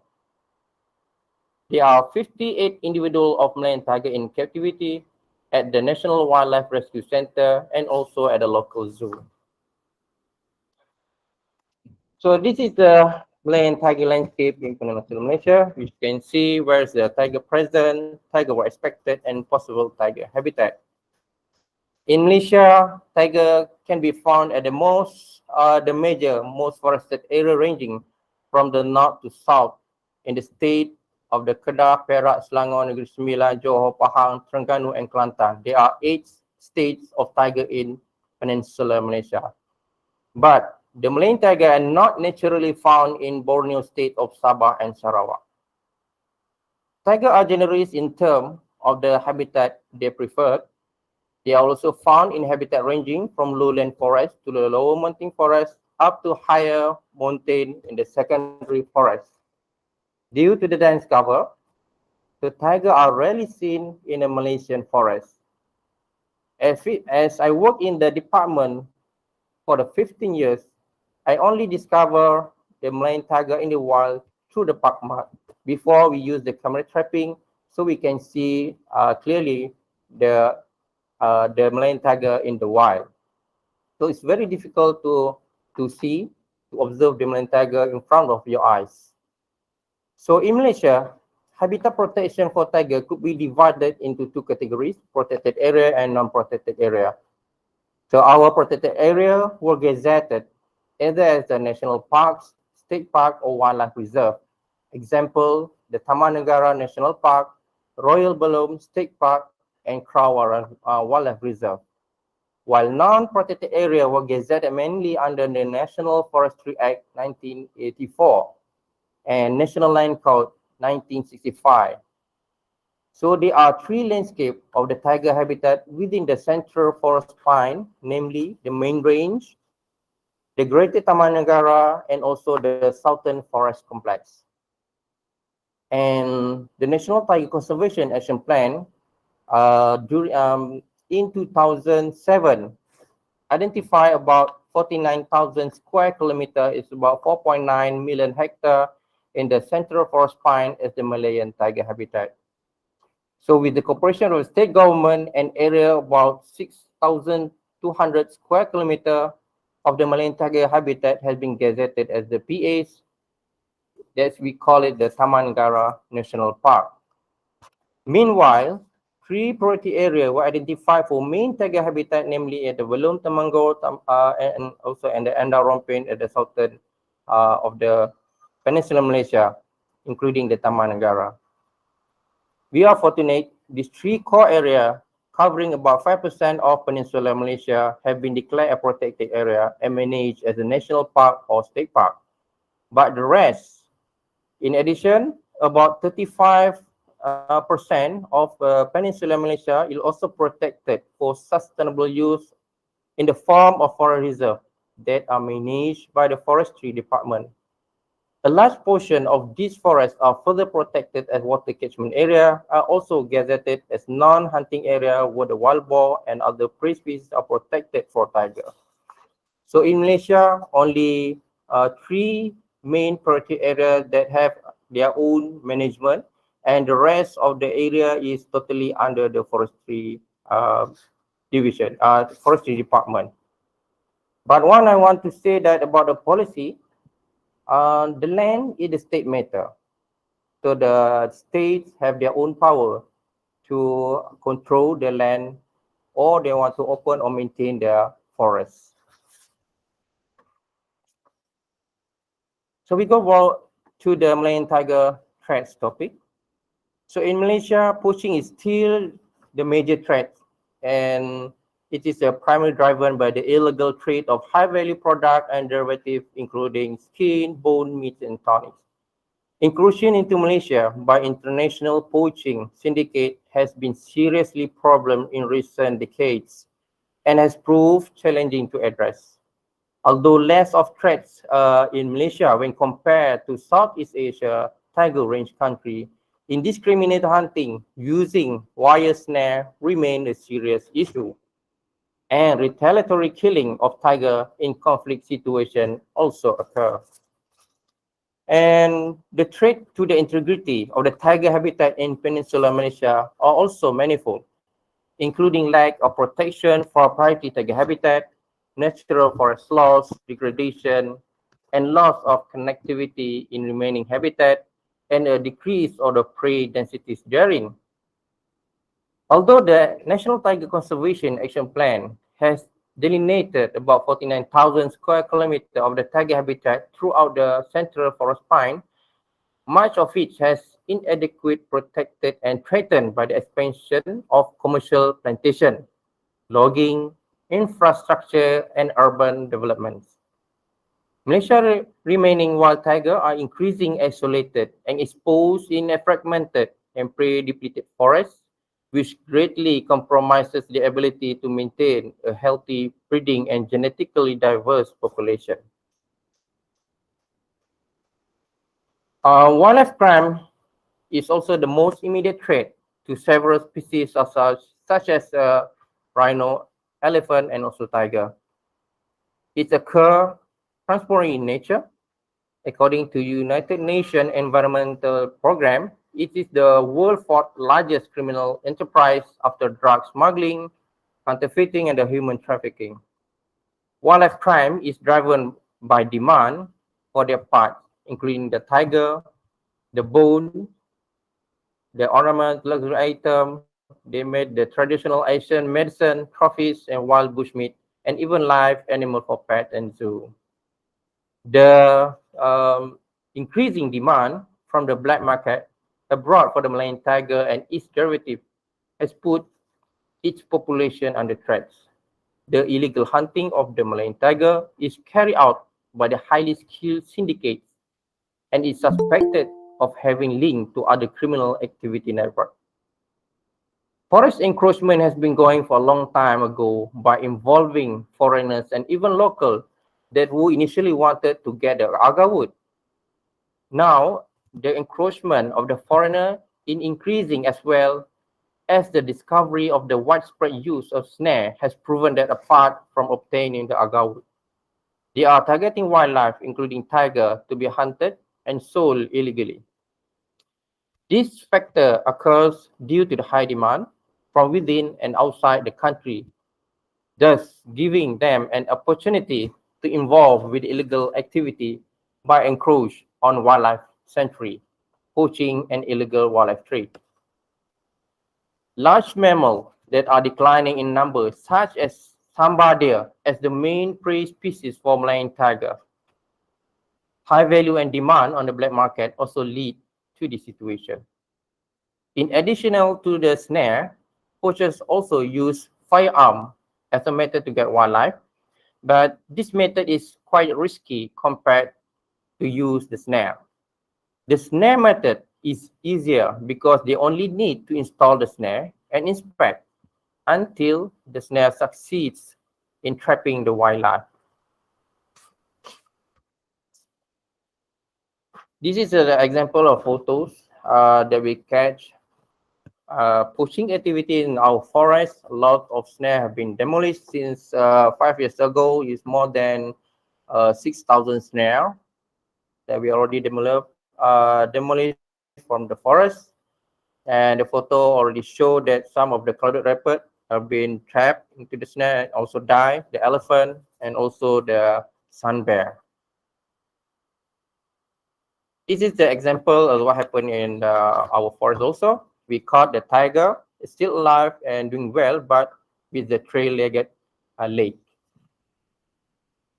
And this is some of the example of the poachers from the Indo-Chinese country and some poachers from local. If they are using gun, this is a local poachers, but if they are using snare, it's most probably from the Indo-Chinese country. This is some skull that we obtained from the survey.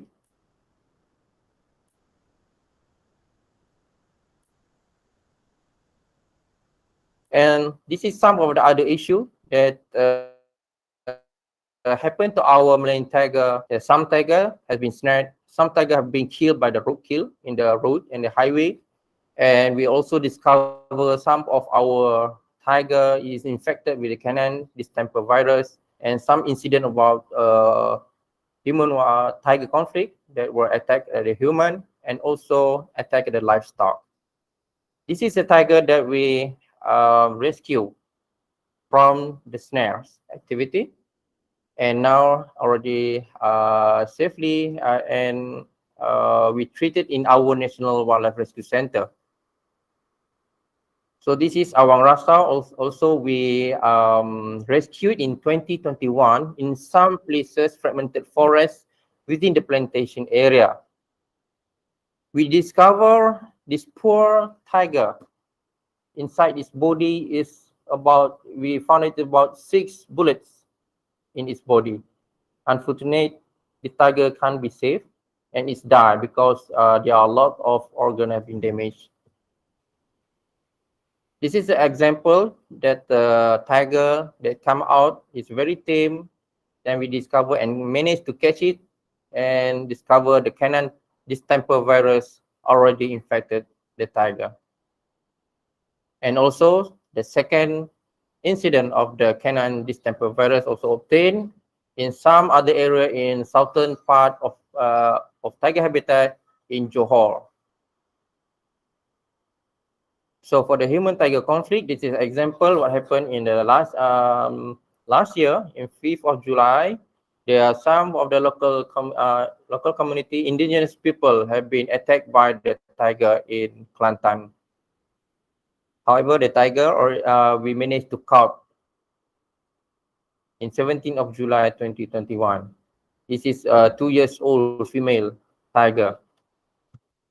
And this is recent from the last year until now, the human-tiger conflict that happened in our plantation area. We call it the Felda Kerteh.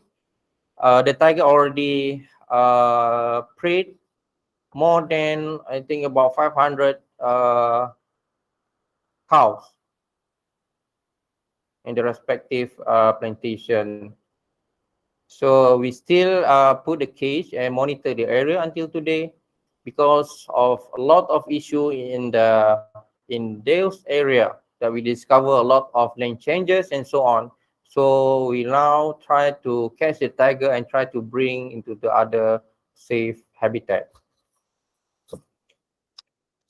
So the forest cover in Peninsular Malaysia, we know that the forest cover in Malaysia is declining.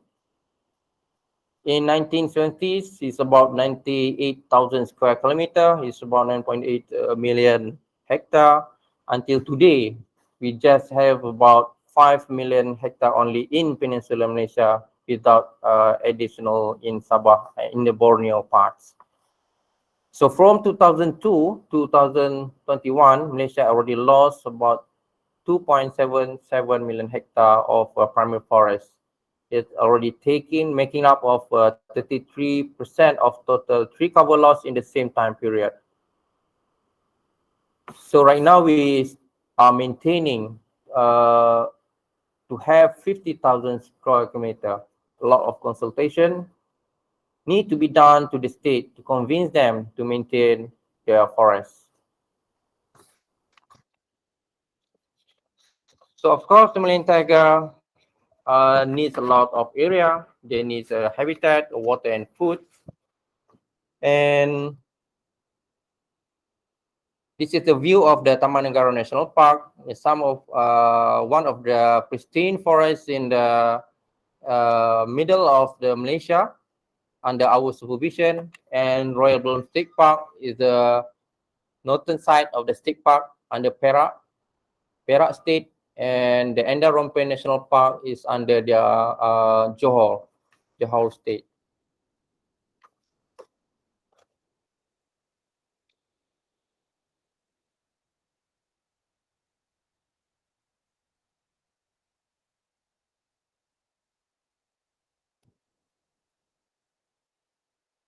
I can move the slides.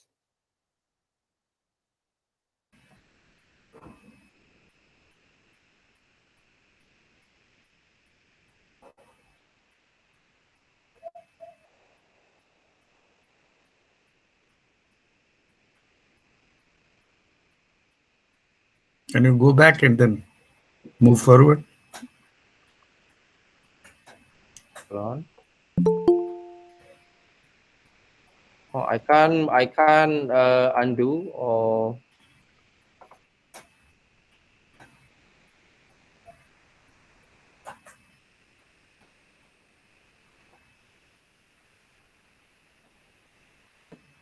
okay, try to share back my presentation.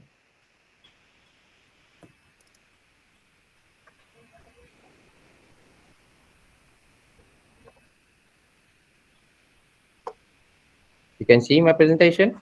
Yes. Okay, thank you. So this is our National Tiger Conservation Action Plan.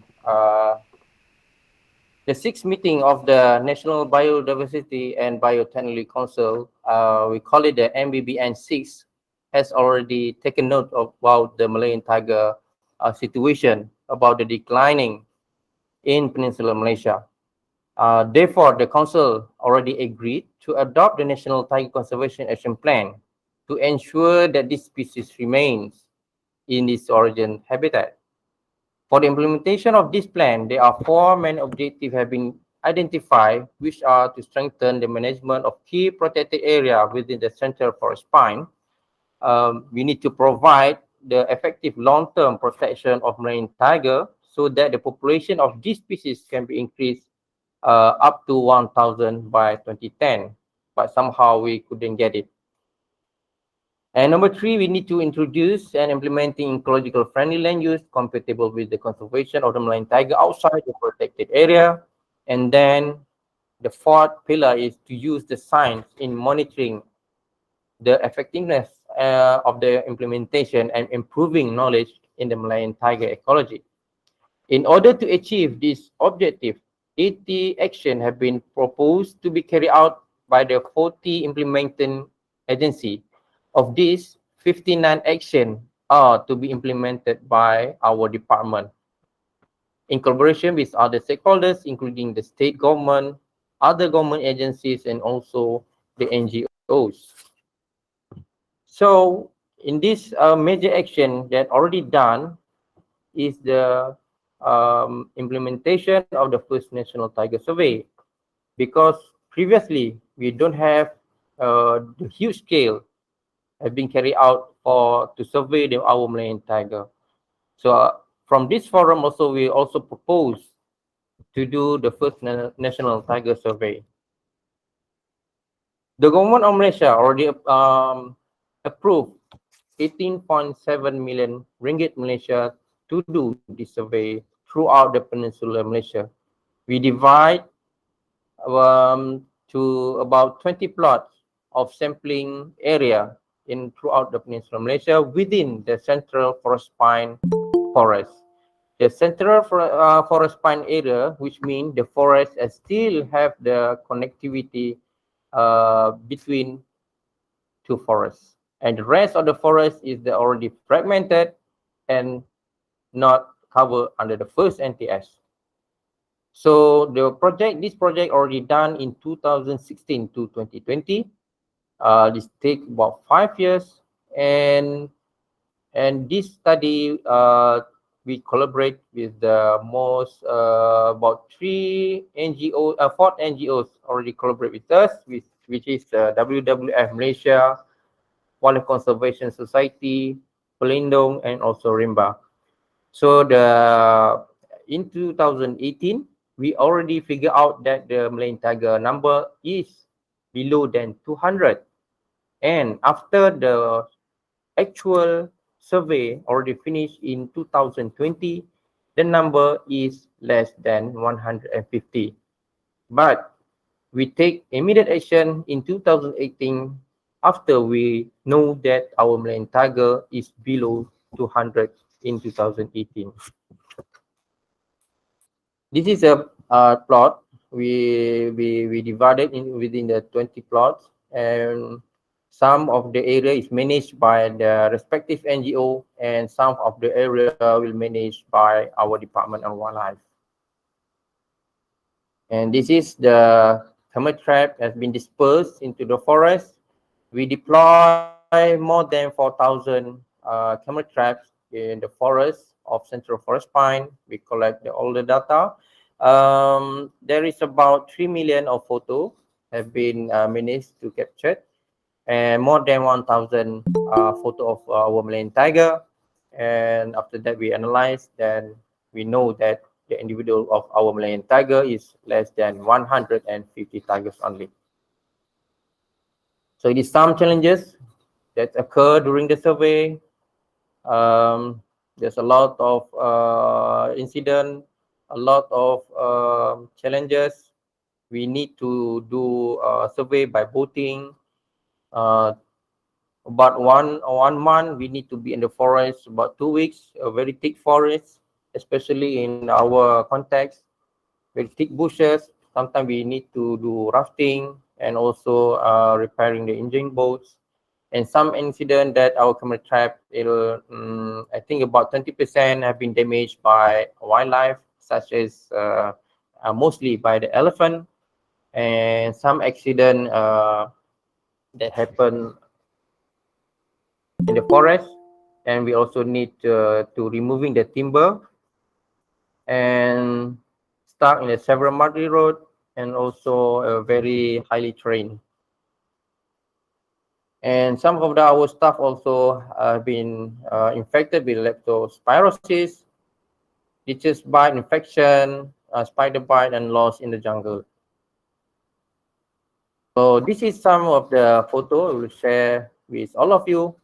By using the camera trap, we can see our wildlife, especially our Malayan tiger in the wild. It's very rare to see within your eyes, but with the camera traps technology, we can see a lot of beautiful wildlife in our forests.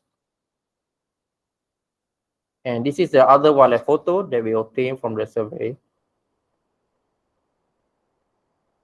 And this is we don't want to see. Unfortunately, we also get this photo, the three-legged wildlife, including our Malayan tiger. They are there. There is also the dhole on the right side, the panther, tapir, and also sun bear with the three legs. And some photo of our team, so our survey team. And this is the way forward after the first National Tiger Survey.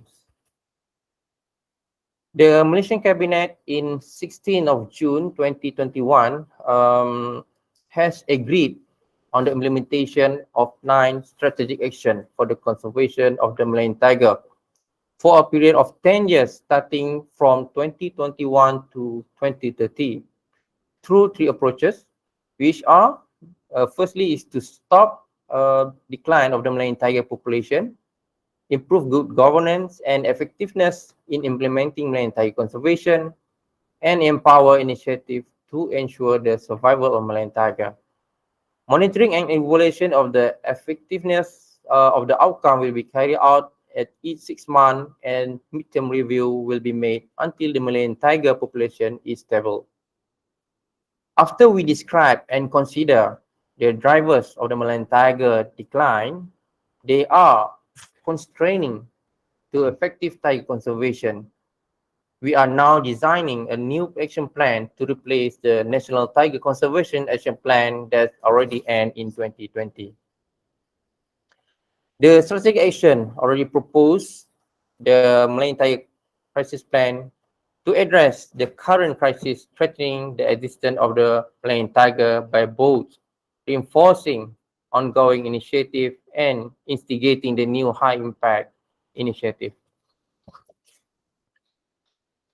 So this is the status of way forward of the implementation of the strategic action plan for Malayan tiger conservation. From the 9 strategic action, so this is an example. This is the this year program. The first strategy is to increase the enforcement patrolling. There is a need more boots on the ground. This action is to curb poaching and illegal hunting activities in the Malayan tiger habitat. Moving forward, a commitment has been made to increase this number further, so that by the end of 2023, there will be a minimum of 1 ranger per 10 square kilometer deployed over a total area of 32,000 square kilometer of tiger habitat.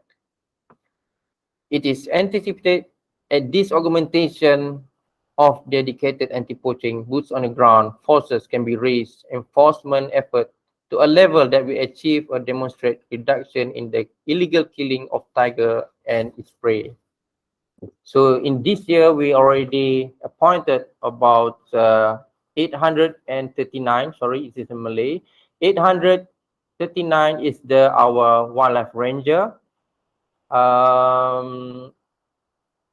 254 of them was ex-army and ex-police. They are retired police and army, but still young. 464 indigenous people, and also with 121 local people. For this year, we already have 6 series of operation, which have 25 open case, 43 has been arrested. Operation within the department with the army veteran and indigenous people. They are ranging at the border of the forest, mostly within the indigenous people communities area.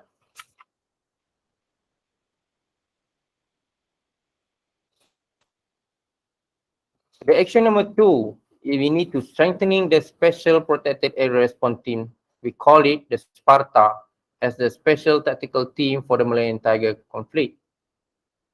This Sparta modus operandi focus on following up the information from Khazanah Integrated Operation, the OBK, the army veteran and the police veteran and the indigenous people, as well as the enforcement team at the state level. The Sparta also conduct tiger survey in dangerous poaching hotspots. So until today, to date, we have a 13 Sparta member already appointed, and we already have the reinforced with the additional strength of 43 members. So we conduct a training program and training in-house program with together with the Malaysian Royal Police to improve our Sparta expertise. And the action number 3 is the improving conservation of the Malayan tiger habitat. Protecting and conserving the enriching Malayan tiger habitat in the 3 main Malayan tiger landscape, Belum Temugo Forest Complex, National Park Forest Complex, and also Titiwangsa and the Johor Endarompe National Park is involved 32,000 square kilometer.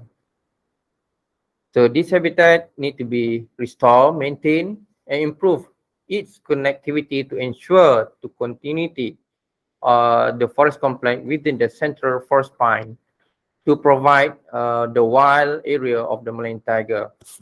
It can also ensure the stable Malayan tiger genetic pool to prevent inbreeding. We also have the program for the management and protection of Malayan tiger and other endangered wildlife in the main range. Taman Negara National Park, we call it the project, the TNBT project. The government of Malaysia approved to give about USD 8 million to do the continuous survey of our Malayan tigers starting in 2021 to 2025. And we also have the new Central Forest Pine Ecological Corridor Plan, what we call it PIRE CFS, that have been approved by our Prime Minister in 2022 that and will be implemented until 2040. This is a tiger monitoring project under 12 Malaysian Plan. So where we identify Malayan tiger during the first National Tiger Survey, so we need to do a continuous survey to identify and to discover the trend of the population. So this is an intensive monitoring of Malayan tiger.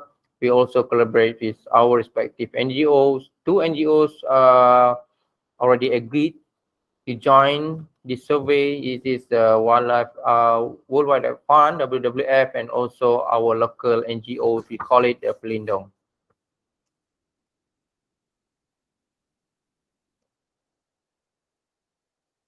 And this is the action number 4.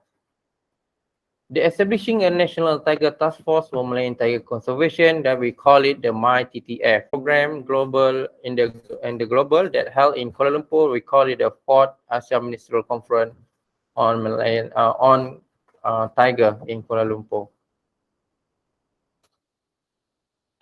To date, we enforce the Wildlife Conservation Act 716. So in 2021, this act already done for the new amendment and already approved by the cabinet and passed the parliament in November 2021. So today, any offenses involve a full protected wildlife. The proposed amendment stipulates penalties of up to 1 million with a mandatory jail of 15 years already in place. Before this, the term mandatory jail sentence for 5 years and the fine is not less than 100,000 ringgit Malaysia and not more than 500,000. So it is increased to up to 1 million. So the action number 5 is establishing the Malayan Tiger Conservation Unit under the Department of Wildlife. Establishing the Malayan Tiger Conservation Unit under the Department of Wildlife and National Park Department will focus on the conservation and management of Malayan tiger conflict as well as systematic and comprehensive monitoring. Right now, we already present to the Public Service Department on 2 June 2022 and was basically have been approved to appoint 173 staff, including Tiger Unit, Wildlife Crime Unit, and Legal Officer. In the first place, we tried to ask about 57 Tiger Unit personnel, but somehow the public service give an advance to give an additional staff for the Wildlife Crime Unit and also the Legal Officer. So the action number 6, establishing the Wildlife Crime Bureau under Malaysia Royal Police. This is the Wildlife Crime Bureau that we take the example what the India and also the Nepal has established their own Wildlife Crime Bureau.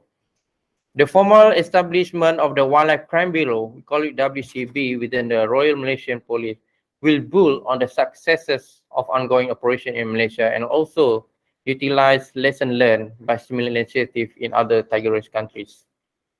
A dedicated Wildlife Crime Bureau will have the administrative and statutory authority together with the requisite technical capacity to target and dismantle the illicit wildlife trade network affecting Malaysia and to incapacitate the international crime syndicate which control them. It is expected that the activity on this unit will function as a robust deterrent and a debilitating force against the international wildlife trade syndicates that threaten the survival of the our Malayan tiger and many other wildlife species. So the action number 7, we need to strengthen the National Wildlife Forensic Laboratory as the center of excellence for the XC2 conservation of our Malayan tiger. This National Wildlife Forensic Laboratory have been established a few years ago. The effort to implement an assisted reproductive technology, ART, for breeding program to increase Malayan tiger population in captivity through artificial insemination. In addition, the development of knowledge and skill among officers and staff of the Department of Health should be strengthened. So we have conducted 5 strategic collaboration with public and private university, and with the Trace Wildlife Forensic Network, we do analyzing and collecting Malayan tiger genetic information through the MyTags program. We also established the Malayan Tiger Conservation Center. This is the first, I think, in our Southeast Asia. I'm not sure in other places. This year we call it a facility that we start to breed the tiger to bring back the tiger to the wild. This the Malayan Tiger Conservation Center has already started operating in February 1, 2022. 5 Malayan tiger have been housed and are undergoing a condition program to get used to situation in their natural habitat. So these 5 Malayan tiger, we have only 2 pairs right now. So what we're going to do, we try to breed them, and the cub, we will do the rewilding, and after they are being matured, and then suitable. The criteria within the SOP have been developed. So we reintroduce or release back into the wild. So the action number 9, we need to provide financial incentives to the state government to conserve our Malayan tiger.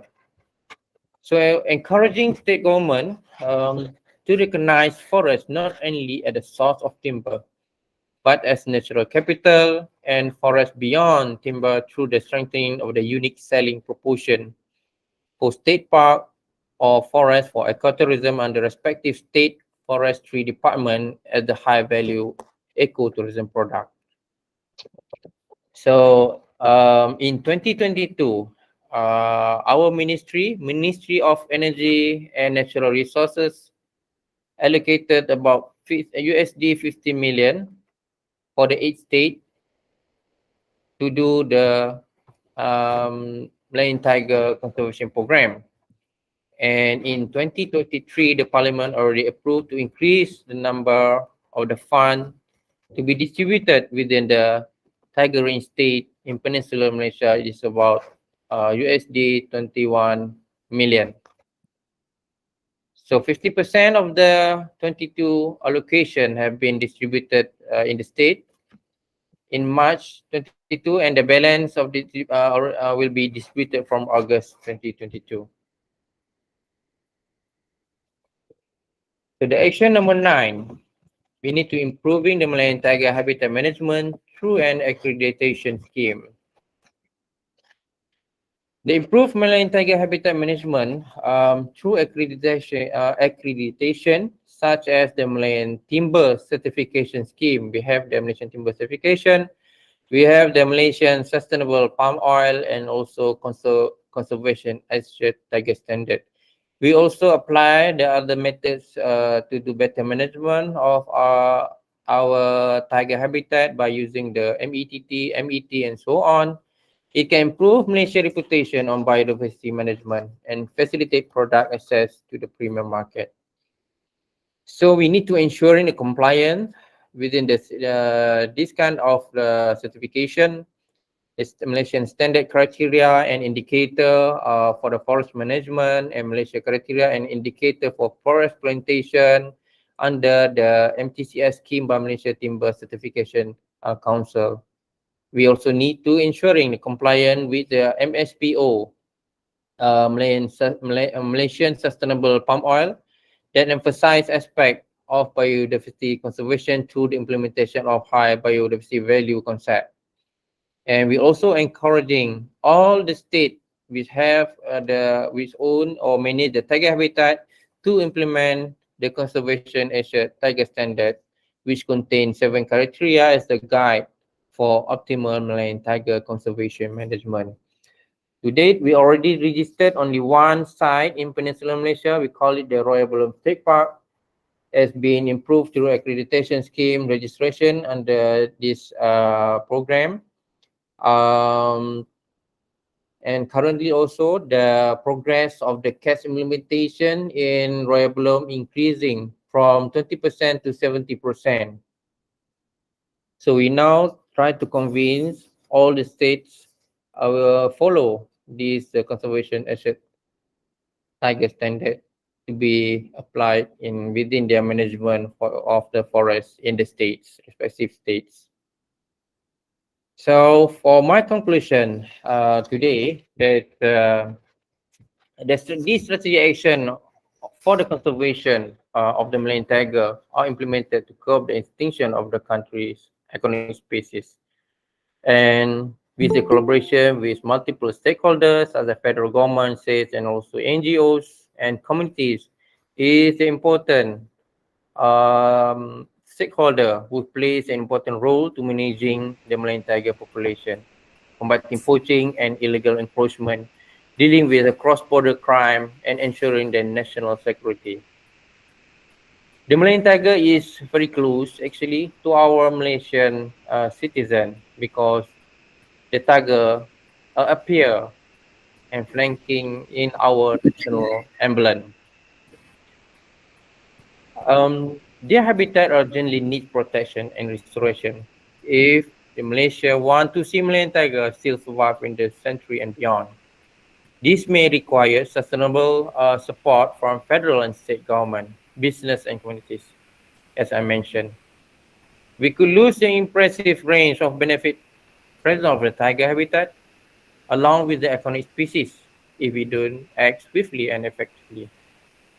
All Malaysian and also the global community hopefully uh, support and must stand together to protect the Malayan tiger as a symbol of course, I mentioned the symbol of our country that was appear in our national emblem, the Jata Negara. So I think this is all my presentation today. If there is a Q&A, please. Well, thank you very much. Thank you very much. Thank you very much, Azrilji, for the wonderful presentation. You have covered almost all aspects of Malayan tiger conservation. It holds a lot of promise, the way you have presented. Congratulations. Now over to question session. I mean, the house is open to questions. Please.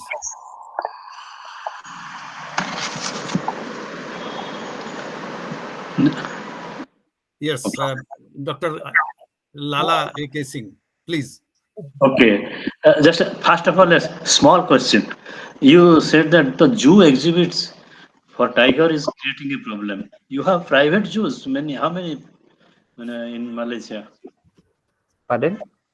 Zoo. How many private zoos in Malaysia? How many, or are there many private zoos in Malaysia so that they are creating problem for? Okay. There are about 58 tiger in captivity. I mean, in the zoo currently, and we also have I think more than 20 tiger in outside country, mainly in US, Singapore, and other countries also. We also try to engage back to collaborate with those respective country to do a cooperation if we can bring back the tiger or the calf into to release back to the Malaysia forest. Okay, thank you. Another small question. Out of these 250 tigers in Malaysia, how many actually have given you the photographs and how many are statistical? Actually, the photo is more than 1,000. Actually, the range of the individual tiger that we managed to capture is about 67 to 80 only tiger. Of course, we need to exclude the calves or juvenile. That I If we understand. calculate everything is about 150. Okay. Thank you. Okay. After can I add something information? After 2020, after we finish out the first national tiger survey, some of the camera trap already we still maintain in some hotspot, and of course we already applies and more boots on the ground, and we saw the very positive evidence of tiger comeback to the wild. I mean, a lot of breeding happen, whereas the area that we taking out or demolish the snare, the tiger we identify tiger with the calf in those areas. Thank you. Thank you very much, Azrilji. Now, next question is from Jagannath Adhikari. He has raised a hand. Yeah.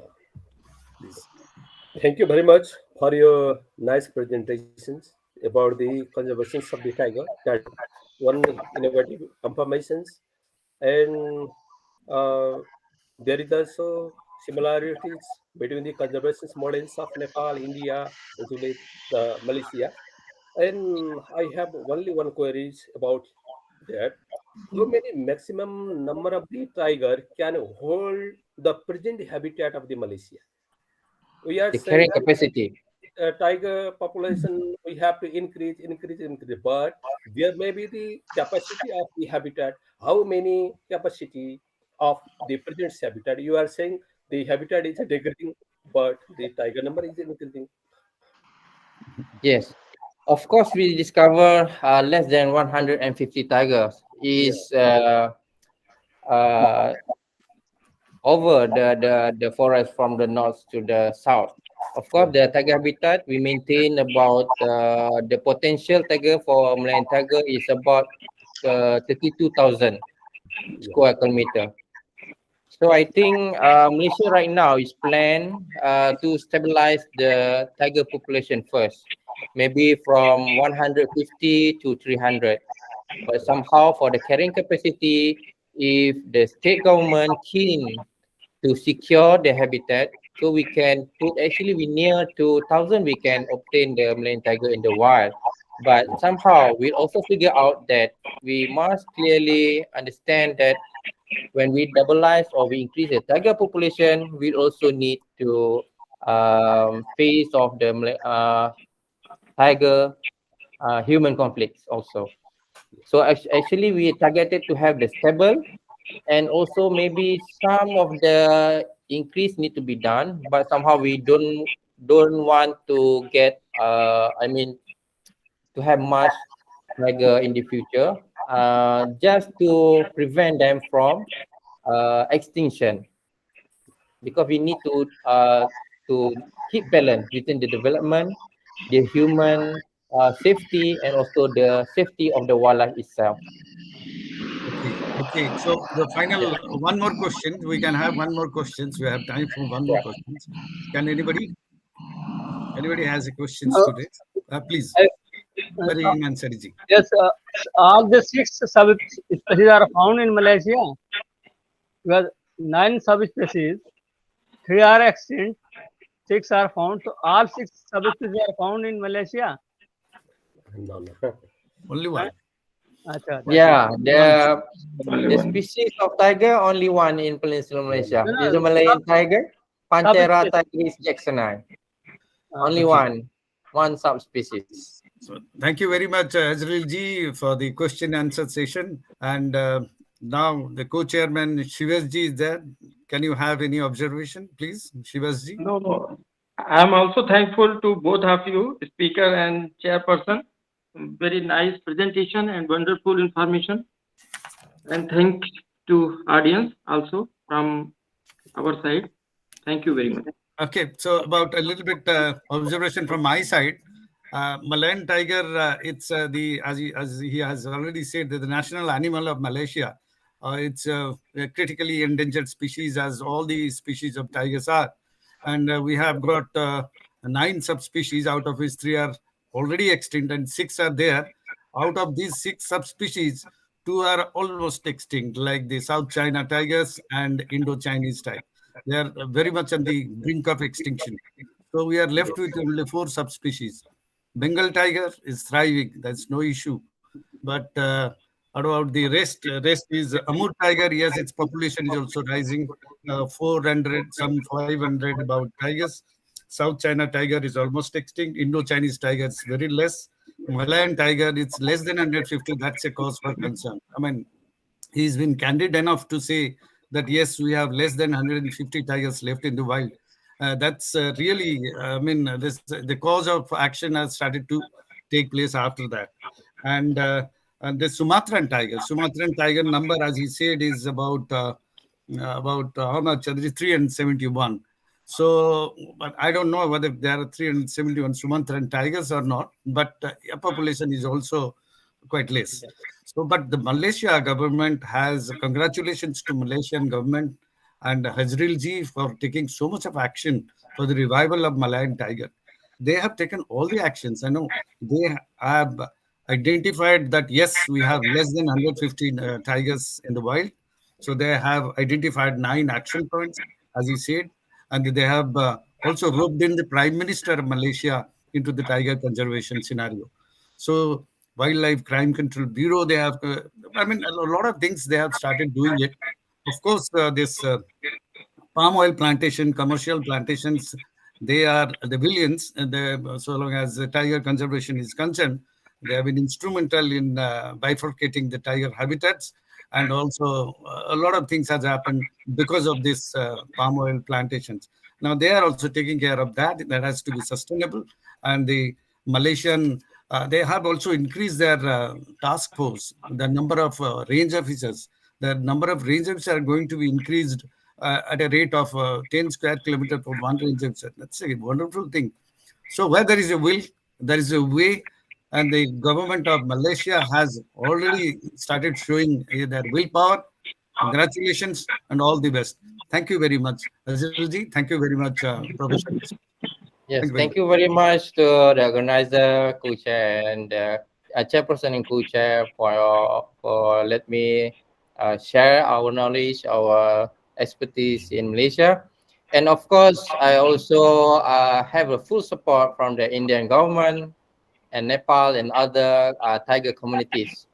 So actually, I will be in Delhi in 29 to 30. This November, we have the meeting to establish the new global tiger recovery plan. So, yeah, thank you for Government of India for having this webinar, and of course, we can continue work each other. Thank you. Thank you. Thank you, Dr. Haril Rafan sir. Given nice talk in this webinar series. Our chairperson, Dr. Anup Nayak sir, co-chairperson, Dr. Shivesh Pratap Singh, our guest participant, A.K. Singh sir, and all other person, all of you, thank you. Now, next session, very important session. Here, our chairperson, Professor Tej Bahadur Thapa sir, Professor and Head, Zoology Department, Tribhuvan University, Kirtpur, Kathmandu, Nepal. Co-chairperson, Jagannath Adhikari ji, Department of Zoology, Tribhuvan University, and Virendra Multiple Campus, Tribhuvan University, Bharatpur, Nepal. Eminent speaker, Dr. Mohammad Jamshed Iqbal Chaudhary, Senior Manager, Research and Conservation with WWF Pakistan, talk on an overview of national parks of Pakistan. Welcome, Dr. Jamshed sir, and Dr. Professor Thapa sir, Jagannath Adhikari sir. I am request to Dr. Professor Thapa, please chair the session and introduce our eminent speaker, Dr. Mohammad Jamshed Iqbal. Thapa sir. He is here.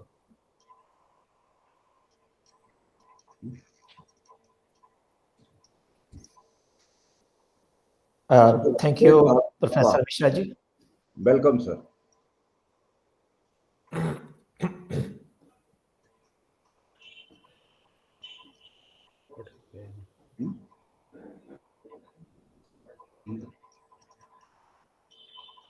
Thapa sir.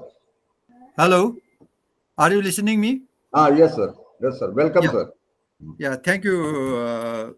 Thank you, the organizer and Professor Mishra, for inviting us in this very important program.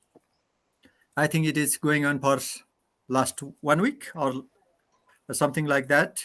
Yes, thank you for giving this assignment to me. Today we have eminent speaker from Pakistan, Mohammad Jamshed Iqbal Chaudhary. He is from WWF Nepal. Title of his speech is an overview of national parks of Nepal. We will get opportunity to learn about the national parks of Pakistan. Mohammad Jamshed Iqbal Chaudhary is currently working as a senior manager for the research and conservation in WWF Pakistan.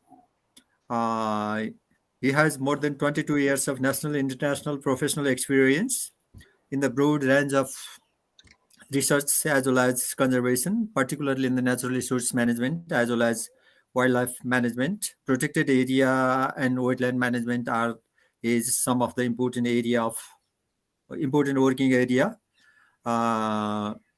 Mr. Chaudhary received a master's and MPhil in zoology from Bahauddin Zakaria University, Multan, and MSc in conservation biology from the Cape Town, South Africa.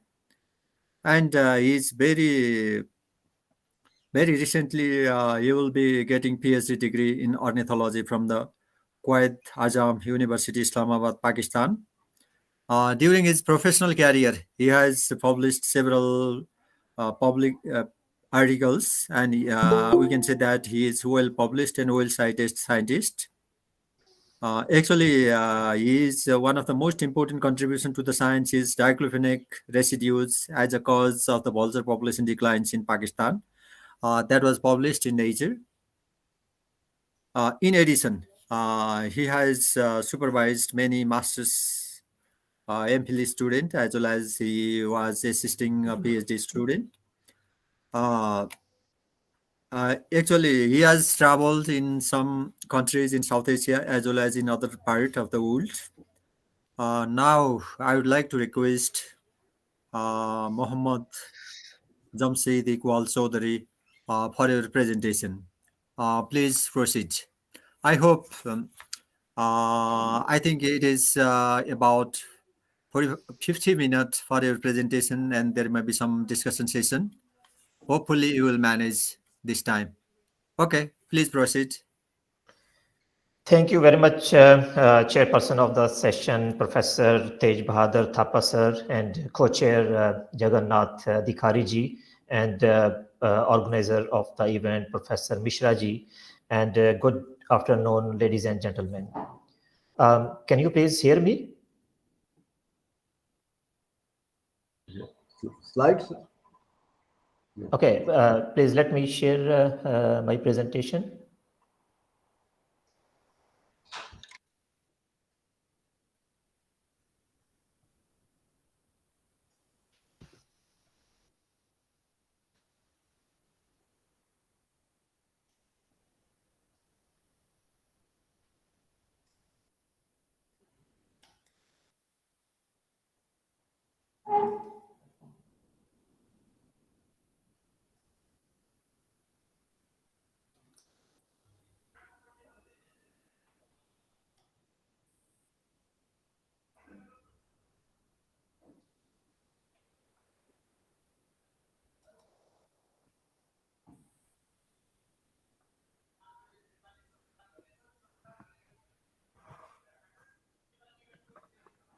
Can you please see my presentation? No. Okay. Not visible.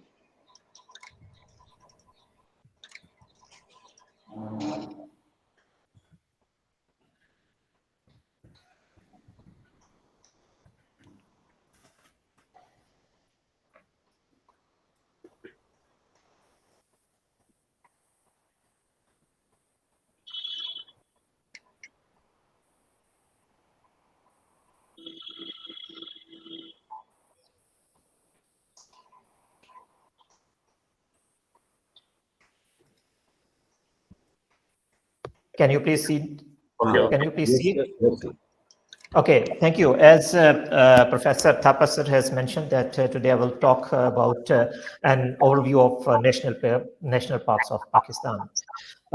Before going to talk about the national park, in a couple of slides, I will just let you know about some facts about Pakistan. Pakistan, in Pakistan, regarding the physical diversity of Pakistan, the elevation of Pakistan ranges from 0 to 8,611 meter within about 1,500 kilometer, starting from coastal areas of Arabian Sea up to K2. And this is the greatest change in elevation with any state on the earth. In Pakistan, we have three great mountain ranges, including Himalaya, Karakoram, and Hindu Kush. We have riverine areas, we have deserts and semi-desert areas, we have agriculture plains and coastal belt areas. Out of 200 significant global ecoregions, Pakistan lies in 5 ecoregions, including Arabian Sea, Indus Delta, Run of Kutch, Tibetan Plateau, and Western Himalayan temperate forest areas.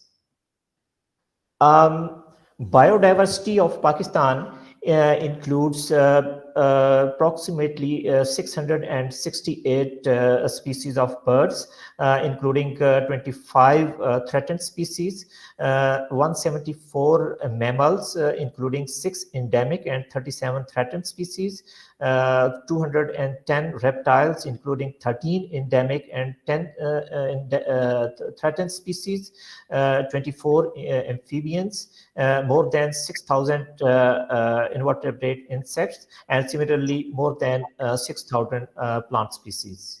Slides not moving. Oh, sorry.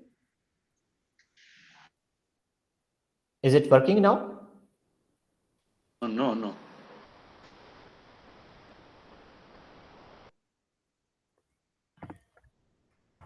If possible, please keep it in the presentation mode. Okay. Maybe. Is it fine now? Yeah. Okay, you move from the left. Okay. Move from the left panel. Okay.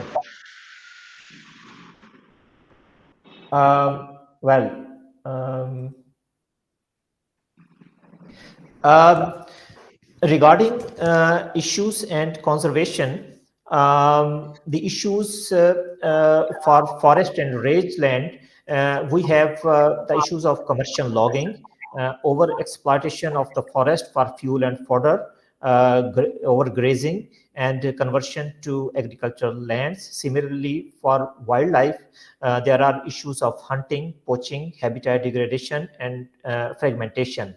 And to minimize or to control these threats or issues, and also to protect or conserve the natural resources, there is always need of effective protected area system. And in Pakistan, the government departments and non-governmental organizations are working together to manage the protected areas and national resources.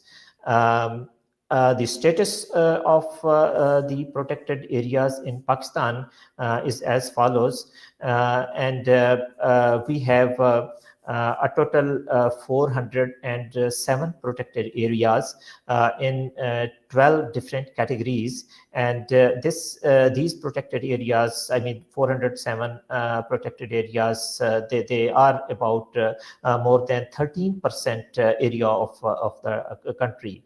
And among these protected areas, we have 36 national parks, 89 wildlife sanctuaries, 95 game reserves, 82 community game reserves, 27 private game reserves, 58 community managed areas, 6 conservancies, 4 sites of special scientific interest, 2 refuges, and 6 wildlife reserves, 1 biosphere reserve, and 1 marine protected area. And all these protected areas are managed by the provincial governments, because in Pakistan, after 2018 constitutional amendment, the wildlife subject was provincial, and so the provincial and territorial wildlife departments, they manage all these protected areas, and each province and territory, they have their own wildlife act.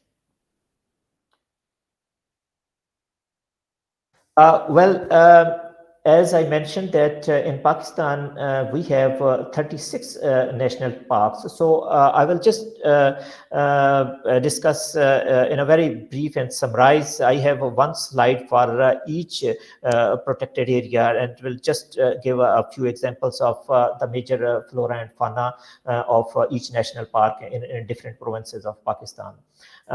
Regarding the issues related to protected areas, there are unclear boundaries like the GIS demarcation of the boundaries are not done for many protected areas yet. There is weak enforcement by the departments, and habitat degradation and encroachment issues, and the ecotourism facilities in most of the protected areas like the national parks are not in a good condition, and there are management issues as well. And of course, in some protected areas in national parks, there are funding issues. I will talk one by one for each national park in different provinces. This is the Chinji Reserved Forest National Park in the Punjab province of Pakistan, that was established in 1987 with approximately 60 square kilometer area. The major flora of this area is characterized to have subtropical vegetation with many plant species of importance, and the major fauna of the area is the Punjab Oriole, jackal, fox, Indian wolf, Indian pangolin, a few game birds. So this area was mostly declared national park to conserve and protect the Punjab Oriole. This is the endemic ungulate species in Pakistan. The other national park in the Punjab province of Pakistan is Lal Suhanra National Park. This is in the Chulastan desert area and was established in 1972 with approximately area of 655 square kilometer.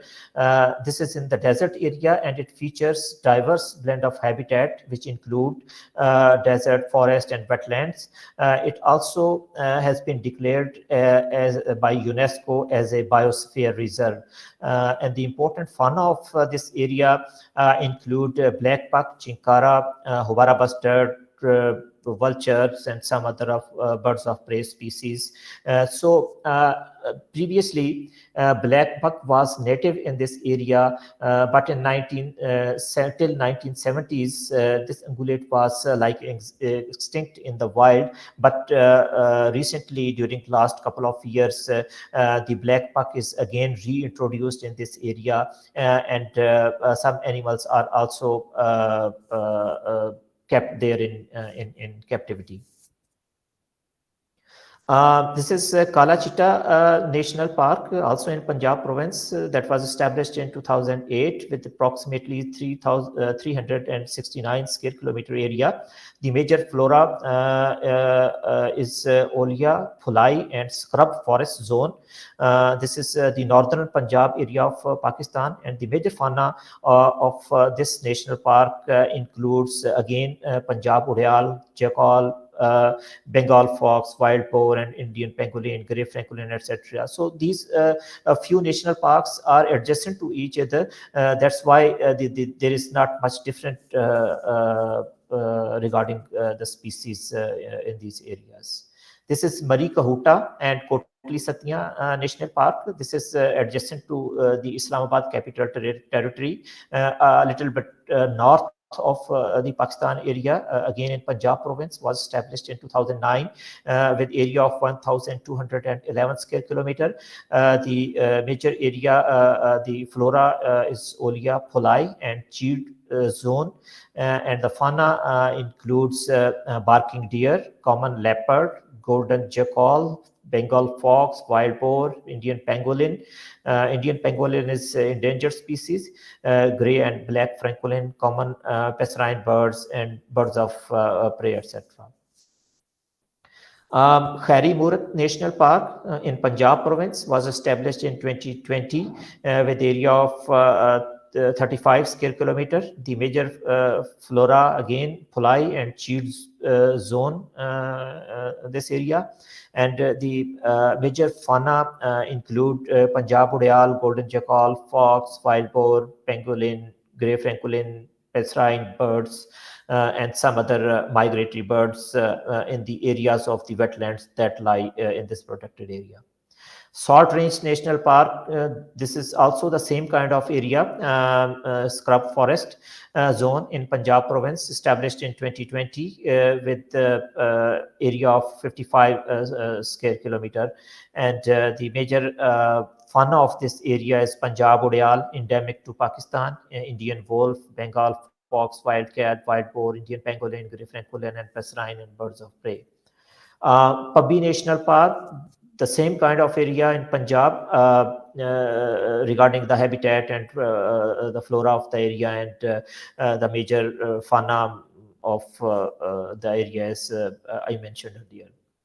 Saifal Muluk is a bit different habitat. It's in the Khyber Pakhtunkhwa province, that is in the north, and was established in 2003. Mistakenly, it's written in 2033. The area is 48 square kilometer. The major flora includes Western Himalayan subalpine conifer forest, alpine shrubs, and meadows. The major fauna of this area includes snow leopard, Asiatic black bear, Himalayan snowcock, pheasant species, partridges, and a lot of migratory birds, because Saifal Muluk, this is a lake in the northern parts of the Pakistan. Chitral Gold National Park, again in north of Pakistan in Khyber Pakhtunkhwa province, was established in 1984 with about 77 square kilometer area. And the flora represents mountain grasslands and shrublands, and the park provides refuge to the Kashmir markhor. This is the national animal of Pakistan, the snow leopard, golden eagle, and other birds of prey. Brogal National Park, top north area adjacent to Afghanistan in Khyber Pakhtunkhwa province of Pakistan, was established in 2010 with the area of 1,348 square kilometer. The major vegetation is juniper, birch, willow, and poplar. And the fauna includes Himalayan ibex, snow leopards, brown bears, snowcock, resident and migratory bird species. Sheikh Badin National Park, again in Khyber Pakhtunkhwa province, was established in 1993 with an area of 1,155 square kilometer, and the major flora includes Sanatha, Phulai, cow, olive, kikar, bear, sarkanda, sargagara, mesquite, kareer, pilu, etc. And the major fauna of this area includes wolf, jackal, jungle cat, frog, pigeon, chikor, black partridge, grey partridge, sissy partridge, and some other game birds. Ayubia National Park, this is also adjacent to the Islamabad Capital Territory in the Khyber Pakhtunkhwa province of Pakistan, was established in 1984 with area of 33 square kilometer. The major flora represents temperate coniferous forest, temperate broadleaf and mixed leaf forest. And the major fauna includes the common leopard, Kashmir flying squirrel, red giant flying squirrel, Khalij pheasants, and Koklas pheasants. So this area, this national park, was specially designated for the conservation of the common leopard, because in Pakistan a significant population of common leopard exists in this national park area. Lulusar Dodipatsar National Park in Khyber Pakhtunkhwa province was established in 2003 with the area of 303 square kilometer. It represents Western Himalayan subalpine conifer forest, alpine shrubs, and meadows, and is known for scenic Lulusar and Dodipatsar Lake. So these are the two lakes named Lulusar and Dodipatsar, and the area including these two lakes and surrounding areas are declared as a national park. And the wetlands, these wetlands provide refuge and staging grounds for a lot of migratory waterfowl species. Malakandi National Park in Khyber Pakhtunkhwa province in north of Pakistan, established recently in 22 with area of 80 square kilometer. The major flora of this area is composed of kale, deodar, fir, spruce, walnut, European yew, wild rose species, and the major fauna of this area includes the black bear, common leopard, langur, rhesus monkey, civet, goral, jackal, flying squirrel, musk deer, and cat, fox, manal, koklas, kalich, rock pigeon, and chikor, etc. Similarly, Nizampur National Park, again in Khyber Pakhtunkhwa province, recently established in 22 with area of approximately 52 square kilometer. The major flora is composed of chew, kikar, phulai, beer, sanatha, and zaitun. And the fauna includes grey partridges, chikor. Chikor is a national bird of Pakistan. Partridges, sisi partridge, and hare. Kamal Ban National Park in Khyber Pakhtunkhwa, established in 22 with area of 22 square kilometer. The major flora includes kale, deodar, kikar, ban, khor, climber, wild nose, European yew, fir, and walnut, etc. And similarly, the major fauna includes musk deer, ibex, common leopard, monkey, langur, koklas pheasants, grey goral, kalich pheasant, cheer pheasant. So a lot of pheasant species are found in this area. Kirtan National Park. This is the total different area in the top south, in adjacent to Karachi in the Sindh province of Pakistan. Also along with the coastal area of the Arabian Sea, was established in 1974 with area of 3087 square kilometer. It represents the desert and xeric shrublands, and the major fauna of this area is marsh crocodile, and in fact this national park was designated for the conservation of Sindh wild goat, and a couple of training and breeding centers also exist in this area. Hazarganji Chiltan National Park in the Balochistan province of Pakistan, established in 1980 with area of 274 square kilometer. The vegetation of this national park is composed of wild ash, juniper wild, and olives, etc. And the major fauna includes Chiltan wild goat, Persian leopard, grey wolf, striped hyena, chikor, sisi partridge, and some other game species. This is another very important national park in Balochistan province of Pakistan. Was established. Hingol National Park, established in 1997 with area of 6,190 square kilometer. This national park is one of the largest national park in Pakistan, and the flora of this national park includes xeric shrublands and mangroves, and the major fauna of this area is common leopard, wild goat, marsh crocodile, marine turtles. This area, in fact, was established to protect Sindh ibex, Udeal, and Chinkara in this area.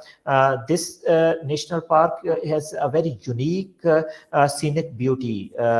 This national park lies on the coast of the Makran, and it includes mud volcanoes, natural rock formations, a very important structure known as Princess of Hope lies there, sandy beaches, Hingol River estuary, where the water of the Hingol River meets with the Arabian Sea.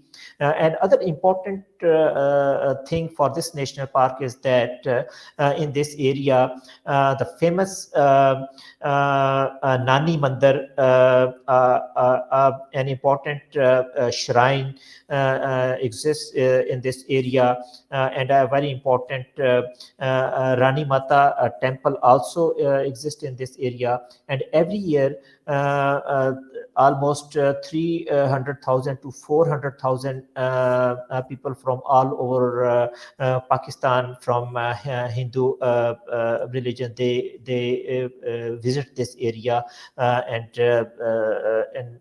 that's why this area has a very cultural value and plays a very important role for the conservation of the relevant or concerned biodiversity in this area.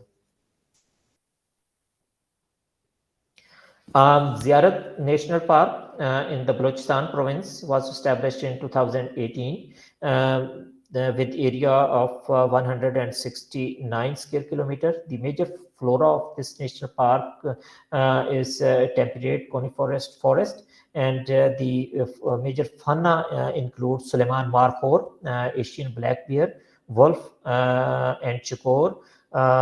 This park is also known for the living fossil. So this is in the Balochistan province of Pakistan. Takatu National Park, again in Balochistan, established in 21. The major flora includes mostly of isolated tufts of bunch grasses, thorny shaped clumps of plants such as Onobricus. The major fauna of this area includes Suleiman Markhor and Afghan Udayal. Machiara National Park in the AJK territory, established in 1996 with the area of 135 square kilometer. The major flora of this area includes broadleaf forest and deciduous broadleaf woodlands and farms as a part of the Western Himalayan broadleaf forest region. The park is known for its scenic beauty and variety of wildlife species such as common leopard, musk deer, Cape hare monkeys, Royal Mountain Wool, Himalayan palm civet, monal, kaleej, and western tragopan, pheasants, and Himalayan griffon vultures. Gamot National Park, again in AJK, established in 2004 with area of 272 square kilometer. The major flora of this area is Quercus species, Cedrus, Juniper, Betula, Taxus, Pinus, and Ibis species. The major fauna species of this area includes snow leopard, common leopard, Himalayan ibex, musk deer, black bear, brown bear, red fox, Kashmir marmot, giant red flying squirrel, pheasants, snowcocks, snow partridges, and Himalayan griffon vultures. Tolibir National Park in AJK, established in 2005 with area of about 50 square kilometer. The major flora of this area includes Juclan regalia, Esculus indica, Pronus species, Salix, Vitus, Silitus, Quercus, Cedrus, Taxus, Ibis species. I'm sorry if I can't pronounce the correct words for these plant species because I'm not a plant taxonomist. I'm a wildlife guy. So the major fauna of this area includes common leopard, rhesus monkey, black bear, palm civet, pheasants, chukor, red fox, palm civet, white-rumped vulture. This is a critically endangered species, and the Saker falcons, and other bird species as well. Pir Lasuda National Park area, again in AJK, established in 2005 with area of 15 square kilometer. The major vegetation includes acacia, Fraxinus, Olea, Aciculus, and Pyrus, Populus, Quercus, and Berbrace, and Indigofera species. The major fauna includes common leopard, rhesus monkey, palm civet, golden jackal, red fox, kaleej, barking deer, Indian peacock, chukor, partridges, quail, Egyptian vultures, etc. Musk Deer Gores National Park, again in AJK, established in 2007 with area of 500 to 28 square kilometer. The major fun of this area is located in the high Himalaya and Pir Panjal mountain range that hosts a significant population of threatened Himalayan brown bear. The park is connected through a network of national parks such as Day-7 National Park and Musk Deer Gores National Park.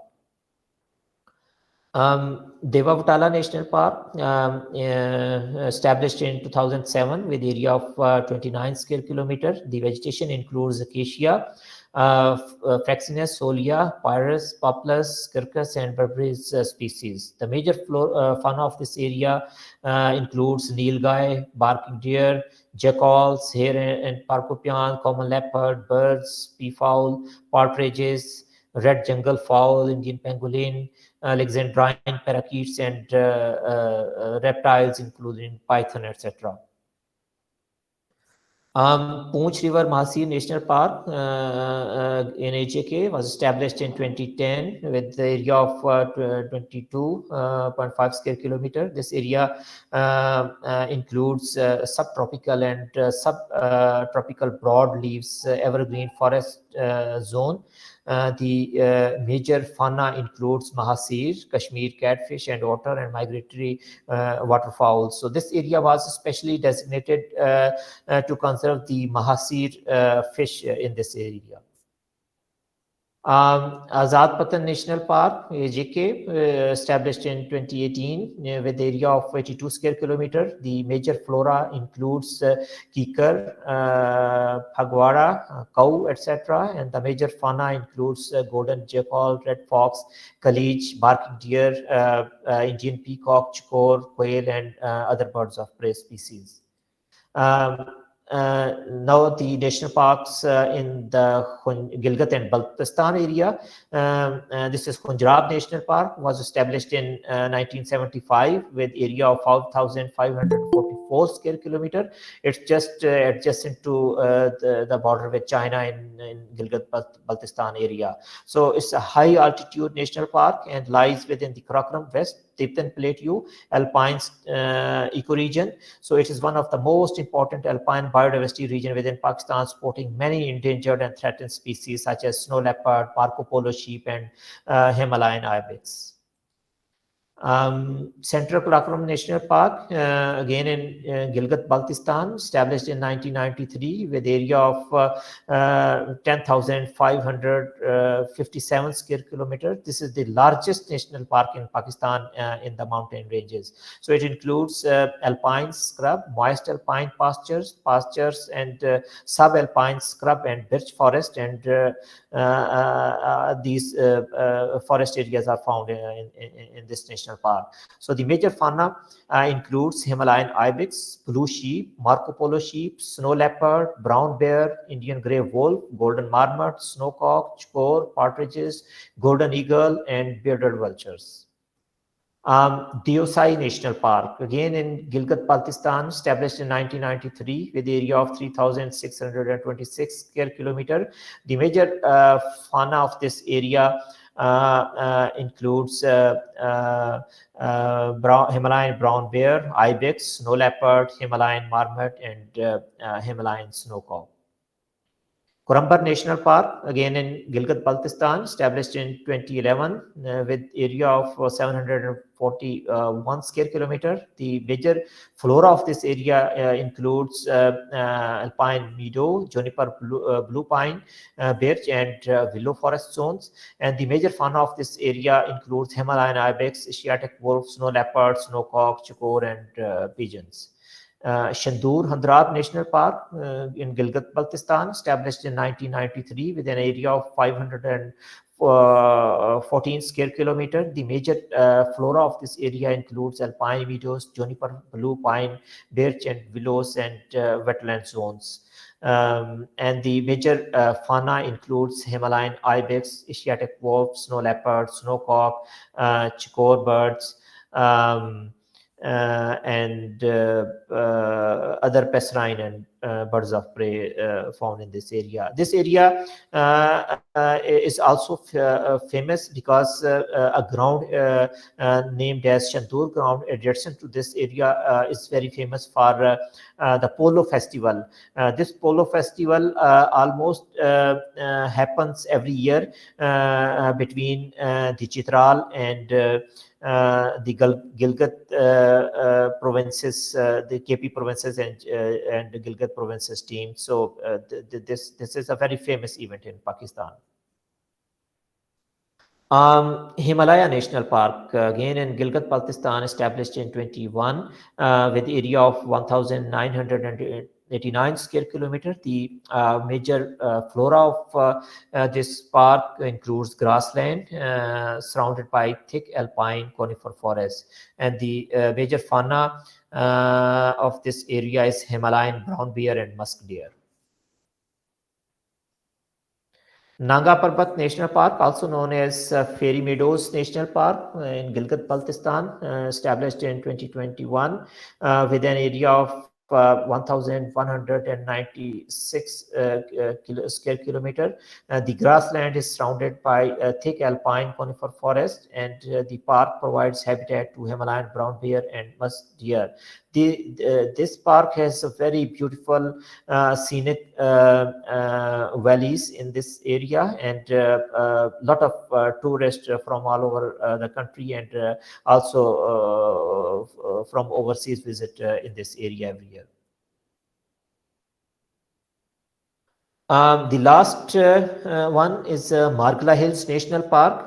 This national park lies within the Islamabad Capital Territory of Pakistan. This national park was established in 1980 with an area of 173 square kilometer. It represents subtropical broad-leaved evergreen forest habitat, and this national park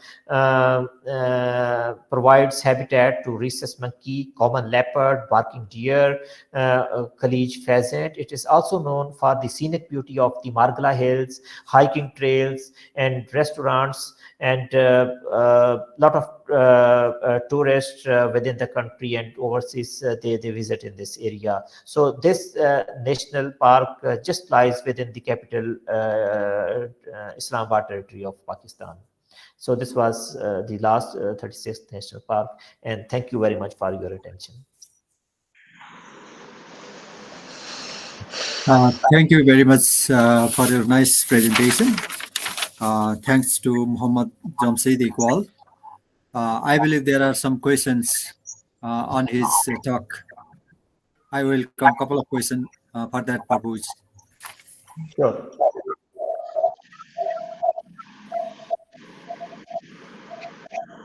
Okay, please. Excuse me, I am a retired Professor Satyanarayana from Department of Wildlife Biology, ABC College, Mailadure, Tamil Nadu, India, and really excellent presentation by Chaudhary. And actually, I would like to know whether your peacock feather trade is allowed in the in Pakistan. Thank you, Professor Satya Narayana ji. No, the trade of the peacock is not allowed in Pakistan. It's forbidden, and just need to mention that the peacock population in Pakistan is mostly in two areas.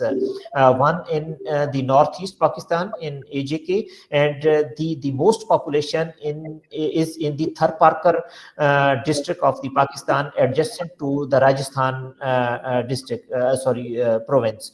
And you know that more than 80-90% population in that area belongs from Hindu religion, and they protect these species too much. And even you might know better that as a religious point of view, these people they contribute a lot, and due to these reasons, I think the peacocks, especially in these areas, are protected in Pakistan. Thank you. Only one thing. What about sightings of the western tragopan in Pakistan, the side of the Himalayas? Yes, we have a good population of Western Tragopan in Khyber Pakhtunkhwa in the Palas Valley. That's the important bird area, IBA, that was designated especially for Western Tragopan, and also in the Machiara National Park in the AJK area. Yes, I don't know the exact numbers and quote here, but yes, a couple of PhD studies. I know some of my friends, they have just finished their PhD studies on Western Tragopan, and they have assessed the population of Western Tragopan in Pakistan. Thank you. Thank you. Can I ask one question? Yes, please. I'm Dr. L.K. Singh from India. What is the position of Gharial? Any idea? Thank you, Lalaka Singh sir. Gharial was extinct in Pakistan, and we had done like about 5-6 years ago a comprehensive studies in the river Indus and in some areas of the Seine, where there was the known population in previous year, but we have not found the gharial in the wild in Pakistan. But yes, now we have started a process to reintroduce gharial in Pakistan area. Okay. And Indus River dolphin? Yes, Indus River dolphin is endemic to Pakistan, and now it's designated as a separate species. Yes, its population is increasing. WWF Pakistan is very much working, and it's our priority species, and we are working along with the provincial wildlife departments. We are conducting surveys after every 5 years, the complete survey of all the range habitat of this species in Pakistan. So the recent survey we did this year in March 22, and currently we have around about 2,000 individuals of this endemic species in Pakistan and its endangered species. Okay, thank you. Thank you. I think there may be some other question. Sure.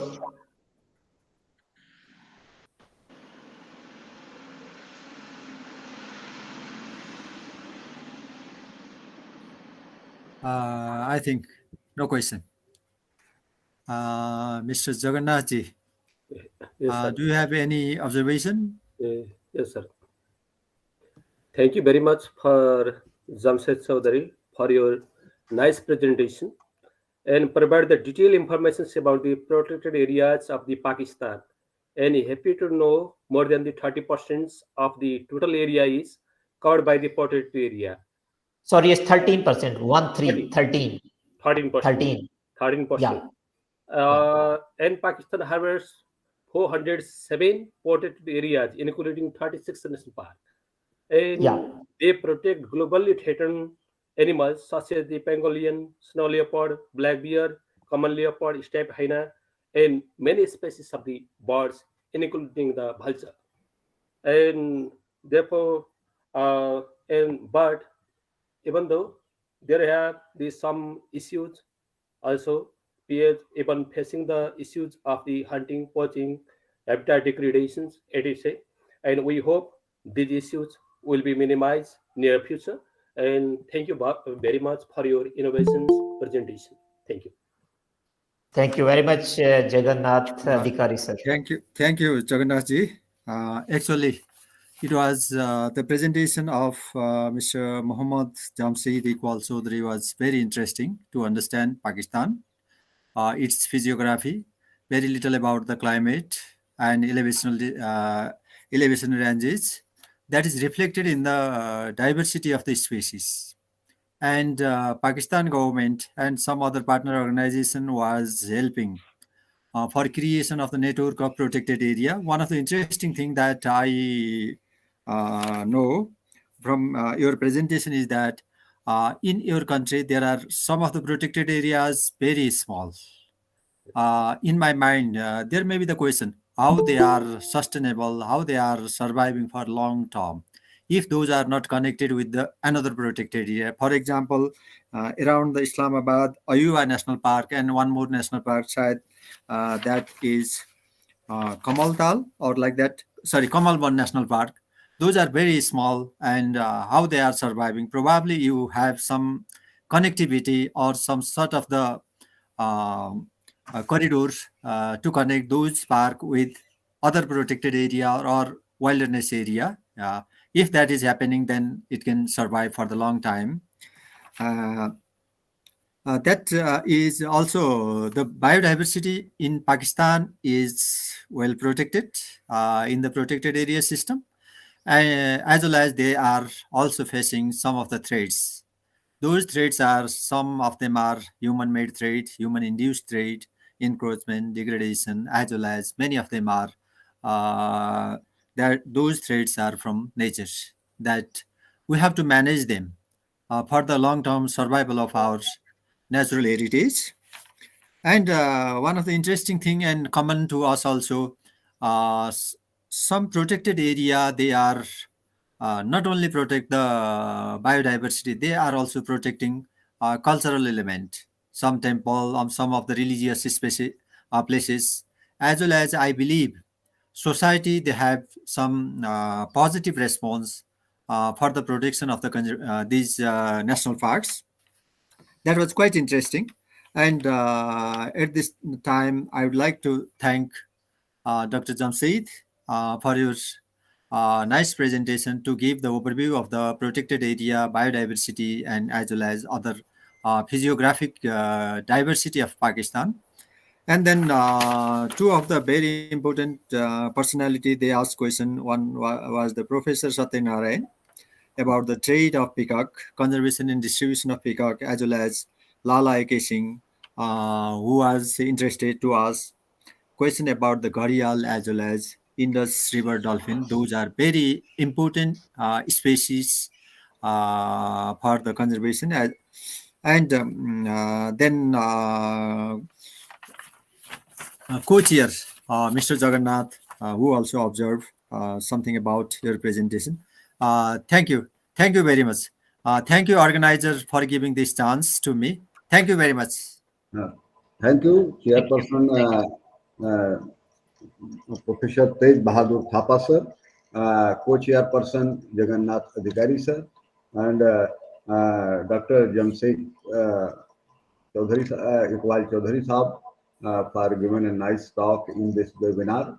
जैसे कि आपसे हमसे चर्चा हुई थी कि पूरे national park को कवर करना है, और बहुत अच्छे ढंग से आपने, और स्पेशली हमने 2-3 नेशनल पार्क के लिए रिक्वेस्ट किया था आपसे, और उसको भी आपने जो है यहाँ पर खासकर हिंगोल को और देवसाई को ये मैंने चर्चा की थी सबसे, और बहुत अच्छा हुआ। और इस इंटरनेशनल वेबिनार में WWF पाकिस्तान और WWF नेपाल का बहुत बड़ा सहयोग हमें मिला है।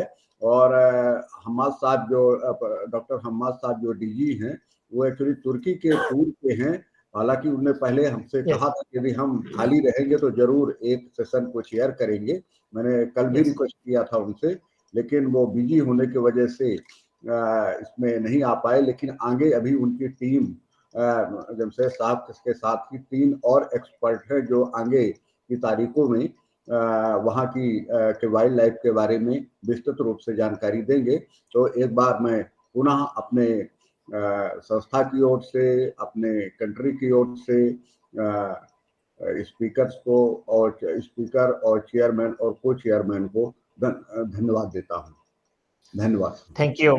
Thank you, Dr. Mishra ji. Just need 1 minute to add a comment that yes, of course, we are working with our neighboring countries, like especially for vultures. We are working with India, Pakistan, Nepal, Bangladesh, Cambodia. We have an international consortium by the name of SAVE, and also we have signed the government of of Pakistan, India, Nepal, and Bangladesh, they have signed an declaration that was signed in 2012 and was named as RSC Regional Steering Committee. And we have regular meetings of these committees, and we are working together for the conservation of especially vultures. I have been I visited India in 2012 to attend the COP meeting, and then 2 or 3 times in Nepal, and also I'm going to Nepal in January to attend this same meeting. So yeah, in future we are looking forward to working together for the conservation of natural resources in the region. Thank you very much. Thank you, sir. Thank you. So next session, actually इसके पहले मैं कुछ कहना चाहूँगा. Doctor Zafar Siddique साहब जो है Lahore assistant professor साहब हैं, उनका थोड़ा सेशन लेट है, तो उनके चेयरपर्सन अंसारी साहब, डॉक्टर इंसानी साहब भी हैं. तो अभी एक टॉक सीरियल के अनुसार बांग्लादेश से है, और उसके बाद नेक्स्ट टॉक सर की होगी जो botanical garden of Lahore university पर है, और फर्स्ट जो है वो बांग्लादेश पर टॉक है. तो मैं रिक्वेस्ट करूंगा कि थोड़ा सा हमें समय देंगे, सेशन लेट होने की वजह से थोड़ा समय चाहिए उनसे. ये जो वर्तमान सेशन है, इसके eminent speaker doctor Nasiruddin, Asian elephant specialist group, country लायंस office Bangladesh. Chairperson Shri PC Lakra साहब, IFS, deputy conservator of forest, institute of forest productivity, Ranchi, Jharkhand, and co chairperson doctor Aditi Sharma, senior veterinary officer, Dehradun, Uttarakhand. बहुत ही अच्छी टॉक है ये, status drivers and mitigation approaches of elephant human conflict in Bangladesh. So I am welcome all of you, sir, and I am request to Dr. PC Lakra, sir, chairperson of the session. Please introduce our eminent speaker, Dr. Nasiruddin.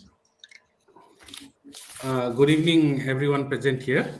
So I take this opportunity with Jamshed साहब, slide presentation को बंद कर दें. Next presentation है. जी, thank you. Yes sir, लकड़ा साहब. Welcome Naseer साहब. Welcome. I'm just setting up my presentations. Yes, sir. Good evening, everyone. So I am Pramod Lakra here from the Indian Forest Service. So I, together with Dr. Aditi Sharma, who is a senior veterinary officer, Dehradun, Uttarakhand, who had already present a very useful input through her presentation, Wildlife Health Management in Kruger National Park, South Africa. It was a very nice presentation. So I take this opportunity to welcome Mr. Nazruddin, who is going to present his topic, that is status, drivers, and mitigation approaches of elephant-human conflict in Bangladesh. So Mr. Nasiruddin is an international environment development professional specializing in biodiversity conservation and countering wildlife tracking.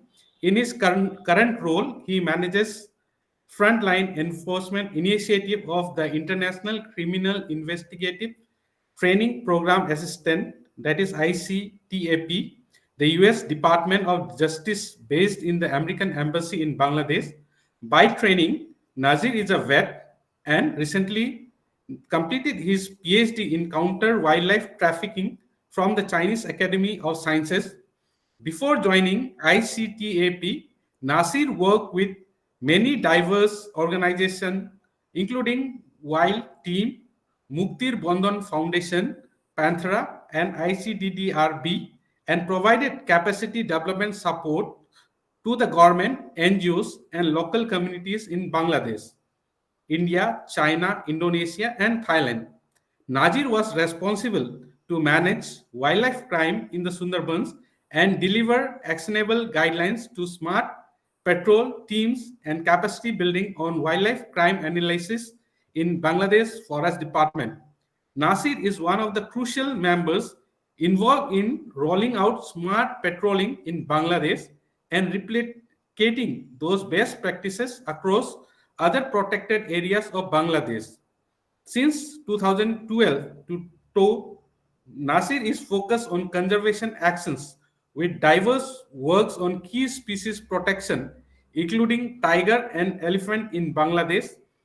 Nasir focus on conservation, innovation, and environmental protection through multi-stakeholder engagement in the future.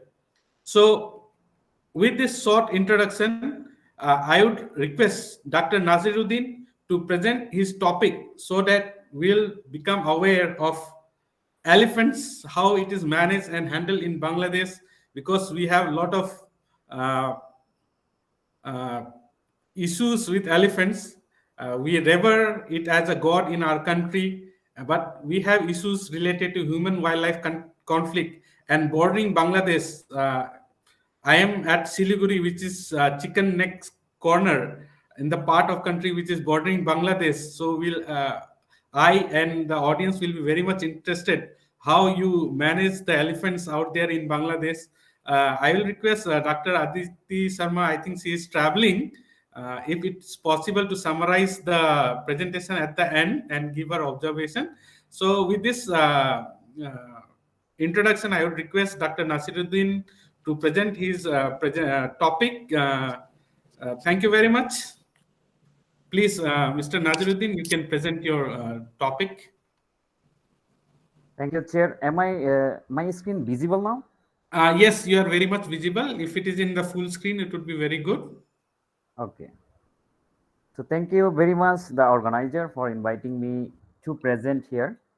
And I'd like to thank today's session chair for his introduction, co-chair, and also all the audiences from different countries, also the presenters who presented and will be presenting here. Actually, I have changed my topics little bit. Just before it was elephant-human conflict, I just rephrase it into human-elephant conflict. I think the chair already presented and briefed about myself. So I just want to introduce little bit about the ICTEP, that is International Criminal Investigative Training Assistance Program under US Department of Justice, who are mainly working to develop capacities of law enforcement agencies across the world. And here in Bangladesh, I am working as a part of environmental crime prevention in this department, and also a member of Asian Elephant Specialist Group working with other members of the elephant range countries. However, let's go to the presentation. So before talking about Bangladesh, as elephant-human conflict in Bangladesh is connected with two other countries. Chair already mentioned about the chicken neck corridor, which is one of the, and also the Meghalaya, as well as the Assam and also the Myanmar. So this is the South Asia where Bangladesh is situated, and Bangladesh is surrounded by India. Also in southeastern part, it's a part of Myanmar. So when we will talk about the elephant-human conflict, I will describe why I have I'm showing these pictures in here. Let's see about the biodiversity of Bangladesh. Bangladesh is one of the smaller countries in South Asia, but with rich biodiversity. It has a very big populations, but still we are having so many important biodiversities that includes mammals. Around 133 species of mammals are in Bangladesh, and that's include mainly the Bengal tiger as well as the elephant-like flagship species, along with other mammal species. We have around 711 bird species, where around 240 species are migratory. They visit Bangladesh on seasonal basis, and we have around 173 reptiles species. In context of other taxonomic groups, we have around 64 amphibian species, more than 2000 invertebrate species, around 653 freshwater, and 740 marine species. That includes mainly the fishes, shark, rays, all those species. As today we are mainly focusing on human-elephant conflict, let's go to the elephant. So Asian elephant is the largest terrestrial mammal distributed to at least 13 Asian countries. Among most of the threat to the elephant conservation, habitat loss, food shortage, poaching, global are the main global challenges that elephant facing right now. In the global perspective, Asian elephant categorized as endangered bird in Bangladesh. It has been categorized critically endangered because of the number of population as well as the pressures that Asian elephant facing in Bangladesh. Let's see the distribution. As I mentioned in the past, this is the picture of Bangladesh and it's surrounded by India as well as Myanmar.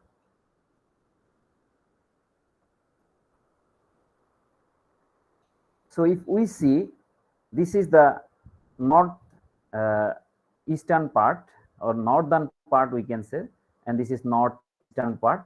That's surrounding with Assam and Meghalaya, and also in here this is in the southeastern part and the Chittagong hill tracts. This is mainly hilly zone, and that's certain zone connected with the Meghalaya and Assam. So we have population, elephant population in northeastern part as well as southeastern part. Those are resident population of the elephant, and in the northern part it's mainly migratory non-resident elephant, those who migrate between India and Bangladesh. The current elephant population survey done by IUCN and Bangladesh Forest Department, they identified around 289 to 437 elephant in Bangladesh. Those are mainly resident as well as non-resident, as I mentioned, and the distribution of both resident and non-resident elephant are also mentioned in here. So let's see the division-wise elephant population. So for the conservation of wildlife and other biodiversities, Bangladesh Forest Department divided whole country into around 46 divisions. So these are the forest divisions, and as I mentioned, as we have forest departments employees in here, mainly from India. So each of the division is managed by one of the divisional forest officers. So these are the divisions, those harboring resident elephant population in Bangladesh. That's Chittagong South Forest Division, Cox's Bazar North Forest Division, Cox's Bazar South Forest Division, and Lama Forest Division. I am not going to describe all those things, but when we are going to talk about the elephant-human conflict, I will emphasize on the Cox's Bazar district that have Cox's Bazar South Forest Division, North Forest Division, and all of you know that the division has impacted of Rohingya refugee migration from neighboring country Myanmar. Current challenges that elephant facing in Bangladesh, basically the pressure, direct pressure on elephant that includes elephant poaching, human-elephant conflict, and some other natural causes that impacting on elephant. That elephant also facing pressure because of pressure on their food, like destruction of elephant food, natural causes like invasive species, and also the changing of plantation system in around the hilly areas of Bangladesh. They are also facing pressure on their habitat destruction, corridor blockade, land encroachment that I will tell in our successive presentations. So because what is elephant-human conflict? Sometimes we consider it as human-elephant coexistence, and some cases we may consider that as conflict. So human-elephant conflict is the interactions between human and elephant that ultimately lead to the death of elephant, human, and the loss of properties of humans. So these are the some of the main consequences that we are facing in Bangladesh because of human-elephant conflict. Every year, around 15 to 25 people and 3 to 5 elephants. This is average, but in the recent years, we recorded around 30, like in 2021, we recorded 31 elephant death because of human-elephant conflict. So, if we consider the average from 2021 to 2021, 2000 to 2021, these are the averages that we are losing because of human-elephant conflict in Bangladesh. So this is the general status of human-elephant conflict in Bangladesh. From 2001 to 2021, we lost around 120 elephants in Bangladesh. That's mainly because of retaliation leading to human-elephant conflict. Around 341 this is human. 341 human died because of human-elephant conflict, and also many more injured, as well as many acres or hectares of crop raiding happened in Bangladesh.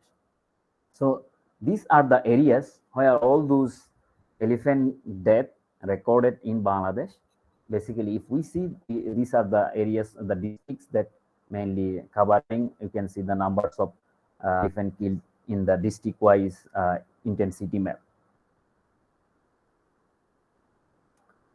Although we are talking about the death of elephant because of elephant-human conflict, but the method used sometimes create questions whether it was really elephant-human conflict or the intention was something else. We found that elephant were killed by electrocution, gunshot, poisoning, and traditional weapons.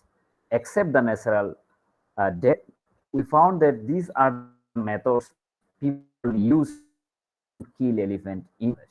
So it can create a lot of questions whether it was directly because of retaliation or there was any other intention because of that elephant killing. Because in most of the cases, we found elephant killed in the forest, and the forest department and the local communities got information after at least 3-4 days before, after, or a couple of days after. So it was quite impossible to identify actual causes, but those are the main methods they used that we have identified through the postmortem report of the local veterinary officials that was engaged in elephant postmortem when any elephant killed.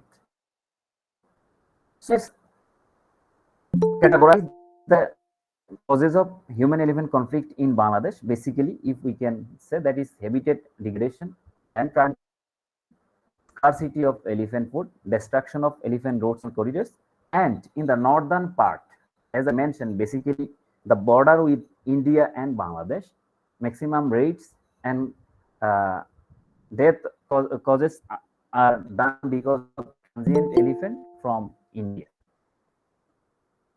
So let's talk about the habitat loss. In Bangladesh, elephant are mainly, the resident elephant are mainly are limited in the southeastern part of the Bangladesh.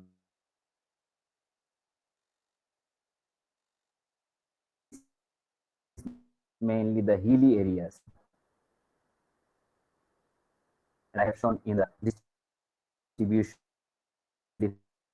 distribution map area where situated in the Cox's, and this is called actually the Teknaf Game Reserve.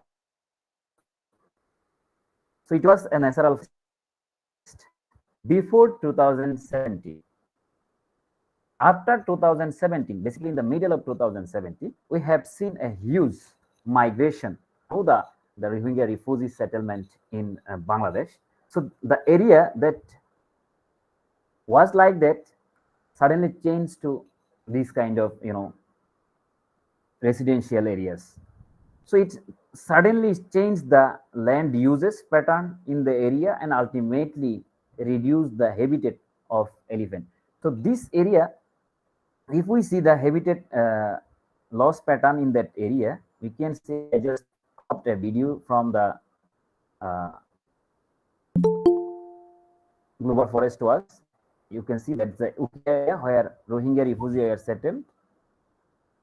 So if we see the from beginning, it was like that and gradually it changed.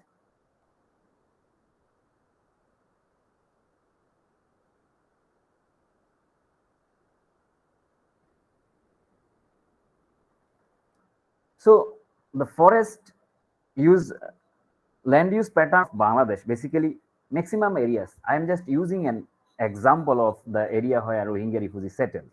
Changed very quickly. That's ultimately creating pressure on elephant habitat, and they are uh, coming in close contact with the local communities, that ultimately creating human elephant conflict. So this is one of the vegetation cover changes in the area that I am talking, basically the Ukia Teknaf region where Rohingya refugee settlement happened. So this is one statistics that land use change happened basically in 2000 after 2017. So we found that the elephant pressure on elephant habitat and the loss of elephant habitat, one of the main driver throughout the country, basically where resident elephant populations are harboring. Scarcity of food is another one causes. As we know, the Asian elephant typically consumes around 150 kilograms of plant materials and drinks around 140 liters of water a day. And this diet mainly comes from the varieties of plant species, basically where the grass, stems, and barks. Because of the large dietary needs, elephant roam with a big, areas for their food purposes. And basically in the winter season, when food scarcity happens, elephants come to the human settlement, the close proximity of the human settlement, and that's ultimately create human elephant conflict in Bangladesh. That is also one of the causes identified in Bangladesh. In the picture, you can see that elephant eating one of the bark of one trees because of the shortage of food. We may say something like that, but the picture was taken when elephant was taking the bark. It may be other causes, but in elephant Asian elephant conservation action plans of Bangladesh, it's described that the food scarcity is one of the reason that's changing behavior of elephant to eat unnatural foods. And this is also pressured by the Zoom cultivation. I don't know if this is in the India. I am sure that basically the tribal communities around those who are mainly living forest resident tribal communities, they prefer cultivation of Zoom. These are the natural forest. They just burn to cultivate Zoom, and that's ultimately creating pressure on elephant food and also the pressure on the habitat as well. So that's one of the common practices, basically where resident elephant populations are living in Chittagong hill tracts. That's creating pressure on elephant food. Let's come to the elephant routes and my corridor blockade. This is one of the big problem in Bangladesh currently. It's connected with infrastructure development as well as the settlement of Rohingya refugees, also transnational corridor blockade. In 2016, Bangladesh Forest Department identified around 12 elephant corridor. These are the location of elephant corridor. Most of them are mainly situated in the areas of Bangladesh where resident elephant populations mainly stays. So if we see 1, 2, 3, around 12 elephant corridors have been identified in Bangladesh. Among those corridor, most of the corridor, basically 3 corridor, totally blocked because of infrastructure development. Basically, the corridor number 1, 2, and 3, and other corridors actually fragmented by routes and infrastructure. So elephant losing their freedom to move, get the through the path that they used traditionally, and that's ultimately creating interactions between elephant, a good one for both human as well as elephant. Let's come to the one point. If I say basically the as the current status, basically the Rohingya refugee settlement. This is Bangladesh, as you have identified here, and this is the dark areas, and that's here in the Rohingya refugee camp. KTM is this is the Kutupalong refugee camps, world largest refugee camp because of the sudden displacement of Rohingya refugees from Arakan state to Bangladesh. So this camp basically settled in the C1. If we see the corridor 1, C1 corridor of elephant movement, that actually around 40 to 45 elephants used to move through that corridor. And because of sudden settlement of that refugee camp, and that are permanent now, still Rohingya refugees are there, the elephants movement hampered drastically, and that's ultimately bringing elephant with close contact with the communities. If we see the peoples, here is the peoples, they are settled in this area. This is the Kutupalong refugee camp. Around the status that was actually in 2019, so around 433,000 people in here, and 25 more thousand more peoples are in the other areas. So this area actually used by elephant, and because of this camp, some elephant trapped in this zone, and some elephant trapped in the other zones. So they are trying to move through their traditional pathways, but that's ultimately creating conflict and interaction with Rohingya peoples and elephants. And around 26 Rohingya people died, basically from 2017 to 2019. Later, government has taken some initiatives with other donor organizations to mitigate the human-elephant conflict in those areas. Let's see one of the videos that's actually how it's happening. It's not actually the problem of elephant that they just killing people, but also the people, us, who are mainly making the elephant to do that. So this is one of the footage that's taken from refugee camp.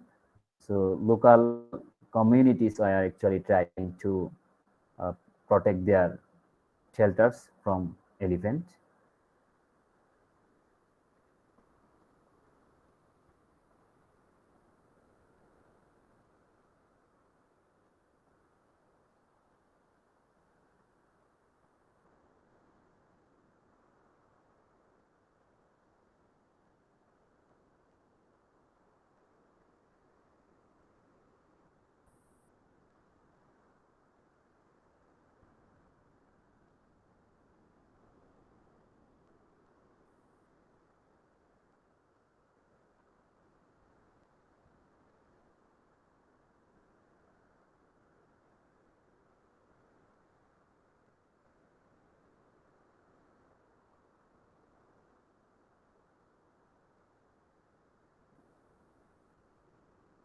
Another one causes that we have identified, that is the actually border fences between Bangladesh, India, and Bangladesh, Myanmar.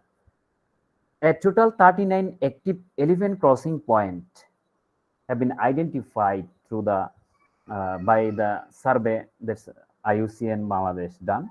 So around 30 are situated in here, in the northern part of Bangladesh. 2 border crossing points are in here, basically northeastern part of Bangladesh, and 7 more actually in here. So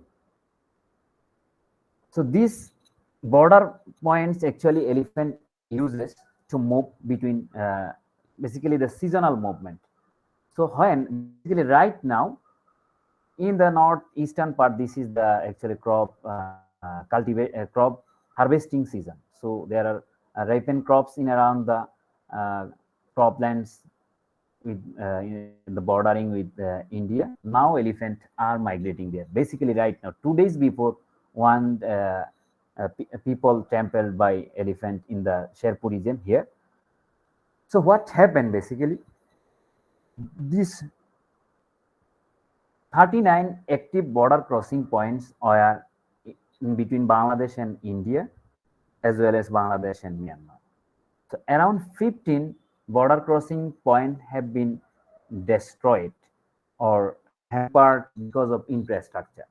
So that's why when elephants come into Bangladesh or go to India, they face problems to proper movement between 2 countries, and there's transboundary issues, transboundary movement, and the problem within their movement creates issues with human and elephant. That's ultimately bringing elephant with close interaction with local communities, and that's ultimately leading to the crop riding, human killing, and vice versa. Let's see one of the border crossing between India and Bangladesh, how elephant actually crossing.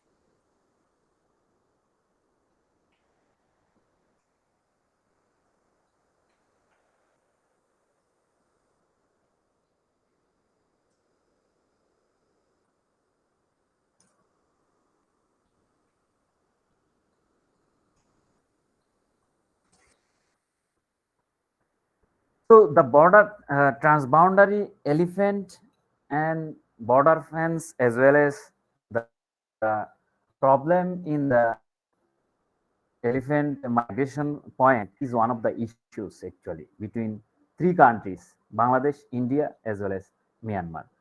As sometimes basically the border forces they close the border, so that's ultimately hamper the free migration or movement of elephant, and that's create problem in one side, or sometimes make elephant hesitated to create problem in the other side. That's a transboundary issues both Bangladesh and India, I think already they set together and to resolve the issues. Sometimes we also found that elephant poaching are connected with the human elephant conflict. The poachers who mainly actually the room in the hilly areas to poach elephant, they encounter with elephant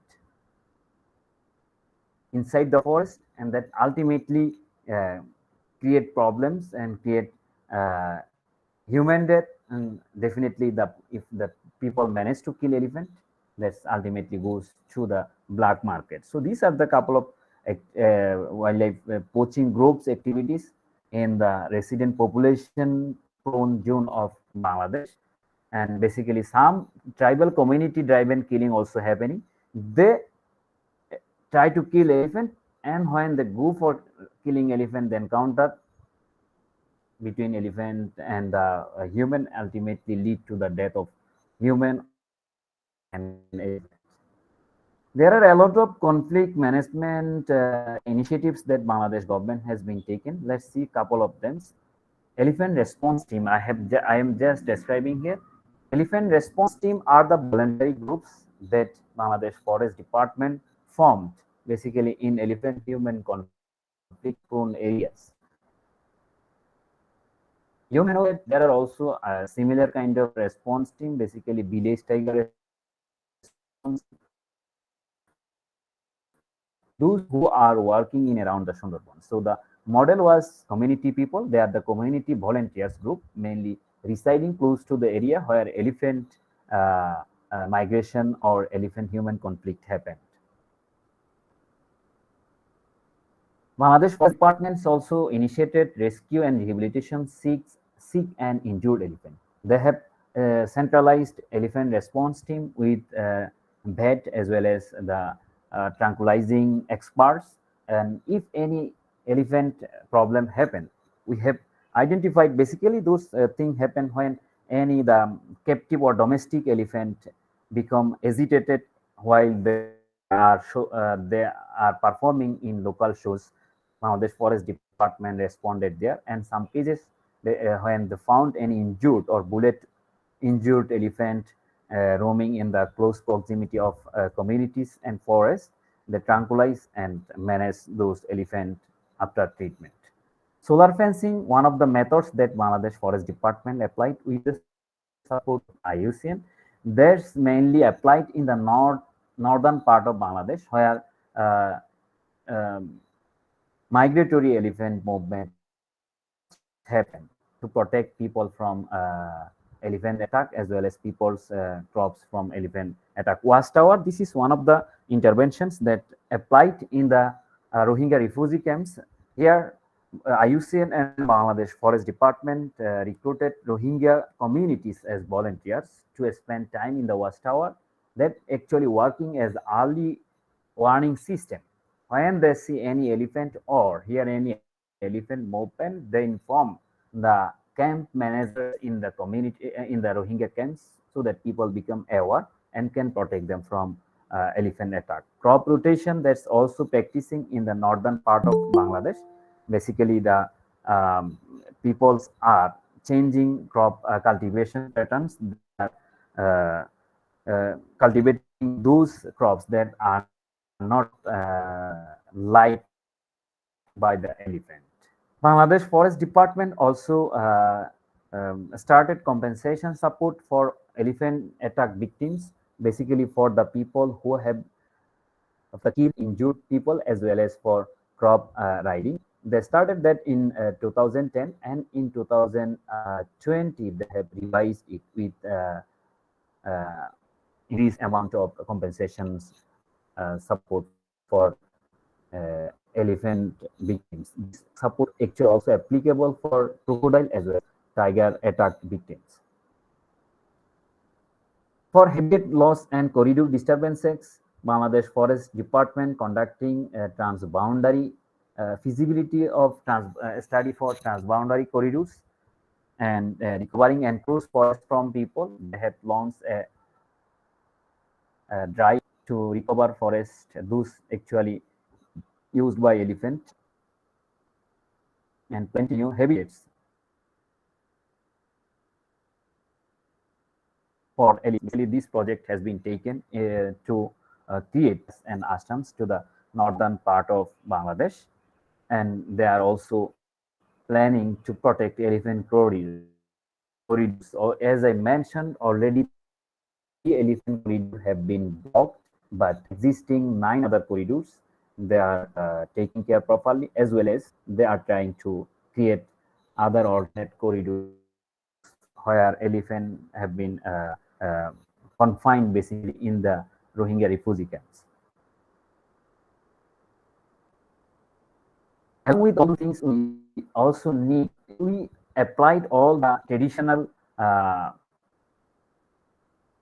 methods and all the measures applied by other elephant range countries. As we know that elephant is intelligent animal, they can be habituated with any kinds of conflict reduction measures. Basically, it just takes very little time for them to be habituated with anything. That's why we should think about the adaptive and sustainable elephant conservation measures in Bangladesh, also in the surrounding countries from where elephants coming to Bangladesh.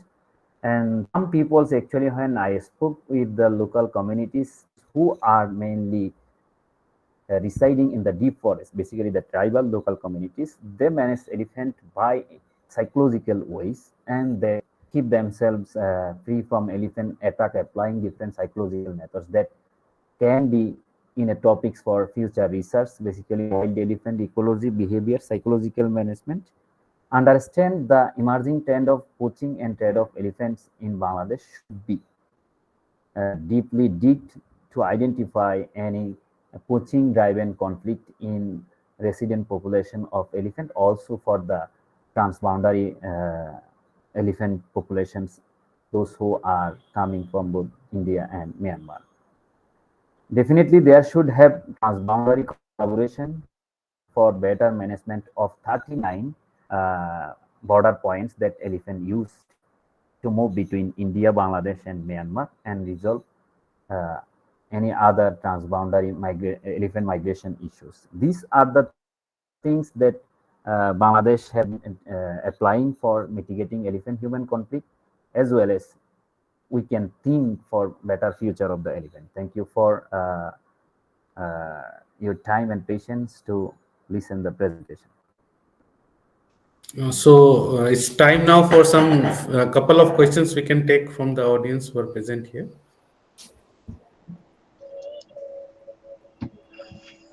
Excuse me, I'm a retired Professor Satyanarayan from Chennai, India.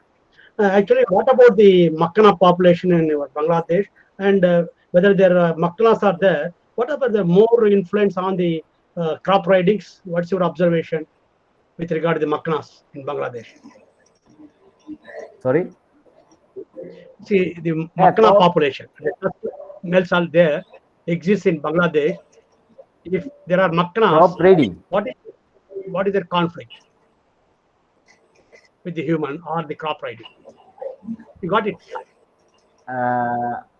No, I still actually didn't get it. Sorry. I think Dr. Satyanarayan, they may have a different term for Makanas, like the individual elephants which roam around in the forest. We can term it in Indian context. No, oh, I see. Aditya can come about Makanas. So, Dr. Nasir, actually, they are they are the tuskless males. Asian elephants, male ones who don't have tusks, they are called Makna. Oh, I see. They actually in Bangladesh perspective, there are the most of the cases we have found that elephants are in the groups, and there are not that much issues related to that. We identified some of the problems actually when elephant conflict happen, basically when the elephant become agitated, basically while showing any performing in the shows. Thank you.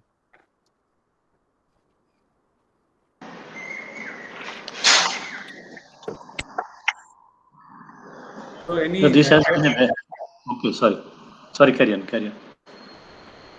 I just wanted to congratulate that lot of good data, field data, has already been collected. And one question, just curious, because we know elephants will counter any kind of barrier or any kind of measure you take to prevent them from going in or coming out. They will definitely not obey that. So which is the best method you have found? Solar fencing or bee lining or what is that? In your experience, what is that? Actually, yeah, that's the thing that I also meant. Whatever we take, event will become habituated with them. So the main measures that found effective in Bangladesh is community management, and that elephant response team to mitigate any elephant if they arrive in any certain areas. We found that that worked very well. Then any other measures like watchtower as well as solar fencing, crop rotation, all those things. Okay, okay. Yeah, the problem is they do not understand the geographical boundaries, and they can Yeah, that's the thing actually. overcome any barrier you put. Okay, carry on. I think Thank you. there are no further questions. Then I will request Dr. Aditi Sharma ma'am to sum up the presentation and to give her observation about the presentation which has been given by Nazaruddin. Thank you, Chair Sir. And I wish to congratulate you, Dr. Nasir. It was really a nice and comprehensive presentation because I could see that you have covered all the points. You started with a brief about the fauna of that area, and then you touched upon that what are the causes of the conflict, what are the drivers which are causing the conflict, and you had the data, complete data about the number of deaths of human beings as well as the number of deaths of elephants due to human elephant conflict. And then also you talked about the causes of the death as well. And whatever is to be known about human elephant conflict to mitigate that, I think you have covered all those points. And I must say that you have covered very important thing factor, that is migration and about refugee camps, and also about a change in crop pattern, that because all those are also responsible for increase in the human elephant conflict. And then, of course, you have talked about the mitigation measures at the last. And I agree with the second question that, of course, the elephants are very intelligent and they know how to break the any kind of mitigation measure. So it's very really hard to say that which is the best method because I think there is no foolproof method to stop the elephants. They learn it very quickly. But yeah, we still are trying. And it was very interesting that the border area and the migration of the elephants from India, Bangladesh, and Myanmar, all those kind of migrations, they are also very important. And one thing is that it's, of course, it's important for the conflict, and it's equally important for the disease transmission as well among the three countries through elephants. Like somewhere the elephants have herpes, in the other areas they don't have cases of herpes. But if they are migrating like this, then they can, of course, exchange diseases as well. So it was really a wonderful presentation. And yes, about the crime thing also you reported. So it was really a complete and perfect presentation, I'll say. Thank you so much for giving such a wonderful presentation. Thank you so much. Thank you very much, Ajay.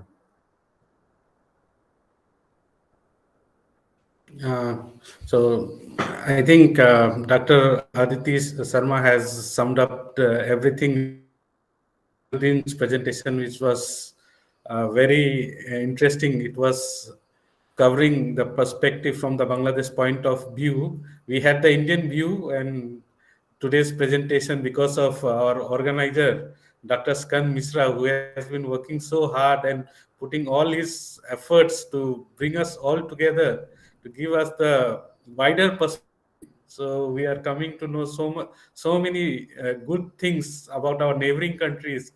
Though this thing, what at the end was takeaway for me was about the psychological management. That was a new thing for me, a new learning. So for every presentation, there are new learnings. So it's a takeaway. So we can think about the future collaboration, how we can think. You talked about India, Bangladesh, and Myanmar, and just sitting in Siliguri, think about the Nepal perspective also. So we need to work more on trans-boundary issues regarding elephants. We have huge a problem of elephant, though it's a small area, the chicken neck corridor, but it has a huge elephant population migrating from here to Bangladesh, Bangladesh back to India, India to Nepal. Again, you have the problem from Tripura and Myanmar, I think so. So the issue is huge, and we don't have a foolproof mechanism against elephant, as we know that elephants are very intelligent. So this process will keep us updating, like what we have learned about psychological management. I take this opportunity to thank our presenter Nasiruddin, Dr. Aditi Sharma, who had very well sum up the presentation, and Dr. Skan Mishra, the major backbone of this project, who is conducting for the last 2 years.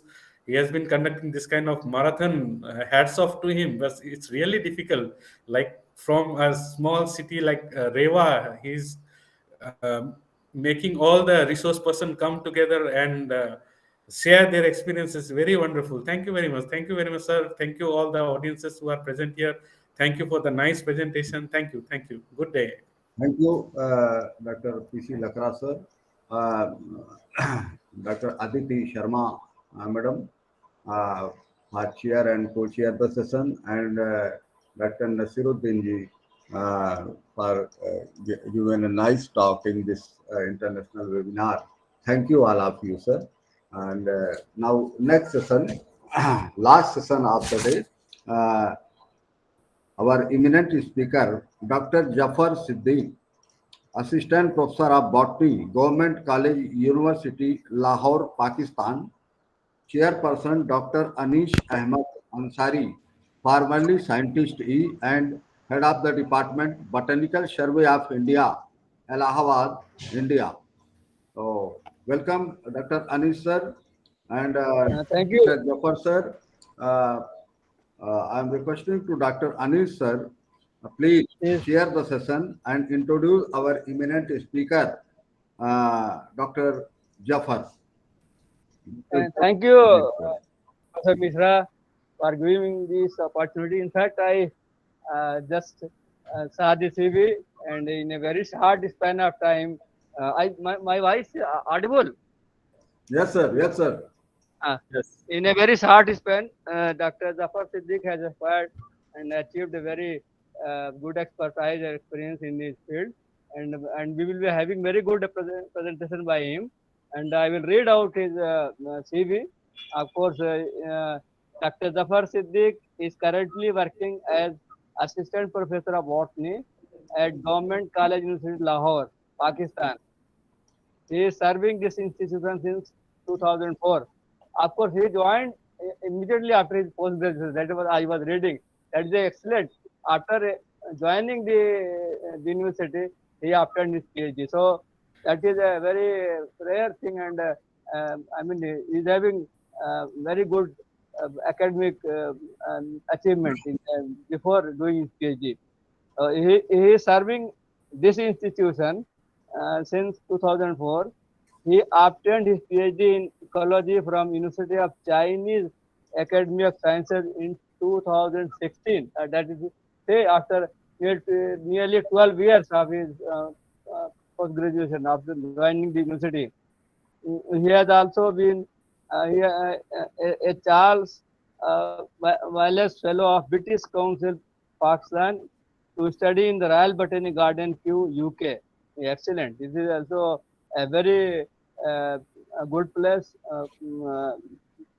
for especially for the Indian continent, because we had the British rule here, and very many things are there in Kew. So I once visited only for international diploma course. Of course, he got a diploma also, Botany Garden Management. So this is also a very good point. In 2009. In 2018, he also participated training course Botanical Gardens Establishment and Management in Shanghai, China, again China. So he got his PhD from China, and then he attended this management program. Because Chinese are very, very, very far away. I mean, they have done an excellent job. I had two Chinese my classmates. In 2016, he traveled to Nepal for BGCI workshop about seed conservation. This is very important because we recalcitrant position is there. So seed conservation is very important aspect of conservation present scenario. his research interests include plant physiological ecology, carbon and water fluxes, modeling. These are very new aspects. All are very latest. Modeling whole tree. That is also a very important aspect of the research in these days. Modeling whole tree and forest stand level transpiration. This is another very good aspect of this because water resources are depleting day by day. So we have drip irrigation and other things. Plant conservation and habitat restoration. This is another. There are always degradation of habitat. So he is training in how to restore the habitat. So far, he has published over 35. This is a very short period. I think he has published over 35 research papers, most of which are among the well-known peer-reviewed journals with total impact factor of over 65. That is also excellent, very good. While several papers are under review in international journals, at present he, he is also editing the special issue of Frontiers in Forest Global Change. Oh, very good. This is, of course, we have think locally and act globally. This is very good. So you are Frontiers in the Forest and Global Change, titled towards 2030. Always this was a point. I think in this Ireland, the COP meeting was there. I think I remember some meeting. Our team also pointed out this thing. A forest ecophysiology perspective on achieving sustainable development goal uh, uh, uh, 13, that is climate action. Or somebody is disturbing climate action. He has also completed 3 research projects sponsored by the national and international agencies. This is also very important thing. He has also organized a number of international conferences, seminars, and designed new courses at postgraduate level. So I request him to present his. I think his topic is. I think he has given historical plant collection of botany garden of his area. So I think this is a very important topic. I invite Dr. Zafar Siddiq to, to present his this paper. Yes, please. Thank you very much, Professor Ansari Saab, and also Professor Mishra Sekhan Saab, for having me in this important global, I would say, galaxy of scientists from different parts of the world, mainly the Asian. And just looking how I can just doctor Zafar साहब मैं बताना चाहूंगा कि हमारे अंसारी साहब जो है यहाँ के बॉटेनिकल गार्डन के मास्टर हैं। ये जो दिल्ली का, नोएडा का बॉटेनिकल गार्डन है और इलाहाबाद का बॉटेनिकल गार्डन है, इन्हीं ने बनाया है, एक्सपर्ट हैं ये। I will take you a quick round of our garden. So I just want to show my presentation. It's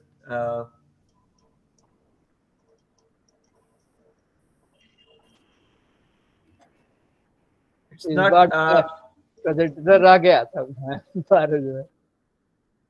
Yeah, I am unable to share my screen actually.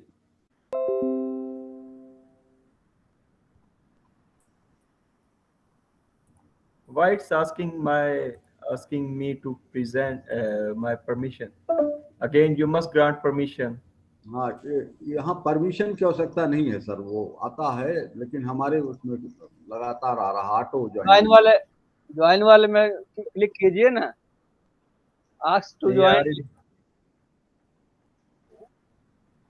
I asked you to join. I already joined. मैं यहीं से करवा रहा हूँ, आप next बोलते जाइएगा, वो आता जाएगा। जी चलिए वहीं से कर दें। हाँ ठीक, शेयर करो। आपके पास प्रिंट हो तो पढ़िए, उसमें से प्रिंट है? नहीं है हमारे पास जी। अच्छा चलिए, आ गया।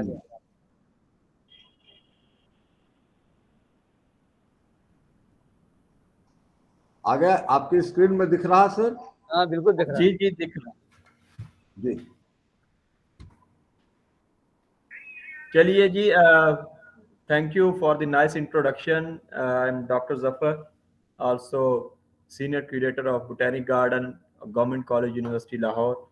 And this is the famous institute in Indian and our part of Pakistan as well. Many students who graduate from this college, they are now in India, and many who graduated from here are also in different parts of the world. So they call themselves Rabians. So it's quite famous place. Can I have next one, please? Yeah, this is basically showing the classical our main building with the main famous tower, and this is the entrance of our botanic garden. Next one, please.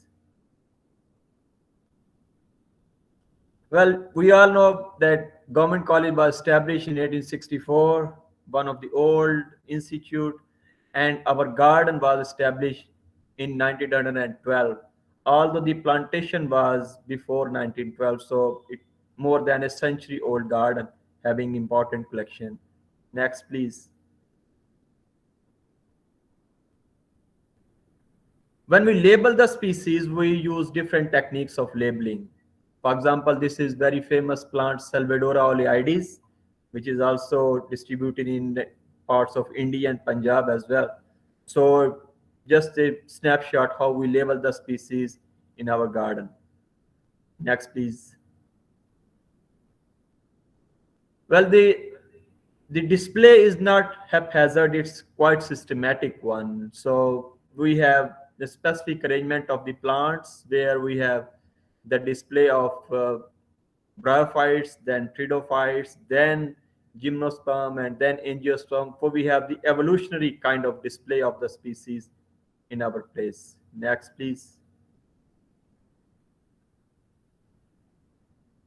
So we have these four themes in our garden. What we say the taxonomic theme, dealing with the taxonomy and arrangement. Then we have habitat theme, showing different habitats. Then we have the conservation theme, and then we have the horticulture theme as well. So four major themes, which I will talk about briefly, mainly focusing on two of them. So next, please. So as I mentioned, this is the very age-old collection, and we have the plants in different habitats. So this is showing yucca longifolia on one of the mound, which are displaying the succulents and the xerophyte species as a new habitat, modified habitat. Next, please. Yeah, Euphorbia ralliana, you might not have seen such a big size of euphorbias. And this is again very old specimen, not in regarding the time, but the size is quite giant. So it's quite interesting for the students when they visit such kind of big specimens in our collection. Next, please. This is Pachypodium, again a very sizable and big among the cacti. Next, please. So from here we move toward another habitat, what we say the aquatic habitat. So we have different aquatic system or aquatic divisions for the display of plants. Mainly we have the nymphias, even some of the invasive species which we do control like Pistia and then Salvinia. But these are the real living laboratory for the students who study these plants in their syllabus, and they understand the modification of these plants in their aquatic habitats. Next, please.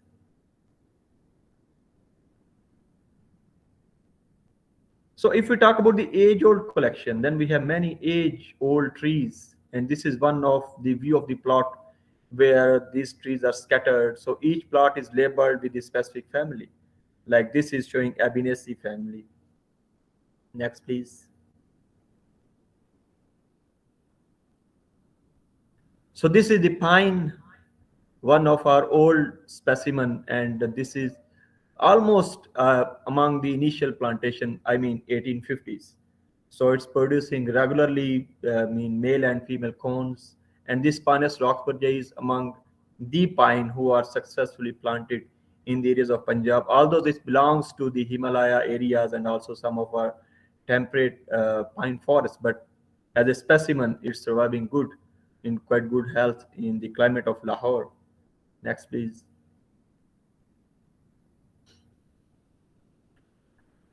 We all know about the mango, and we have many cultivars of mango in Pakistan, and also we export mangoes a lot. But this mango is among the initial mangoes, age-old collection mangoes, more than 100 years old, and it's still producing mango. And this mango is the classical, what we say, one of the original mangoes who were being planted in different parts of our country as an orchids, and especially fruit trees in those. Next, please. Yeah, this is Gladitsia tricanthos, and also a tropical species introduced in our garden. Next, please. This is Manalkera hexandra. You can see the size, you can see the shape of this tree, indicating it's really old and surviving well in our climate.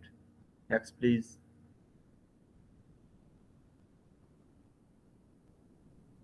Diospyros, also from Abenaceae family. Among those species, we have the Diospyros montana, Diospyros cocci, two species of Diospyros with us. Next, please. This is Mimosops, also very popular roadside plant in our area, and it's producing regularly. Seed production is there for this species. It doesn't show any kind of stress in its new habitat and grows quite fast as well. Next, please. This is the view of herbal garden. Although we have modified this, we have around 15 different kinds of herbs which are used in the traditional medicine, and these are good source of information for the students as well. Next, please. This is jackfruit, Autocarpus integrifolia.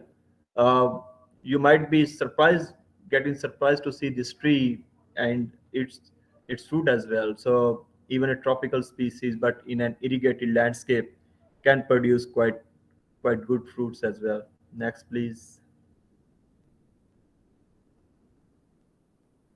Yeah, this is another important species, changing the colors with the season, and we call it Makhan Charvi because of its different shapes of the trees.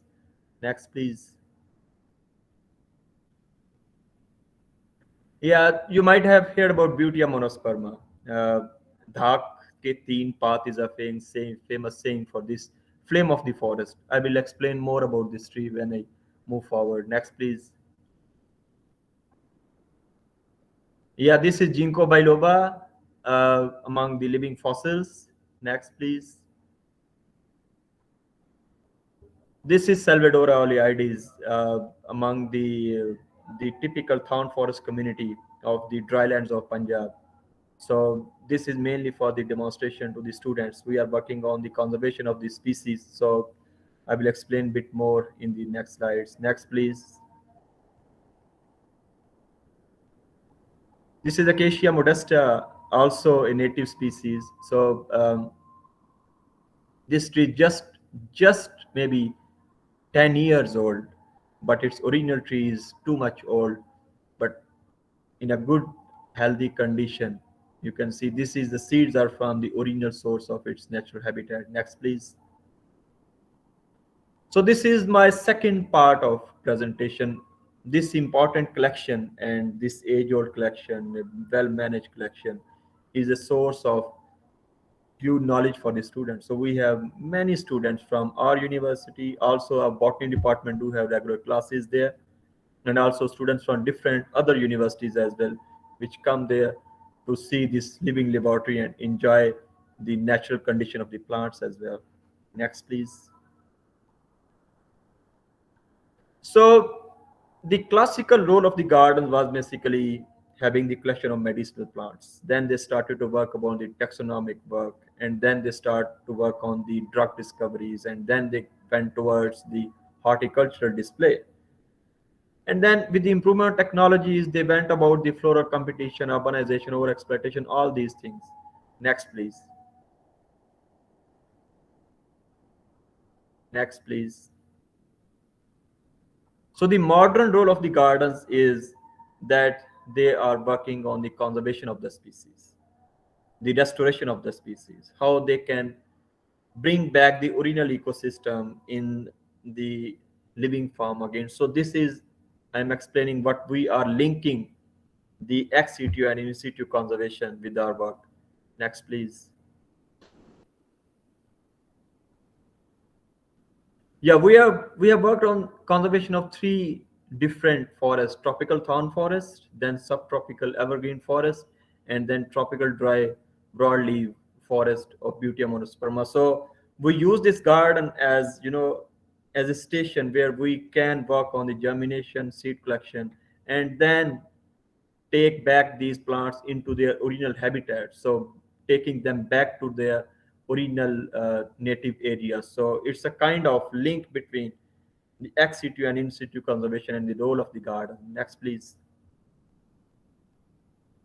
This is the subtropical broadleaf evergreen acacia olea forest, where we planted the acacia and olea species in these mountains just to get them increase in population and restoring those as well. Next, please. Yeah, next. Yeah, this is the plantation site. We prepare the ditches and everything, and then we work on shifting the plants. Next, please. This is second Butea monosperma, the conservation of this species using our garden. So basing the plants and then shifting. You can see the flowers, and when it's in full bloom, it seems like the forest has got the fire. So that's why we call it the flame of the forest. Next, please. Here you can see the nursery of this plant. We collected the seeds and then germinate and then work on these. Next, please. Again, the views of these nurseries from cutting and from seeds, all from the native areas. Next, please. These are another view of nursery. We also say plant bank. So different species, diverse species from the garden raised and then used for plantations, and also given to the institutions to establish their own gardens as well. Next, please. This is another view of plant bank. You can see different species, even Butea monosperma, and also Milia species as well. Next, please. So germination trials and all that, same thing. Next, please. Next, can I have next? Yeah, these are our new campus areas where we do the plantation of these species.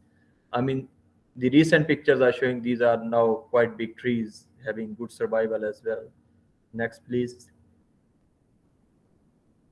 Again, it's quite open area, so we are just working. Next one.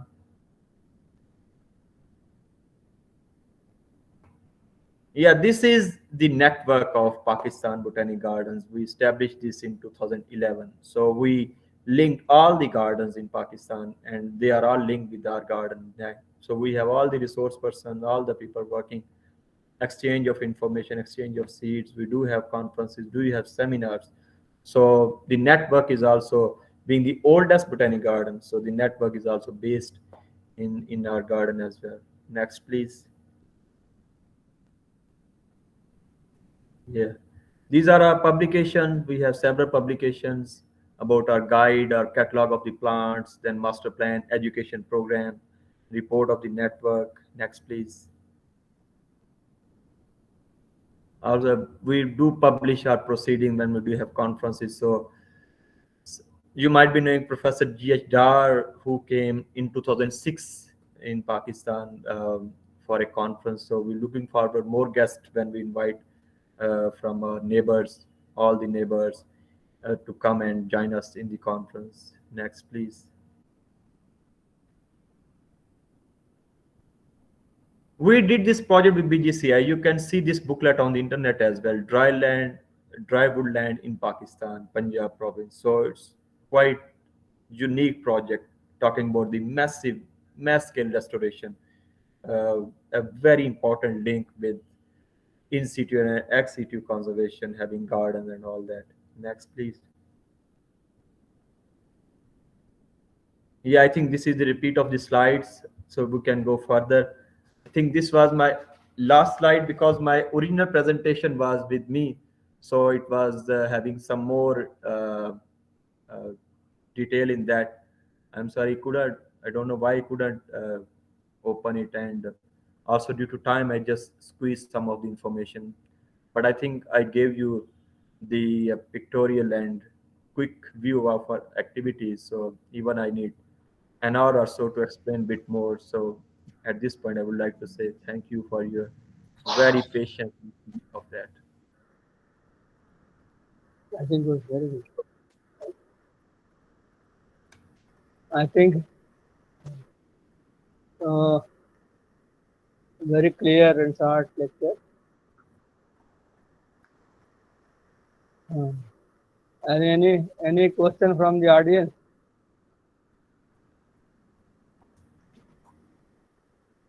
Okay. Jha साहब बैठे हुए हैं जी. Any question from the audience? I think I will put up some questions to you and then sum up. Then, what is the total area of the garden? 7 acres. 7. Yeah, 7 acres. There is a total boundary. You have Yes, a yes.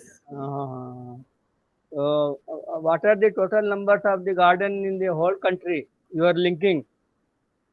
30, around 30. 30. 7 acres, 30.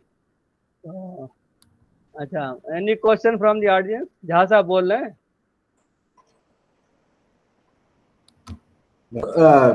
ये university जो आपने number बताया, ये university garden plus national garden है आपके? Yeah, that is very important question. So we include university gardens, some private gardens, some government gardens. So it's combined all the gardens, which call them a botanic garden. Yeah. Botanic garden.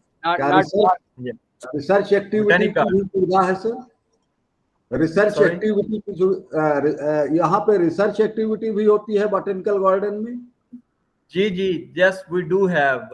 I just explained one component, which is the habitat restoration, but we do research on taxonomy, medicinal plants, ecology, physiology, bioremediation, climate change, many aspects we have. जैसे हमारे यहाँ sir ये लखनऊ में botanical garden और केरला में GNTBGRI है, तो ऐसे गार्डन वहाँ पर कहाँ हैं? पाकिस्तान में जो है ना गार्डन ज्यादातर जो हैं वो 2 प्रोविंस जो है पंजाब के 3 है, पंजाब में भी हैं ऐसे गार्डन, सिंध में भी हैं और खैबर पख्तूनख्वा में भी हैं. जो ज्यादातर यूनिवर्सिटीज वाले गार्डन हैं वो कलेक्शन मेंटेन करते हैं और उसको अपनी रिसर्च के साथ लिंक करते हैं और अपने करिकुलम के साथ लिंक करते हैं. कुछ गार्डन जो बहुत बड़े हैं उनके कॉन्सेप्ट ज्यादा ब्रॉड हैं. They are much more open to not only educational public but also in general public as well. लेकिन थीम जो उनका है that is mainly research and education. Yes sir. तो हर्बेरियम भी तो होगा. हर्बेरियम जी, we do have herbarium. Herbarium जो है, जैसे मैंने कहा कि मेरी टॉक का कुछ हिस्सा टाइम इधर चला गया था.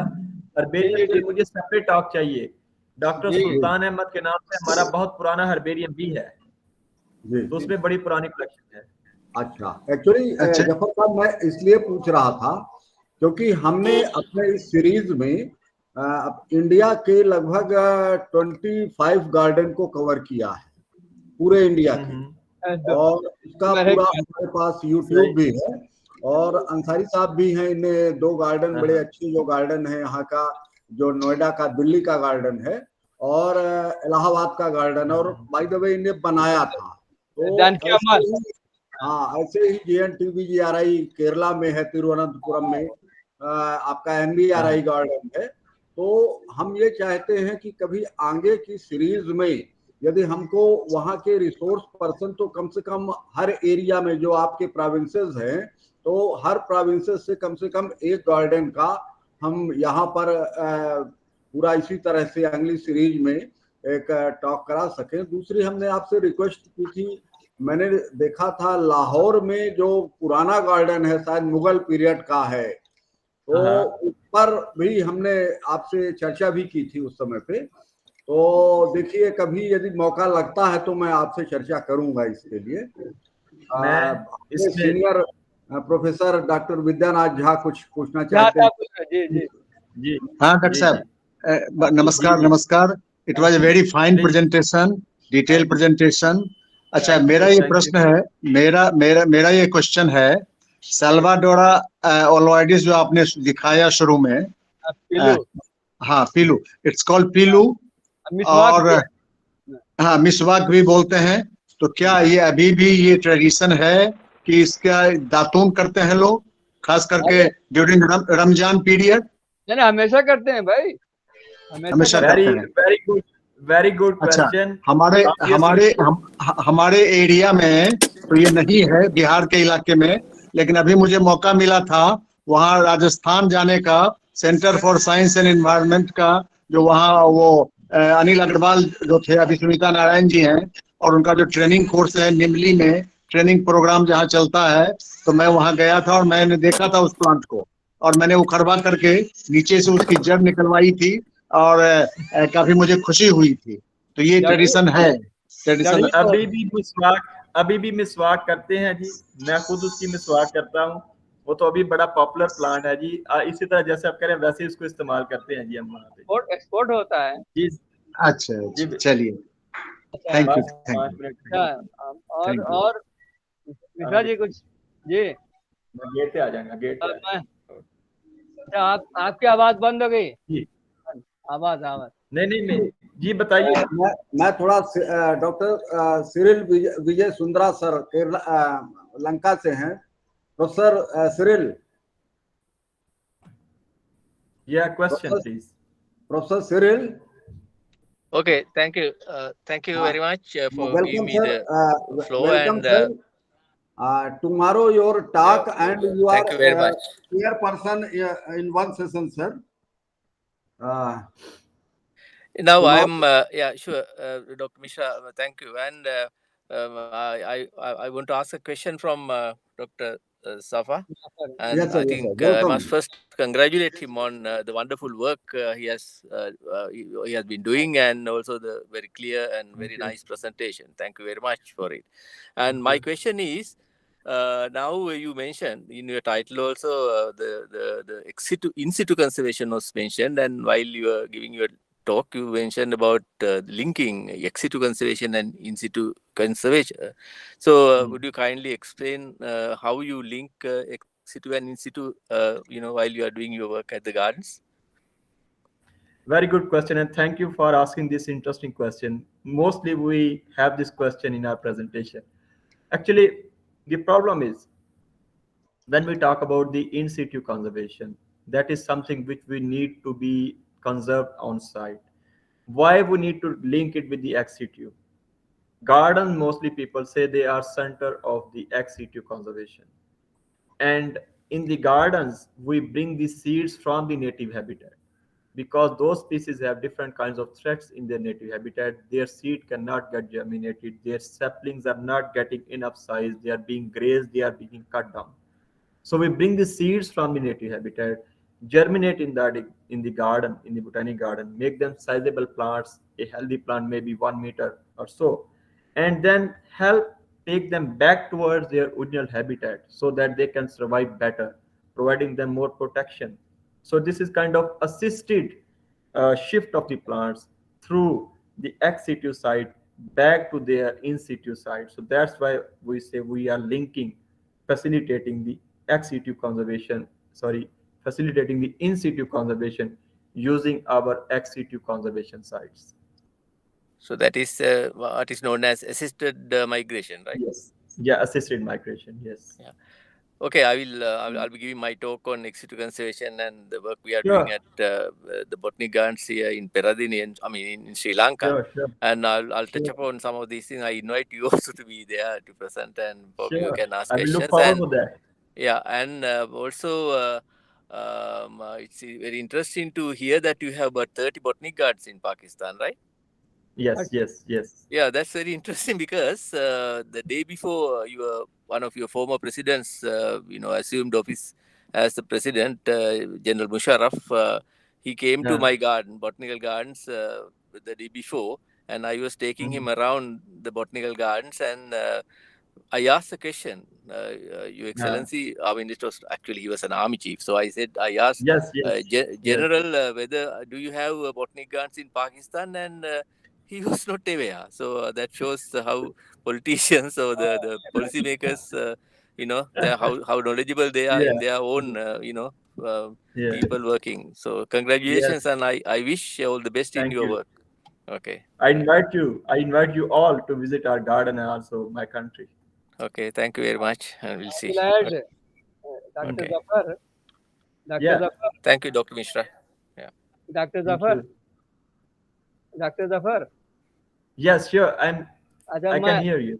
मैं ऐड कर रहा हूँ इन सिटू और एक्स सिटू एक गार्डन में लिंक करने का जो एक बहुत बढ़िया एक्सप्लेनेशन ये है, you are simulating the forest type in the garden.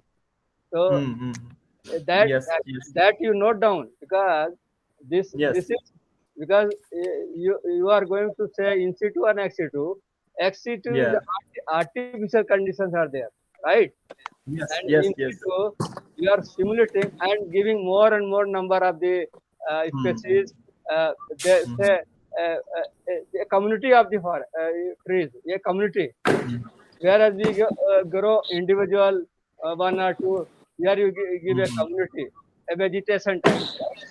Yes, so this is very important. I agree with you.